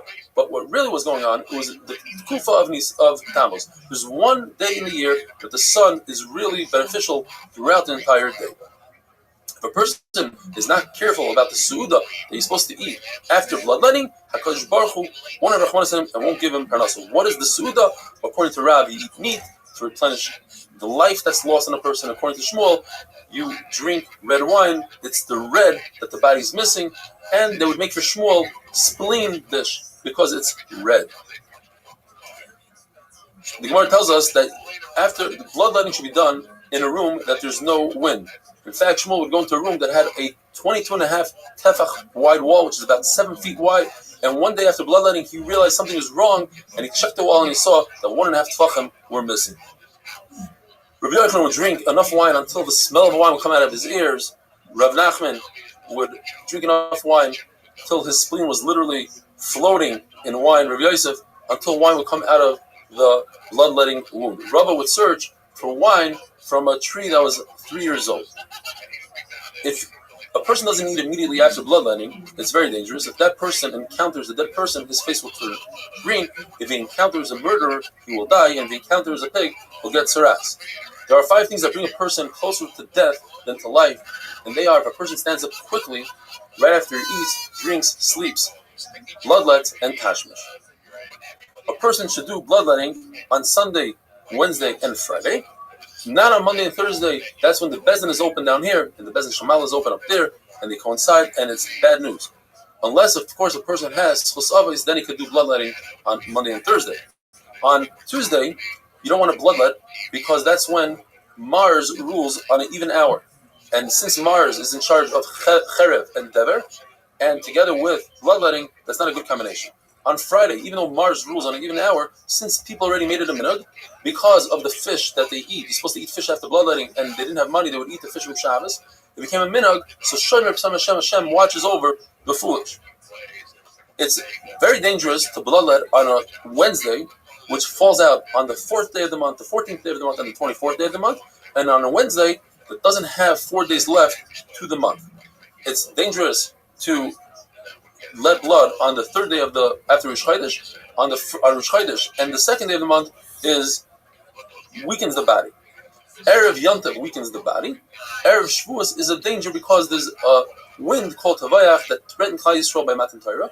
That same wind could threaten us today. Every year it's a new Kabbalas Torah from a new, and therefore we made a gzeira on all Yom Tovim Erev Yontav that you shouldn't let blood. It's a sakana.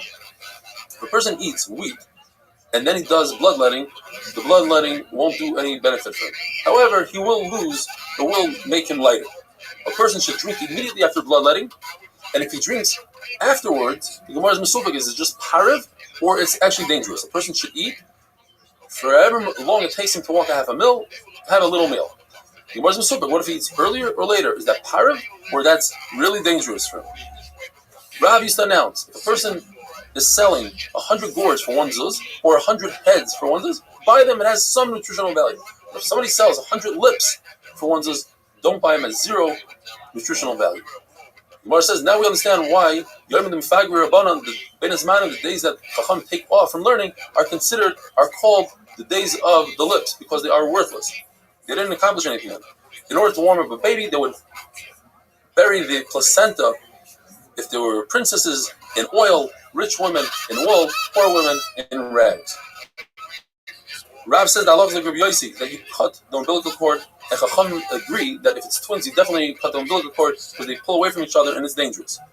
HaKadosh Baruch Hu says in the pasuk in Yecheskel that Klal Yisrael doesn't have a Kadosh HaTayv, and they're like a mother gave birth to a baby girl and abandoned her daughter. And from this we learn 5 halachas about giving birth. First of all, HaKadosh Baruch Hu says they delivered the baby, so you see you're allowed to deliver a baby on Shabbos. It says they didn't wash the baby, so you see you're allowed to wash the baby on Shabbos. They didn't salt the baby, you're allowed to salt. They didn't swaddle the baby, so you see you can swaddle. They didn't cut the umbilical cord, you see you're allowed to cut the umbilical cord. With that we finish. Perek Mifanim. Have a wonderful day.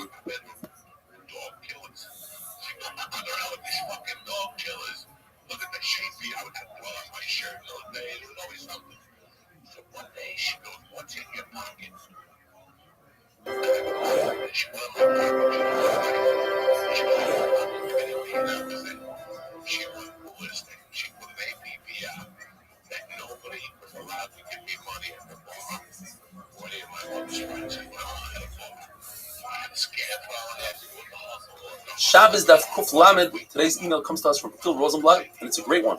Rabbi wanted to say thank you for a wonderful share. Your hard work, charts, stories make learning contagious, and we share your thoughts, the retiring stories, with our family and friends. One of your zchuyos is connecting us all on Zoom. No matter our background, learning experience, type of hat we wear and don't wear, you have connected us all, as all that we need in common is we are Yehudim. Even those on the way to join the clown, shout out to Lev, are part of the Zoom team, seeing the young Talmidei giants like Yoel, Shmuley. He's referring to the young children in the shir and others eager to learn, makes the shir unique and special. Looking forward to coming and meeting all the MDY team in person. Phil Rosenblatt, thank you. We're starting a brand new parak, Rabbi Eliezer the Mila, that discusses the halachas of bris milah on Shabbos. If we have a bris milah that's on the 8th day on its time, and there's no knife prepared from before Shabbos, you can carry a knife from Rosh Hashanah, Yimachal Shabbos, as long as you show the knife. The knife is exposed and everybody sees the love that we have for mitzvahs, that for mitzvah we are prepared to be Machal Shabbos. In time of danger and sakana, you hide the knife. You don't want other people to think that you're being over on Chil Shabbos, so you do so in front of Eidim. The Gemara's Mesukah doesn't mean you plus Eidim that are watching you hide the knife, or it's just one other person together, you are Eidim that can testify in other cases. We're talking about machshirei mitzvah. These are things that you need to do in preparation of the mitzvah. So for instance, when it comes to a bris milah, you would cut wood to make a fire, to make coals, to heat up the metal, to make a knife for the bris milah. All these things are permitted. According to Rabbi Eliezer, they're machshirei mitzvah, and Chachamim argue. In Rabbi Eliezer's town, they acted like Rabbi Eliezer. They cut down wood on Shabbos to make it yizemel, a knife on Shabbos for the bris milah. And the Gemara tells us that incredibly, they all lived long, happy lives. No one died early. In fact, when there was a gzeira against Mila and Klai Yisrael, the gzeira didn't apply to Rabbi Eliezer's town. The Gemara tells us that in the town of Rabbi Yossi, they would eat chicken, bird with milk. Yosef Rishba, he was a hunter. He prepared a peacock's head in milk and served it to Levi, and Levi refused to eat it. Levi went afterwards to Rabbi and he said, "You can't believe this. Yosef Rishba's serving basar v'chalav, chicken, peacock, and milk." So he says, "So why didn't you put him in chayr?" Says Levi, "Because I suspected that he paskins in his city, like Rabbi Yossi, that it's mutter." What's the source of that halacha? Because it says in the pasuk, "B'chalei v'imay," something that has milk. Since chickens, birds don't have milk, therefore there's no isser of basar b'chalav. Says Rav Shimon Gamliel, any mitzvah that Klai Yisrael accepted b'simcha, with happiness, they still to this very day do b'simcha. Like it says by bris milah, "Sasa noicha alim rasecha," I'm happy on your word. In other words, this is the commandment that Hakadosh Baruch Hu gave Avraham Avinu bris milah before the entire Torah. K'moitzei shalom rav, like I found a great treasure. Any mitzvah that they accepted with a fight, they weren't happy about, like arayos, like it says in the pasuk Yishma Moshe Ha'am Bachai, they were crying. Therefore, till this very day, when people make shidduchim, there's always fights between the families on the ksuba, etc. When Klai Yisrael gave their life up for a mitzvah, those are the mitzvahs that till this very day they're very careful with, such as avodah zarah and bris milah, as we see till this very day. Even non-religious people are makbid on milah. Tefillin, where they didn't give up their life for, it's a little bit weaker. The Gemara tells a story. Tefillin, you need a clean body, like Elisha Bal Knafayim. What's the story? Why is he called Elisha Bal Knafayim? There was a decree from the Romans not to wear tefillin, and Elisha Bal Knafayim went out in public into the marketplace with his tefillin. A Roman saw him, chased him down, and when he got to him, he took off his tefillin and he said, "What's in your hand?" He said, "I have a pair of pigeon wings." He said, "Let me see." So he opened up his hand, and sure enough, there were pigeon wings. From here, you see that, according to Taisus at least, he didn't give up his life. He didn't just leave his tefillin on. He took off his tefillin, so that shows that they didn't give up their life. Rashi explains that Klai Yisrael wasn't careful with a guf naki, clean body. There was Elisha that was careful with. And from that day on, they called him Bal Knafayim.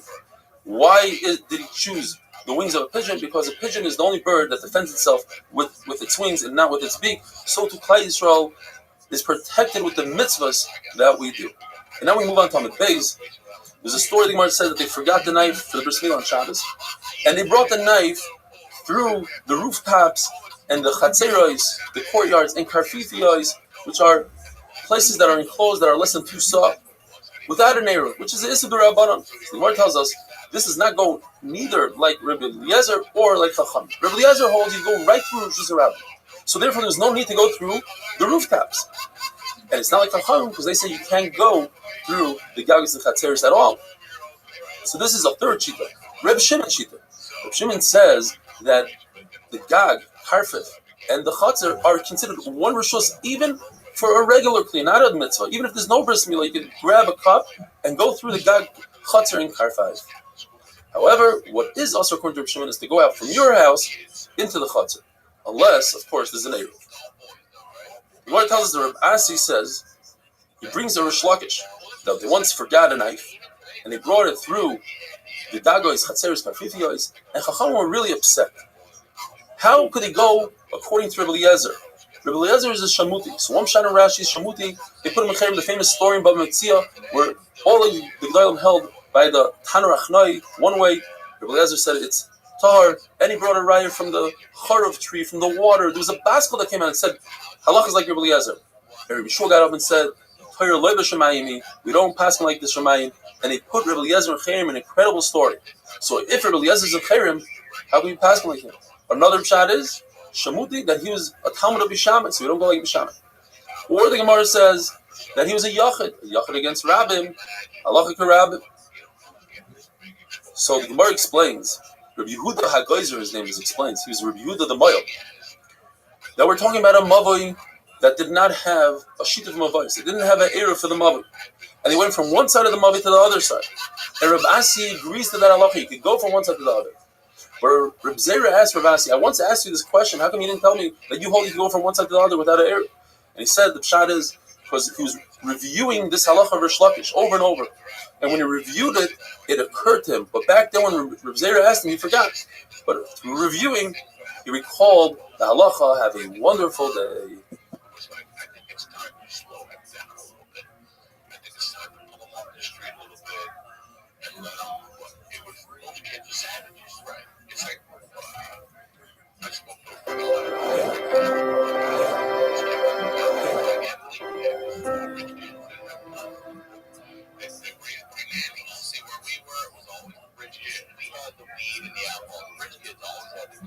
Shabbos Daf Kuf Lamed Aleph. Today's email comes to us from Pinchas Yag. It's from Mars Hill, Maine. Quite around. I and many others in my family are tremendously inspired by your wonderful shiur. We always listen to your 8-minute daf, and from time to time we set aside special time for the 45-minute daf. Your shiurim are spectacular, and you are being my restoring place all over the world, even to some of the most unheard of corners of the world. Mars Hill, Maine. Because Baruch Hu should keep giving you chayach to continue our avodas hakodesh lahagdil torah ulahadira Pinchas Yagin. Thank you. The Gemara digressed slightly to the topic of Eruvim, Mavoi, Shituf Mavois, and Chatzeres. We're dealing with a Mavoi, an alleyway. The way it works is you have houses that lead into courtyards. The courtyard is communal. There are a couple of houses for the courtyard, and then you have the courtyards that open up into the Mavoi, the alleyway. Rav says a number of chidushim. First of all, he says in order to make an Eruv for the Mavoi, we require that you have 4 houses that lead into 2 chatzeres. 2 houses into 1 chatzer, 2 houses into 1 chatzer, but no, 4 houses, 2 chatzeres into 1 mavoi. And then he says, if there is no shituf mavos, that's the eruv that allows you to carry in the mavoi. There's no shituf mavos. Then you can only carry 4 amos in the mavoi. You treat them like a amos. However, that's only if there's an eruv between the house and the courtyard. Eruv v'chatzeres. If there's no eruv between the house and the courtyard, then you can carry as much as you want in the mavoi. And that sounds very interesting. How is it? If there's an eruv, you can't carry, and if there's no eruv, you could. So the Gemara Maskon explains very simply.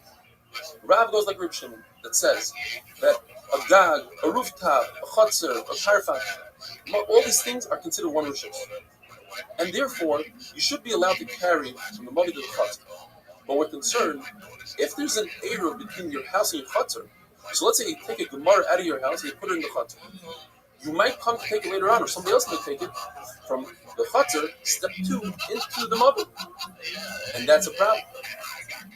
If there's no eruv, no one will take anything out of the house and bring it into the chutzner, because you're not allowed it. And therefore, in that case, you can carry it from the chutzner to the mavoi, no problem. But the Gemara, until it came to this maskana, had a very interesting habit. Since Rav says you need 4 houses and 2 chatzeros, perhaps if there's an eruv between the house and the chutzner, what the eruv really does is it takes 2 domains and makes them 1. So in essence, we don't have a chutzner anymore. What we're looking at is a bunch of houses without courtyards because they're 1. And Rav says you need 4 houses and 2 courtyards. You're missing the courtyard. Says the Gemara, let me flip that up. What if there's no Eruv? We should also have a problem. If there's no Eruv, then halachically you can't go from your house into the chutzner. So that means that the Mavi that we're looking at has chutzner, but it has no houses because there's no access from the houses to the chutzner, to the Mavi, since you have a chutzner in between. Well, says the Gemara, perhaps one of the people that owned the house gave his house away to his friend on Shabbos. And therefore, that person that owns the houses now, he's permitted to walk into the chutzner without an Eruv. And now you have a case where you have a house, chutzner, Mavi. Says the Gemara, even if he gives it back to him on Shabbos, there's a problem. Because at no given time were there 4 houses. Since that one person owns the houses, they're like one rishus. It's like 1 house, not 4 houses. Therefore, the Gemara went away from it and said the Havim never said it. Now going back to our mission. Everybody holds you're allowed to make a bris milah on Shabbos, it's Shabbos. But what about the preliminary actions necessary for bris milah? To cut down wood, to make a fire, to make a knife for the bris milah. The Lezer says machshir mitzvah is machal Shabbos. The Chachamim and Rabbi Akiva say no. What about other mitzvahs? What about a shofar, lulav, sukkah, matzah? The answer is that according to Rabbi Eliezer, all those mitzvahs, including Omer and Shei Lachem, are doicha Shabbos machshir mitzvah. There are 2 mitzvahs now, and we'll go through them.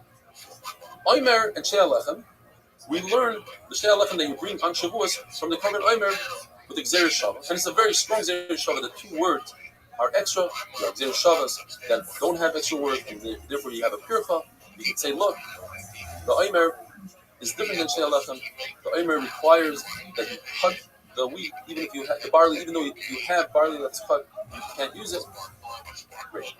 The 2 mitzvahs that you cannot do machshir mitzvah for are tzitzis and mezuzah. If you write a mezuzah on Shabbos or tie tzitzis, you're chayiv mitzvah. Even though they don't have a particular time, and you'd say, well, today is a great time to make tzitzis and a mezuzah.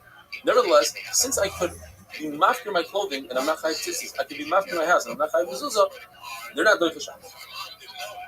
Lulav, how do I know that you're allowed to cut a lulav on Yom Tov on Shabbos in order to shake the lulav?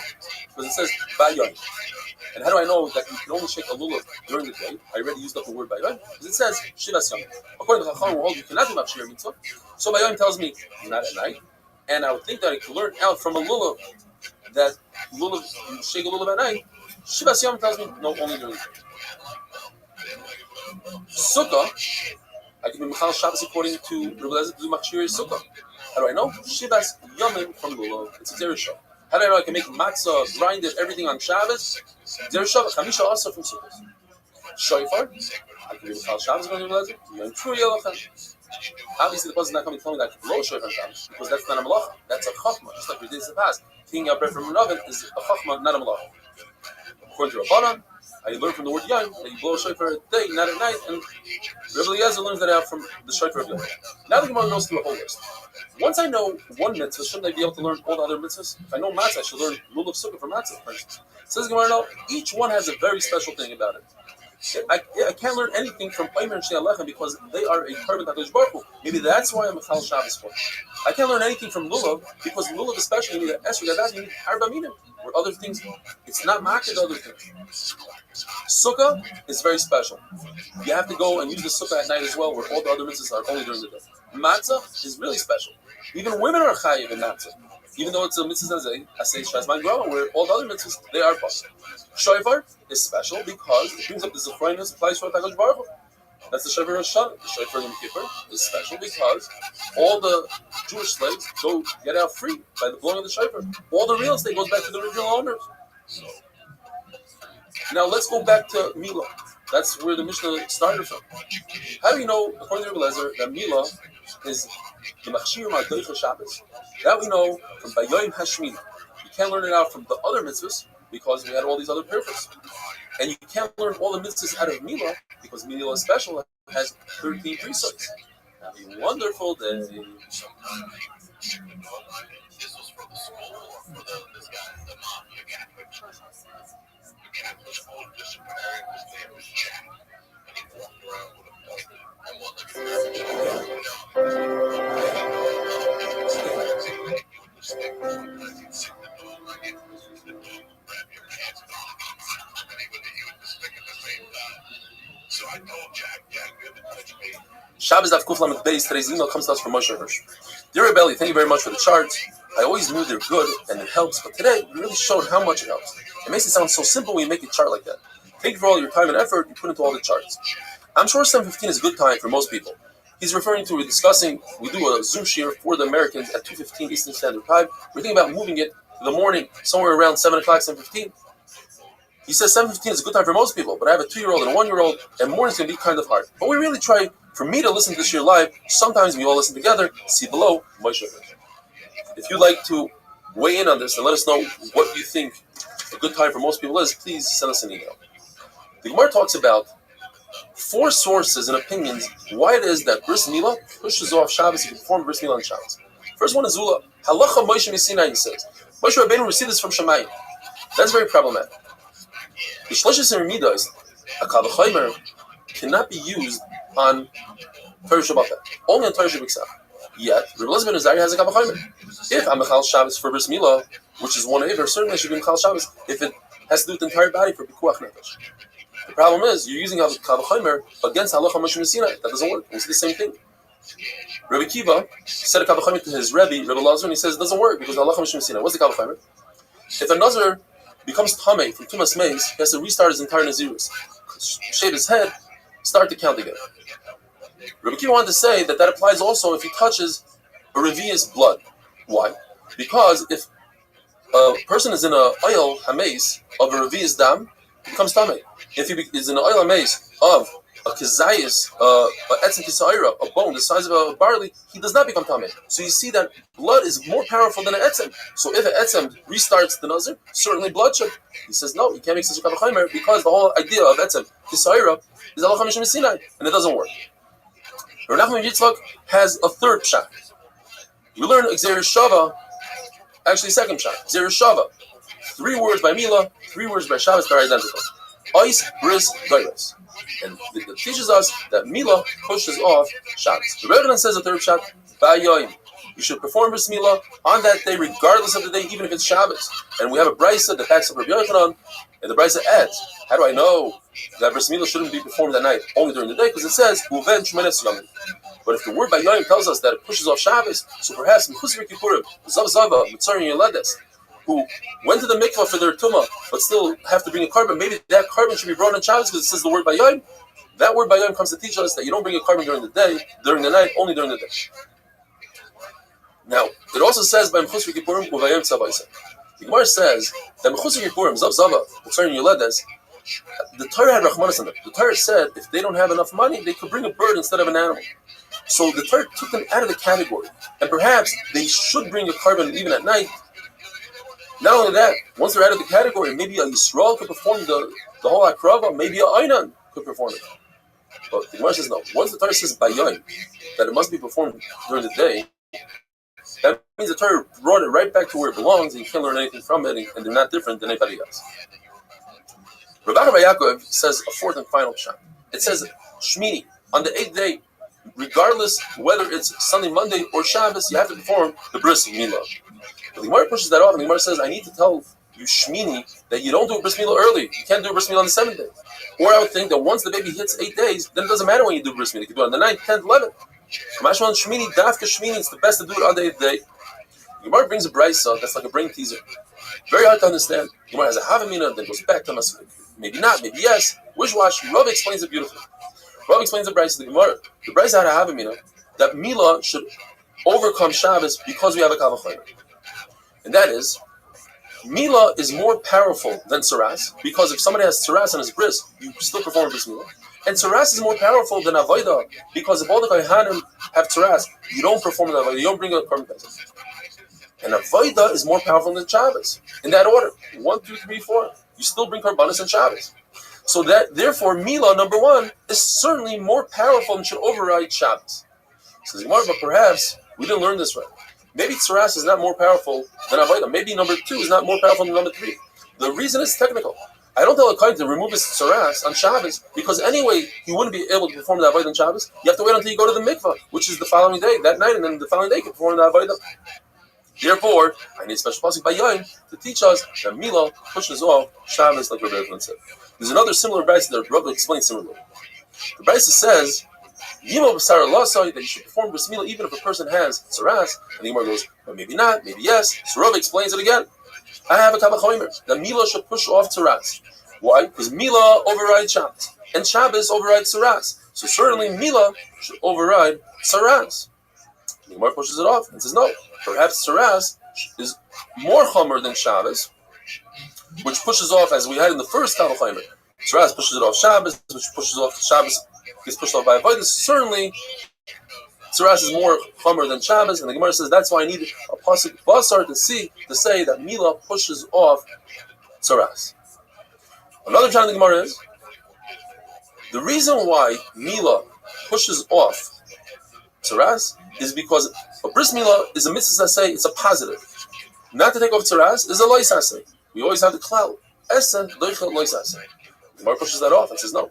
Tzaras is not only a lois asay, but it's also an asay. So one asay pushes off another asay, they wash each other out, and then you remain with the lois asay. And therefore, you shouldn't be able to do a bris milah where there's tzaras. And that's why I need the word basar. Abai says, it says the word basar that you perform bris milah and tzaras by a baby on its 8th day. Milah bismana. It also says a pasuk on a kid or someone that's more than 13 years old, on a gadol. The Torah warns him, if you don't do bris milah, you'll have kares. But how do I know a beinoni? A child that's from 9 days old all the way up to 13 years old. How do I know that bris milah pushes off tzaras? Says Abaya, it's a memetzino, tzad shava. Just like you see that these two, a katan and a gadol, both perform bris milah and pushes off tzaras, so too a beinoni. Rabbi says a different shot. Rabbi says the whole pasuk that tells us that you perform a bris milah with tzaras on a katan bismanoi is not necessary because I have a kavachomer. So once I have a kavachomer, this is imenoyin lekan. I have an extra pasuk, Neyu Inyan, for a completely different thing, which is a katan that's from 9 days old all the way to 13. And what is the kavachomer? You see that milah overrides Shabbos, and Shabbos overrides tzaras, so certainly milah should override tzaras. Well, you'll tell me that tzaras maybe is more powerful than Shabbos, because you see that tzaras pushes off avodah, which avodah pushes off Shabbos. But as we said before, it's not the pshat that tzaras is more powerful than Shabbos. It's just that if you take off the tzaras, the person still has to go to the mikvah, and he can't perform the avodah anyways. Well, I have a case, says the Gemara, where he doesn't have to go to the mikvah. What if it's a tzaras that's tar? It's a tzaras on the entire body. So the Gemara says, this that a asay pushes off a lois asay is only in a case where they happen simultaneously. Like when you do a bris milah and you're taking off the tzaras at the same second, or you're wearing tzitzis that have shatnez, wool tchelas, together with a beged that's linen. But over here, you want to take off the tzaras and only later perform the avodah. That doesn't happen. Have a wonderful day.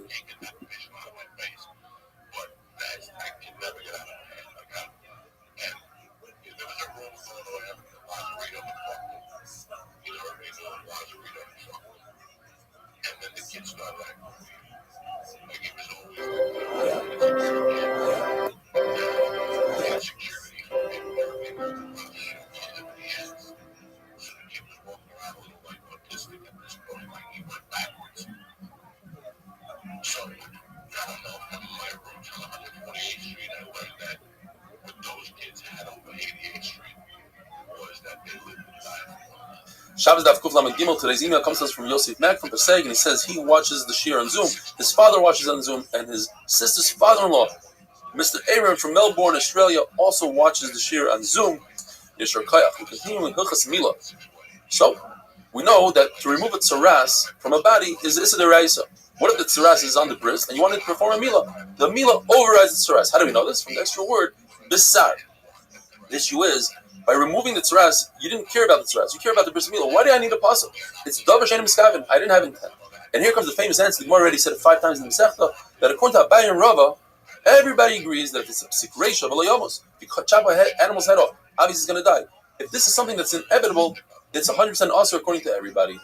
But Abaya had a havamina before Rabbi convinced him that Rabbi Shimon holds that even if it's psik reisha, it's mutter. According to that, why do I need the word besar? Says the Gemara, amazing. I need the pasuk to tell me in a case where a person says, I am performing a bris milah not for the mitzvah of milah, but rather to remove the tzaras. It's also mutter.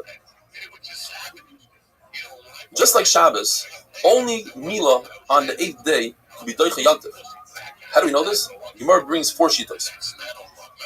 One shita is that just like a korban pesach which was shechted in the weekday, Erev Pesach, a weekday.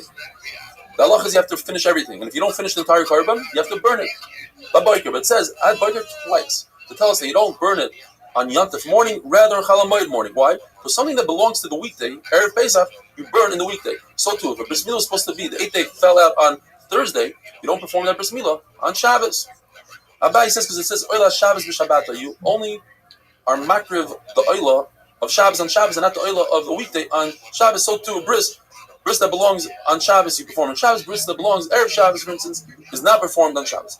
Rabbi says when it comes to Eichel Nefesh, we know that on Yantiv you could cook because the Torah says that you're allowed to eat Eichel Nefesh, but in that passage it says Hu levade yasel lachem. Those two words, Hu levade, come to teach us two things. First, Hu, only Eichel Nefesh, and not the machshir, not the preliminary. You can't create a pot to make Eichel Nefesh.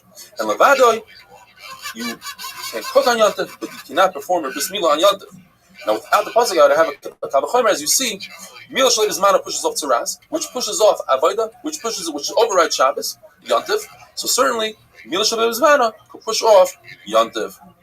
Rav Ashi says, very simple, Yantiv is an asay and a lois asay. Asay lois asay is stronger than the milah that's only an asay. But that's shlev zmana. Zmana, we have a pasuk by Yom that tells us that does push off Yantiv. We learned in the Mishnah that anything that you could do Erev Shabbos, you don't have a right to do it on Shabbos, according to Rabbi Kiva and Rav Paskins like Rabbi Kiva. And so too, Rav Paskins when it comes to Korban Pesach. Anything you could do Erev Pesach, in other words, Shlep the Korban Erev Shabbos, you could bring the Korban from out of the Tchum, you have no right to bring the Korban on Shabbos. You're allowed to shech the Korban on Shabbos because that's the only opportunity to shech it. Why does Rav have to say that looks like Rabbi Kiva in both cases? Because bris is very special, has 13 brises. I think it's only halacha by bris. Pesach, it says is hilchas kares, is chiyuv kares, so it's different than bris. Therefore, I have to say it by both. Says the Mishnah, when it comes to milah, you could be mechalel Shabbos on all the following malachas. The milah itself, you're allowed to cut the arla off. Priya is removing a very thin skin. Once you remove the arla, you expose the atara. It's called in English a corona. On there's a very thin layer of skin. The male takes it off with his finger, with his nail. You want to see a demonstration of it? I performed the demonstration in the live shir. Mitzitza, drawing the blood. And that's, as the Gemara explains, to remove the sakana from a baby. You're allowed to put a bandage, even though on Shabbos you can't put bandages with different kamein, which is cumin. This cumin has to be ground, otherwise it doesn't work. What if you didn't grind it before Shabbos? You could put it in your mouth and chew it. That's a shinoi, and you're allowed to do it on for the bris milah.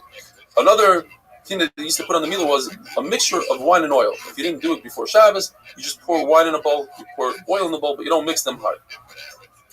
You're allowed to take a bandage and put it on the milah, but do not create a sleeve on Shabbos. What if you don't have a bandage? You're allowed to go to another chazer, wrap it around your finger, and bring it back in. Why does the Mishnah say kol tzarkei? Anything that's necessary for bris? It comes to include the halacha of tzitzin that are ma'akiv and not ma'akiv. By the priya, that thin skin, if you don't remove roiv, then it's not a milah. So even if the male walked away, he's allowed to come back and perform the rest of the milah because otherwise it's not a milah. But if you have tzitzin, small pieces of skin that are not ma'akiv, once he walks away, he should not come back to do it. You're not allowed to do that on Shabbos. Now, how do we know this halacha?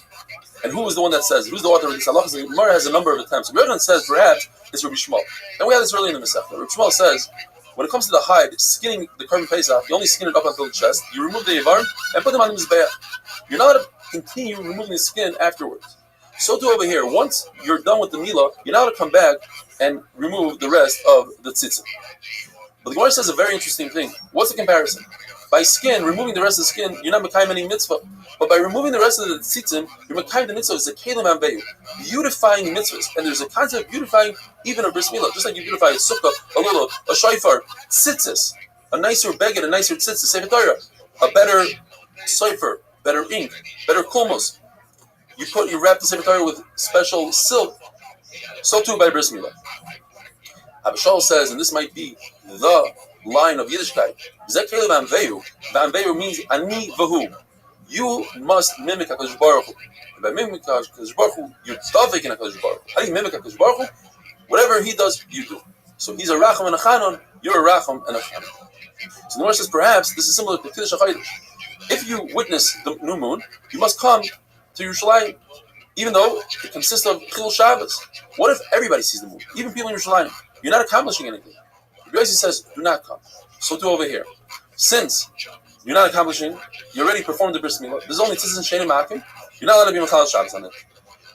The Gemara says, what's the connection? Over here, he started the mitzvah of milah. He was already mechal Shabbos. Let him at least finish. Over there, Kedusha Chodesh never started. So the Gemara says, perhaps it's similar to the halacha of the lechem hapanim of the Beis Hamikdash, which they switched the lechem hapanim every Shabbos. The way they did it is they brought 4 people in, 2 holding 2 stacks of 6 breads, 2 holding the bezichim, the spoons of frankincense, and the new bread would be pushed in as the old bread came out. It says in the pasuk comment. So one man says they literally have to touch each other. There can't be a split second where there's no bread in the shulchan. And Rabbi Yossi says no.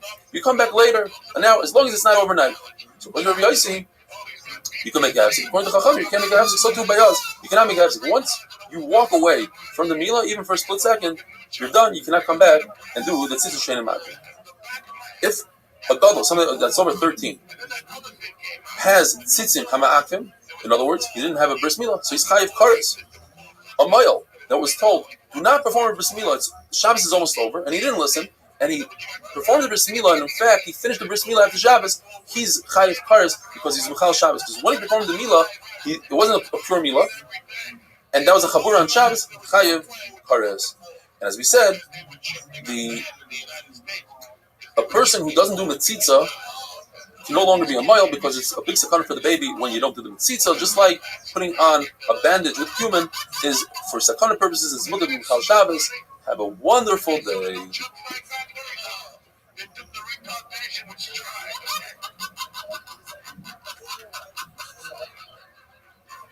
It's true.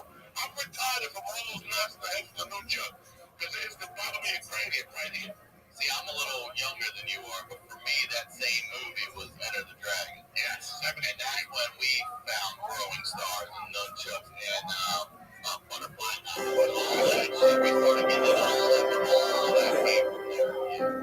So, alright, so wait, you started telling a story. So the commercial comes on for this during...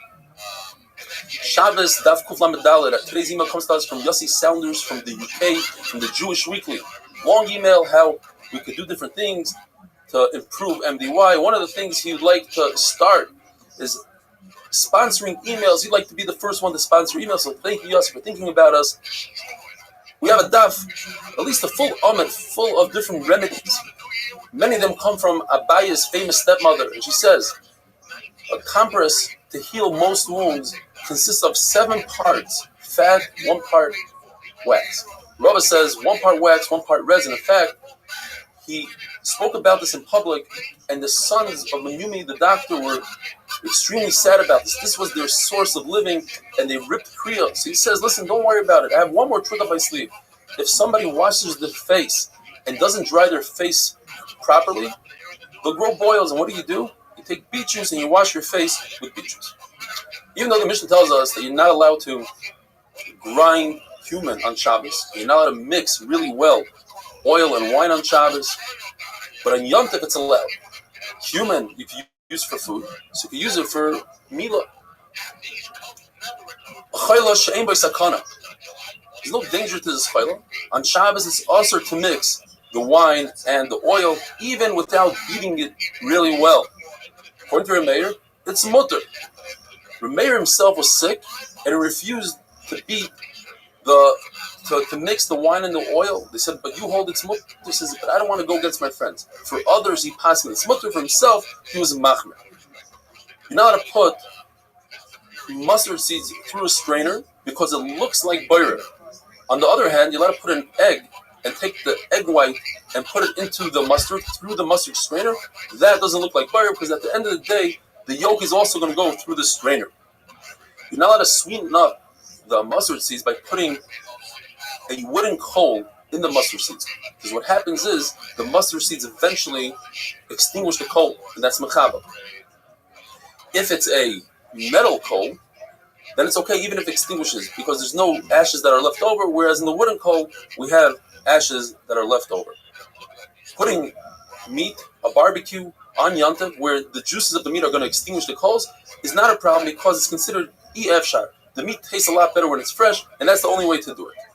To make cheese on Yom Tov, which is boina, would be also because you could do it before Yom Tov. In fact, cheese that's older, aged cheese, tastes better than the yeah. If you make it today, the cheese will taste okay, but not as good as it was done the day before. So that's considered efshar. It's possible, and therefore it's usher to do it on Yom Tov.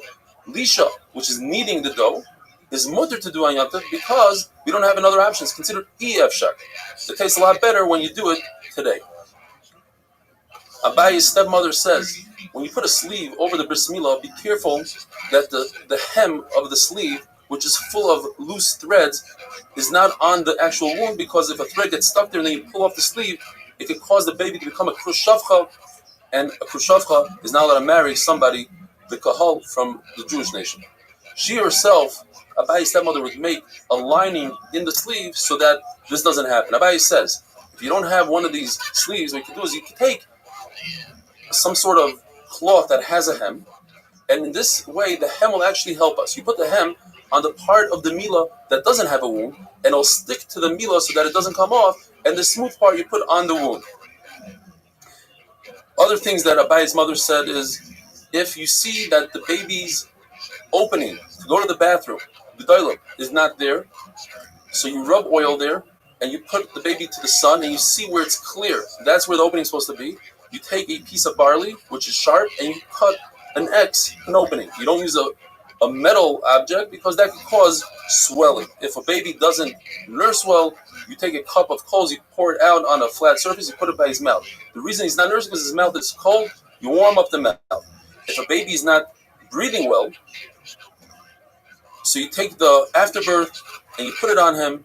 If the baby's really small, you take the small opening first, and then the larger part of the afterbirth comes second. In other words, to show that the baby's going to go from small to large.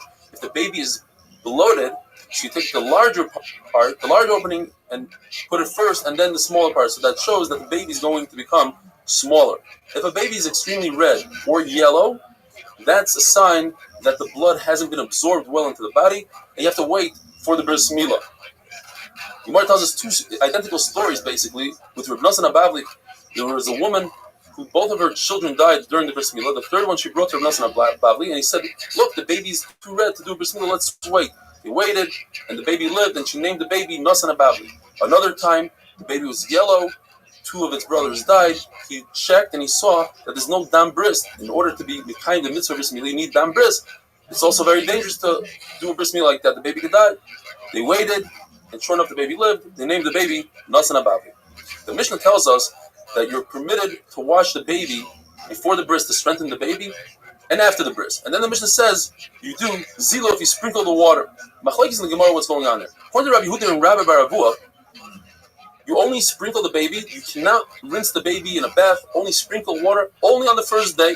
And Rabbi Ben Azariah argues and says you could wash the baby for 3 days, and we see this from Shechem, that they were in a lot of pain on the third day. You see that the third day is also a sakana. According to Rava, Tanakam hold in the first and second day you can wash the baby regularly. Only on the third day you have to sprinkle water. Rabbi Ben Azariah says even on the third day you could sprinkle water. You could wash the baby. There's a raya from the Brisa, like Rabbi Ben Azariah from Shechem, and the Brisa says that it's not a true raya from Shechem. And the Gemara explains because Shechem, they were older. But by a baby, perhaps, the baby heals quicker. Maybe by the third day, he's not considered in a sakana. There's a story where Rava paskin to someone that he can wash his baby on the first day, regular bath. And then he got sick. And he said, perhaps because I was mechuluk on Rabbi Yehuda and Rabbi Baravua, even though the Brisa says like Rava, but from the Mishnah, it seems like there's missing a word, af marchitzim, which sounds like the halach is like Rabbi Yehuda and Rabbi Baravua. Rabbi Elazar and Rabbi Yochanan Paskin that the halach is like Rabbi Elazar and Azariah. You're allowed to wash the baby, his entire body, all 3 days, even with water that was boiled on Shabbos because of the sakana. According to Rab, you're allowed to put oil and wine mixture on a wound on Shabbos. It's not considered shchikas hamamanim. According to Shmuel, it's considered shchikas hamamanim. So you put it above the wound and it drips into the wound. And there's a brisa that says like Shmuel. This that you're not allowed to put the oil and wine mixture on a bandage, even if the bandage is on the body, off the body, is because of the chashash that you're going to squeeze and you'll be over on schita. Rags that are new, in other words, they've never been on a wound before, they are also to put on Shabbos because they have a power of healing, But if they were already put on a wound, it's mutter to put on Shabbos. Have a wonderful day. I smacked her or whatever. It's like I was crazy. And she went to push me, but she's going to fuck you. So,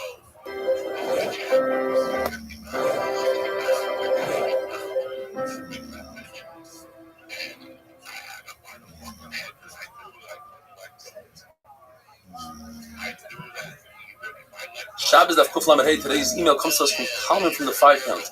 He says he had a transformation with your dad being the driving force behind my transformation, together with my Rabbi Blumenstein.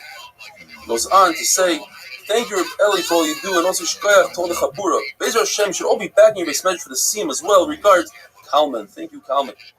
We're discussing what kind of bris milah pushes off Shabbos. The Mishnah tells us, Safek Milah. The pasuk which tells us that you could push off Shabbos for bris milah is from the word uvayoy. But that same pasuk all the way at the end says arla soy. It has to be a definite arla. So therefore, a baby that was born bein hashmashos either on Friday or on Shabbos, since it's not definite what day it is, that Shabbos is not pushed off for bris milah. If a baby was born with a bris, and we're going to go into it, that's also a suffix which doesn't push off Shabbos. Androgynos has zachrus and akvos. Suffix, it doesn't push off Shabbos. And finally, we know that halacha, if a baby in the time of the Gemara was born in the 8th month, it's not viable, it's actually muktzah on Shabbos, you can't even touch it. The mother can only nurse it if she's b'tzar or she's b'sakana. So if we have a suffix, whether that baby was born in the 7th month, the end of the 7th, or in the 8th month, we don't know if that baby is viable, and therefore that baby's milah doesn't push off Shabbos. Androgynos, according to Rabbi Yehuda, is chayiv in a bris milah, and since it's chayiv in bris milah, it pushes off Shabbos, and if it doesn't perform in bris milah, he's chayiv kares. Rabbi Machlokes here, what happens to a baby that was born with a bris milah? According to the Tanna Kama, if a baby was born with a bris milah, according to Bishamai, you have to do hatavas dam, you have to let out some blood, that's part of the milah, because Bishamai is concerned perhaps there is an arla here, just it's kavush, it blends in and you don't see it. They still say we don't have to be concerned, and Rav Paskins like this Tanna Kama. But if Shimon Elazar comes and says no, according to everybody, if a baby was born with a milah, you don't have to do hatavas dam. Where's the machlokes? Only in a case where a ger comes to us with a ready-made bris.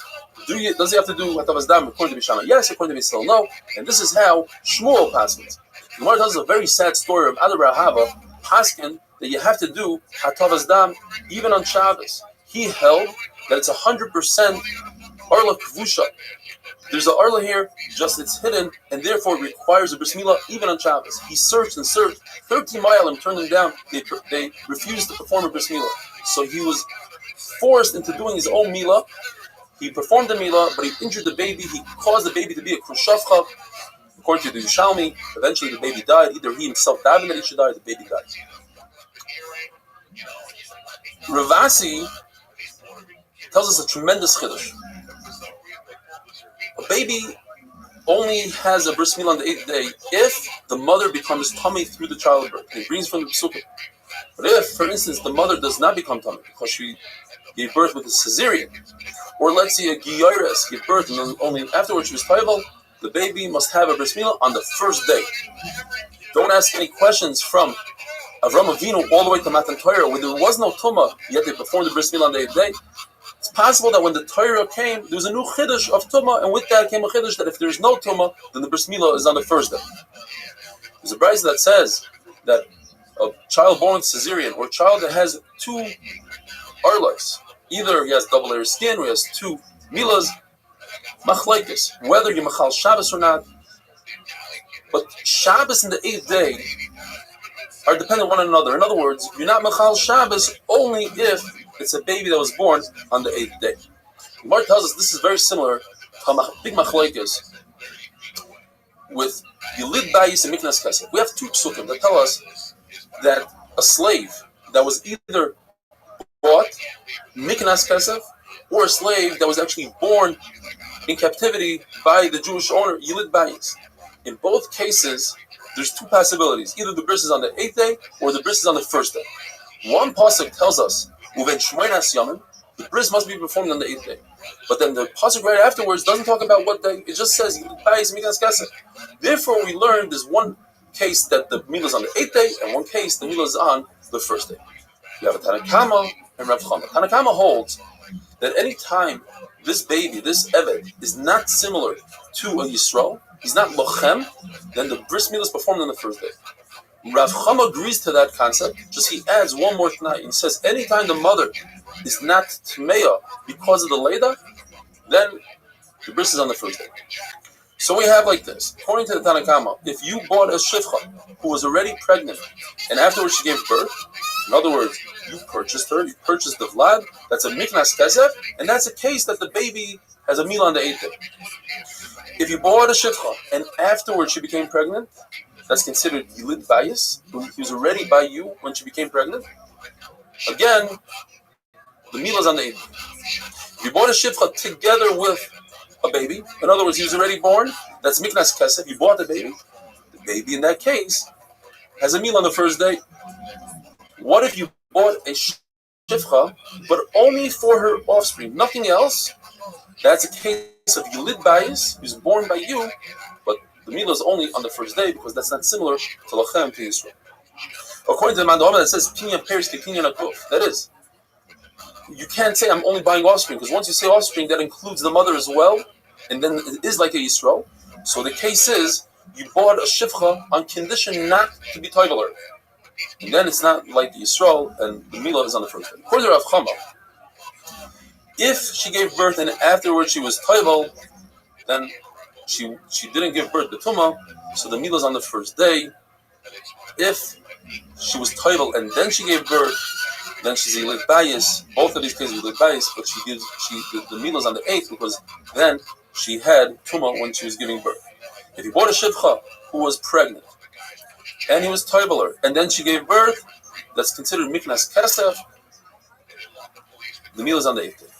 Finally, if he bought a Shivcha only for her offspring, that's Miknas Kesef, which is only the Milah is on the 1st day because he doesn't have a part of the mother, and therefore it's not similar to Lachem. Have a wonderful day.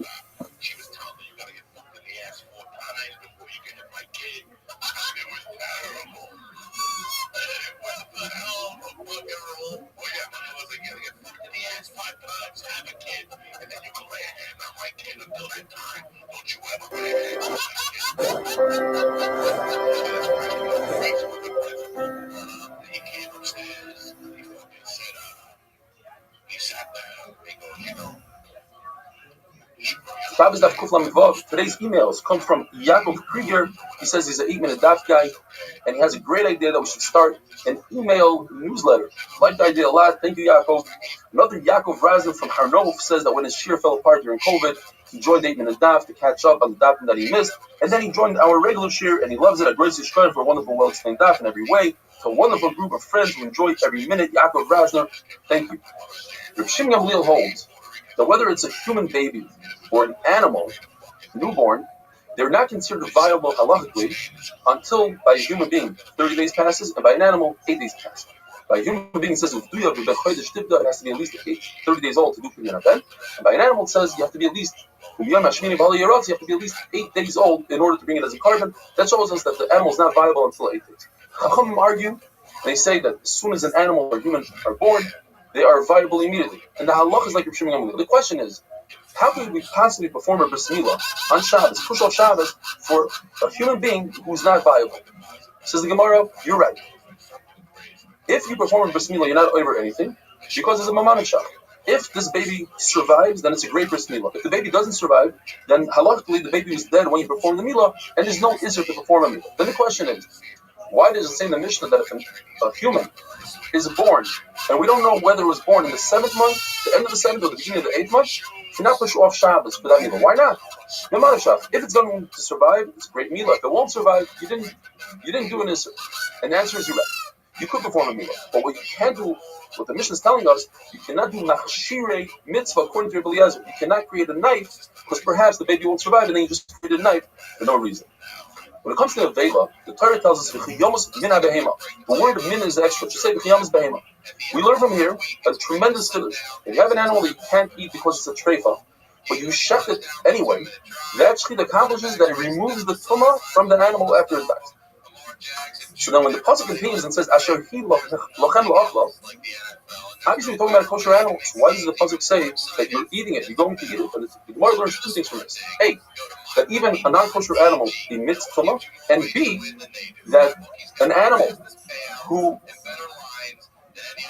who is 8 days old, who doesn't have 8 days, the shechita is not nekayr. According to Rabbi Shimon or Rabbi Yehuda, the shechita does accomplish, even though you shouldn't be checking it, it's not viable according to Rabbi Shimon.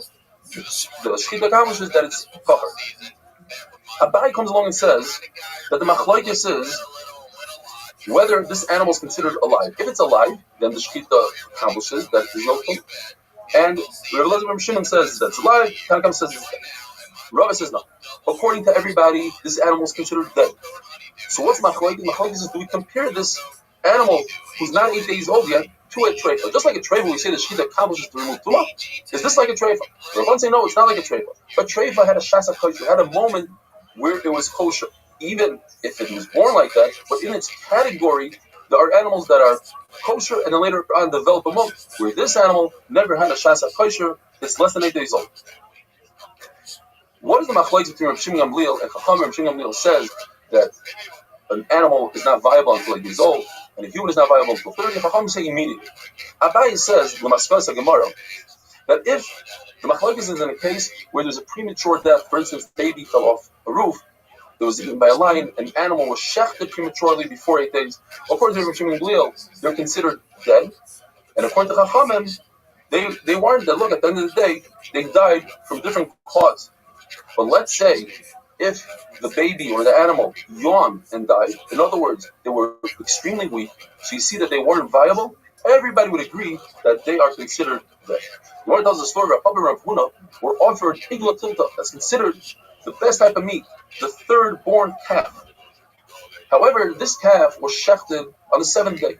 They didn't wait till the 8th day, and they refused to eat it because they hold like Rabbi Shimon Gamliel. That's the halacha, that before 8 days, it's not viable, and you shouldn't eat it.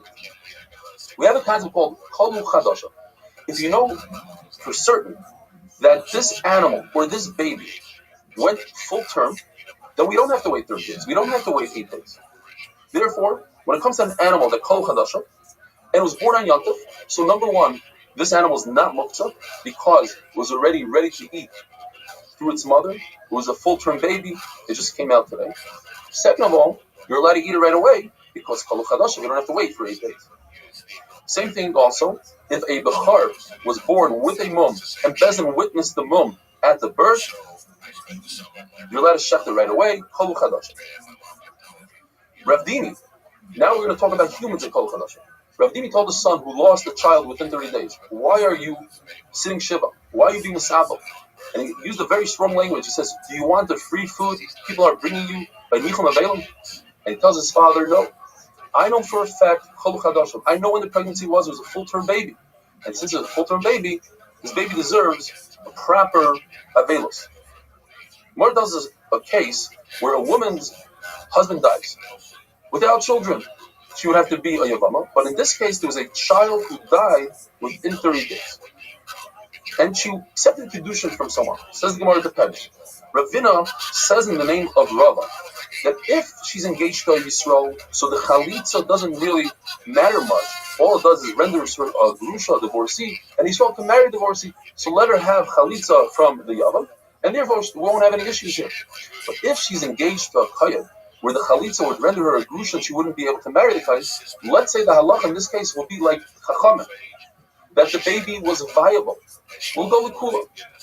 Comes Rav Shrebia in the name of Rabbi and says that's impossible. Since the halacha is like Rav Shimon Gamliel, a newborn less than 30 days old is never viable. So it doesn't matter whether she's engaged to Yisrael or to a kayan. In both cases, she require chalitza, and she won't be able to marry that kayan. Says Ravina, you're right. That's what Rabbi said at night. But in the daytime, he retracted it. Says Rav Shrebia, what, you're going to allow her to marry the kayan without chalitza? You're allowing a yavama to marry? If so, you might as well go ahead and allow all the treifas in the world, all the chaylev. Rabbi Yehuda, we learned in the Mishnah, holds that when it comes to an androgynous, someone who has zachrus and nachrus, both, you perform a milah on Shabbos, it's doicha Shabbos. It's only a halacha by Mila that Rabbi Yehuda holds that he has, or this person has a halacha of a zachar, which requires Mila, because the pasuk says, "Kima lochem kol zachar," all zachar, including this androgynous. But by other halachas, for instance, if somebody points at an androgynous and says, "Er koyalai," I want whatever value he is, I want to bring to the Beis Hamikdash. He doesn't have a value, not of a zachar, not of a nekeva. This is Rabbi Yehuda in Safra. Stam Safra is according to Rabbi Yehuda. And finally, the halacha is that androgynous cannot make the ingredients of the mechatos of a para aduma because he has a halacha of an akeva, not of a zachar. Have a wonderful day.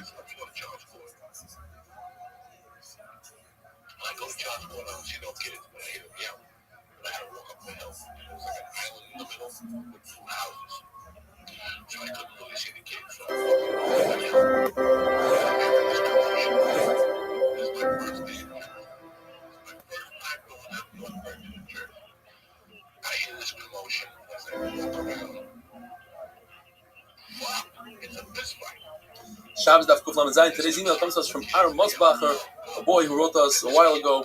He had many surgeries, he's only 13 years old. He says, just wanted to share my good news that I finished brachas. Be'ezer Hashem, I'm looking forward to starting Eruvin with you. Thanks again for the great and enjoyable shiurim. Mazel Tov, Aaron Mosbacher. Talking about Eruvin, we are gearing up for one-of-a-kind Zoom Siyum, which is going to include 40 different locations, Be'ezer Hashem, throughout the world and many different continents. If you'd like to be part of it, joining or hosting, please drop us an email at dafterama@gmail.com. Brand new Mishnah, very, very interesting sugya. The Mishnah tells us about two cases. A person had a set of boy twins. One was born on Friday, and one was born on Shabbos. And by mistake, he did the bris milah for the one from Friday on Shabbos. Not that big of a problem because the baby has to have a bris milah. The problem is that he performed the bris milah on a baby on the wrong day, on the 9th day, and that's also to do on Shabbos. There is a whole Shabbos, but there is a mitzvah of bris. The second case is twin boys. One was born on Shabbos and one was born on Sunday. And by mistake, he took the boy who was born on Sunday and gave him a bris milah on Shabbos. Now he wasn't even mekayim the mitzvah of bris because it's a day early.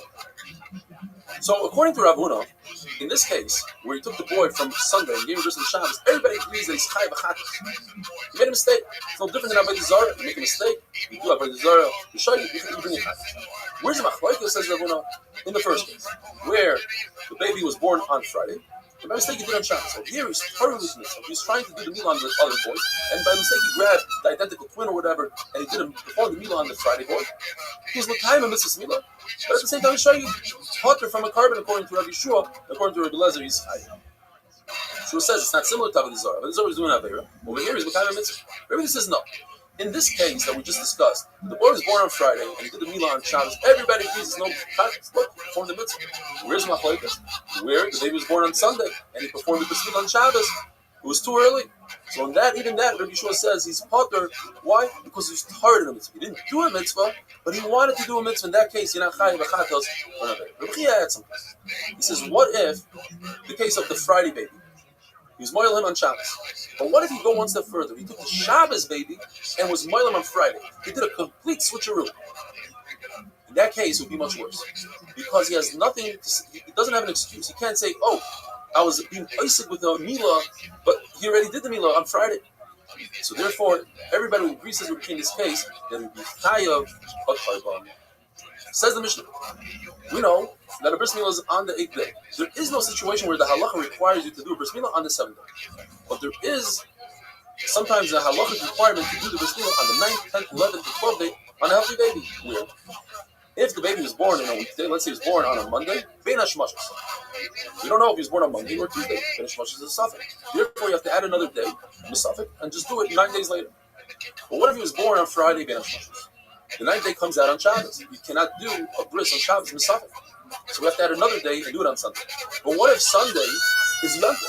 So you have to add another day. That's already 11. But what if it's a 2-day Yom Tov? So it's a Shabbat. So now you have to go all the way to Tuesday. 12-day wait.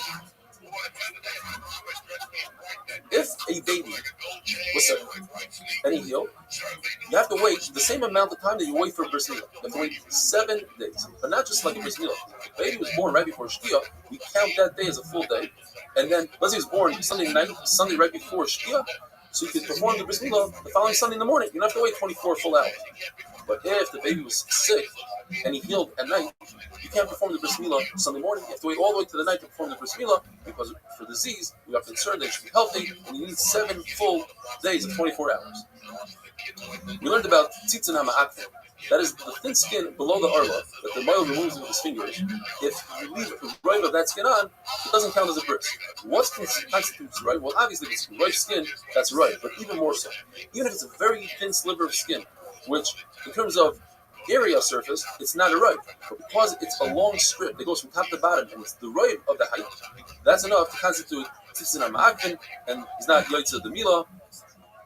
If after the milah, this child looks as if he didn't have a bris, even though he does have a bris, because of marasayini, you have to perform the bris again. If this child is very heavy, has a lot of skin, says Shmuel, that depends. If he looks as if he has a bris milah when he has kishui, then you don't have to give him another bris, and if not, you have to give him another bris. Rabbi Shimon Gamliel seems like to say the same halacha, but there's one after Rabbi Shimon Gamliel says, if he doesn't look like he has a bris, doesn't look like it when he has a kishui, then you have to give him a milah. Therefore, what if he looks and doesn't look? 50-50. In that case, you don't have to give him a bris, but according to Shmuel, you would have to give him a bris. What other brachas? The Mayel says, the father of the kid says, everybody standing around says, the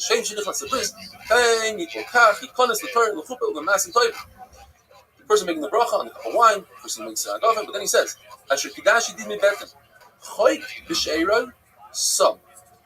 he engraved into our skin, into our flesh, a bris. You can never get rid of it. We have a mitzvah to read this. It's a chasam ba'ois bris kodesh, and future generations, the shvatim, our generations, all have a bris kodesh.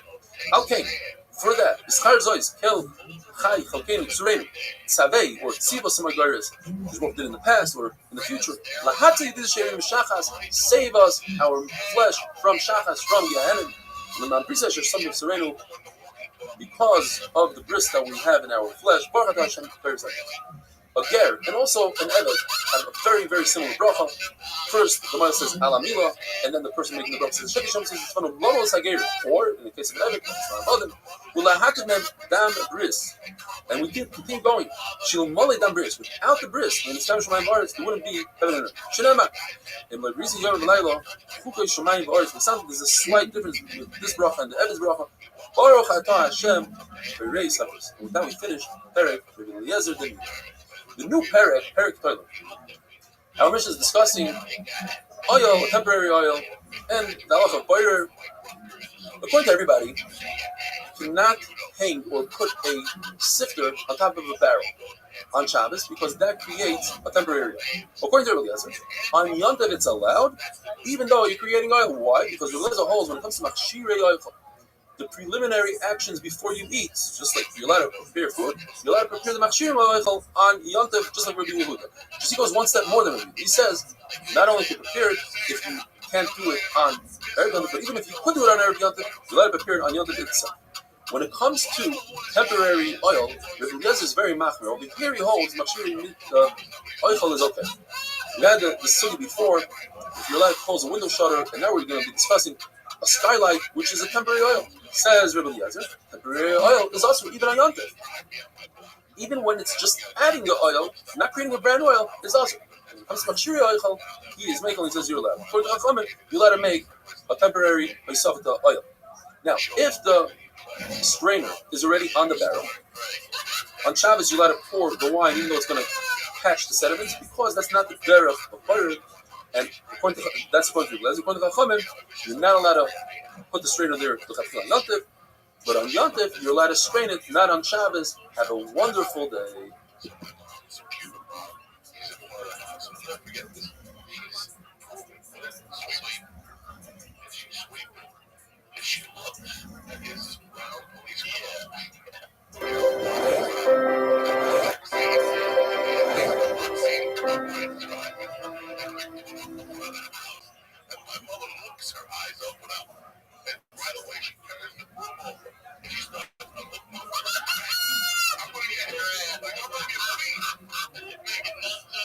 Shabbos Daf Kuf Lameches. Today's email comes to us from Warren Carlos. He did an extreme act of chesed by adopting a Jewish baby from a non-Jewish home. The non-Jews refused to allow him to do bris milah. Eventually, when the kid was 2 years old, they performed the bris milah, and it came out, the bris happened exactly when the baby was 2 years and 8 days old, which falls out on today on Rosh Chodesh Av. And the Zohar says, because of this great mitzvah that they did, they were Zohar to eat wine and meat on Rosh Chodesh Av, thanks to Warren Harris. If a person went ahead and put a sifter over a kli, a sifter that sifts out the sediment from the wine, according to Rav Yosef, it's Isser Raisa, he's boina, he's making oil arak, and according to Rabbi, it's only Isser the Rabbanon, moved in the chayil. He's doing something that we do in the weekdays, which can lead to the Raisa. The Gemara tells us Abaya took all the different brises that talk about oil arak and he put them together. He made 3 categories: the category of complete Isser the Raisa, Isser the Rabbanon, and Mutter. He says a good, which is a portable refrigerator, you tie it on 4 different poles, and it allows air to pass underneath it and cool off the liquids. Or this sifter that we were just discussing, and a canopy bed that has a tevach all the way to the top, and a chair that comes apart. Now the chair is different than an oil. The chair, the concern is you're going to put it together on Shabbos, and it's makim v'patish. He says all these things to put together is pater avalas, in other words, asim d'rabban. If you make a permanent tent, that's Isser D'Oraisa. If you take a folding chair, you open it up, or an asla, which is a portable toilet that has a hole in the center, that's mutter l'chatchila. What happens if you go ahead and you filter wine on Shabbos with this sifter? You let the sediment stay on top. According to Rav Tahani, you chayav achatos. Says Rav Sheshes, that makes no sense. How could you be chayav achatos and say that Rabbi Eliezer says it's mutter l'chatchila? To go from one side to the other, it's impossible. In fact, the Rabbi Eliezer says a similar thing by Gishel Zav. That's a decorative piece that a woman wears that depicts Yerushalayim. Rabbi Eliezer says 100% mutter, where Ramesh says 100% asur. So you see that he does argue from side to side. He says the Gemara, that's different because there's a middle sheet. The Chachamim will say that's Isser Rabbanon. He was referring to Chachamim. What are agents supposed to tell the person who's about to pour the wine and sift it on Shabbos? What is he about to be over? Rabbi Zera says he's over on Meraki, sifting. Rabbi says that he's over on Meraki, but you could also warn him about boira. Because at the end of the day, the sediment stays on top. Rabbi Baruch says that if you have a talus that's spread on top of 4 poles, and you create walls with it, so you have a roof and walls, that's also with the Rabbanon for oil arak. He also says that if you have a bed, you have, as you see in red, a string, a rope they could grab and pull the oil on. That's mutter l'chatchila. It's meant to be open and closed. You see, Rav was matter that, and this is what they did in Rav Huna's house. They took it apart. It's fine. Rav says there's a type of bed called karminoi. It comes apart, similar to the chair that we discussed. Since it comes apart, you can't put it back together on Shabbos. That's makim v'patish. Our bed that's up against the wall, and you put it down at night. So you're creating oil when you put it down. Mutter l'chatchila. A canopy that has a tefach on its roof, that's also to put together. Rabbi says you're allowed to hang a curtain on Shabbos. The whole Isser of oil arak is to make a rooftop, not a wall. As it points out, a wall that's a matter or something, like matter sukkah, that would be awesome. Says the Gemara, kilos chasanim, and that is a canopy for chasanim that there's 2 vertical poles and 1 pole connecting the 2 vertical poles, and you put a fabric on it like a triangle. It's mutter on 4 conditions: that the roof is not a tefach wide, and second condition, as you go down within 3 tefachim from the top, it can't be a tefach either because that's lavish. You go all the way down to the bottom. Each side, since this manona holds that this vertical wall is actually on a slant and therefore it's considered a horizontal roof, it cannot have a tefach from the end to the center pole. In other words, we're dealing with a very narrow bed that's only 2 tefachim wide. Who uses such a bed? Says Rashi is for decorative purposes. Other places Rashi says you take a bunch of these together, let's say 4 or 5 of them, now you have 8, 10 tefachim, now it's a normal bed. And finally, the 4th night is that the fabric, when it comes down, it shouldn't go below the bed 1 tefach. A bed, a hat, a black felt hat, let's say.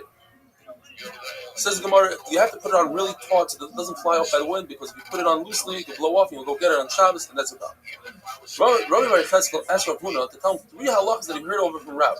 2 in Hilchos Shabbos and 1 in Nagati. So he said, Rav said when it comes to good, to this portable refrigerator that you hang taut, If one person does it, it's awesome because he's going to make it taut, and that's awesome. Two people, they know how to get around and not making it taut. It says Abaya. When it comes to Kilos Chasanim, even if 10 people make it, one guy is going to pull here and there, and it's going to be taut, and that's awesome. The second halacha Rab said is when it comes to an oven that has 4 legs, Tanakama says if one leg is missing, the oven remains an oven, and therefore it's muktzah, but you're allowed to move muktzah l'tzarech mekayma. Rab says no. Even one leg missing is also to touch because you might put it in properly. And in Agadito, Rav says, eventually Torah is going to be forgotten from Klal Yisrael, talking about Golos and Tisha B'Av. It says in the pasuk, there's going to be an extraordinary makkah. And what is that? That's the forget Torah later. Shimon Bar says no. Klal Yisrael is never going to forget Torah. What's going to happen is they're not going to have a Mishnah Berurah. It's not going to be clear. There's always going to be machlokes. When Klal Yisrael went to Rabbi Yavna, they learned the pasuk Lo Yirav L'Otzam Elamai. Klal Yisrael is not going to be hungry and thirsty for bread and water. Rather, they're going to be thirsty. The Bar Hashem to hear Hashem. Now it says no. You should do Levakish Bar Hashem. Klal Yisrael is going to forget halacha. Is going to forget the kates when Mashiach is coming, and you're not going to have the ru anymore.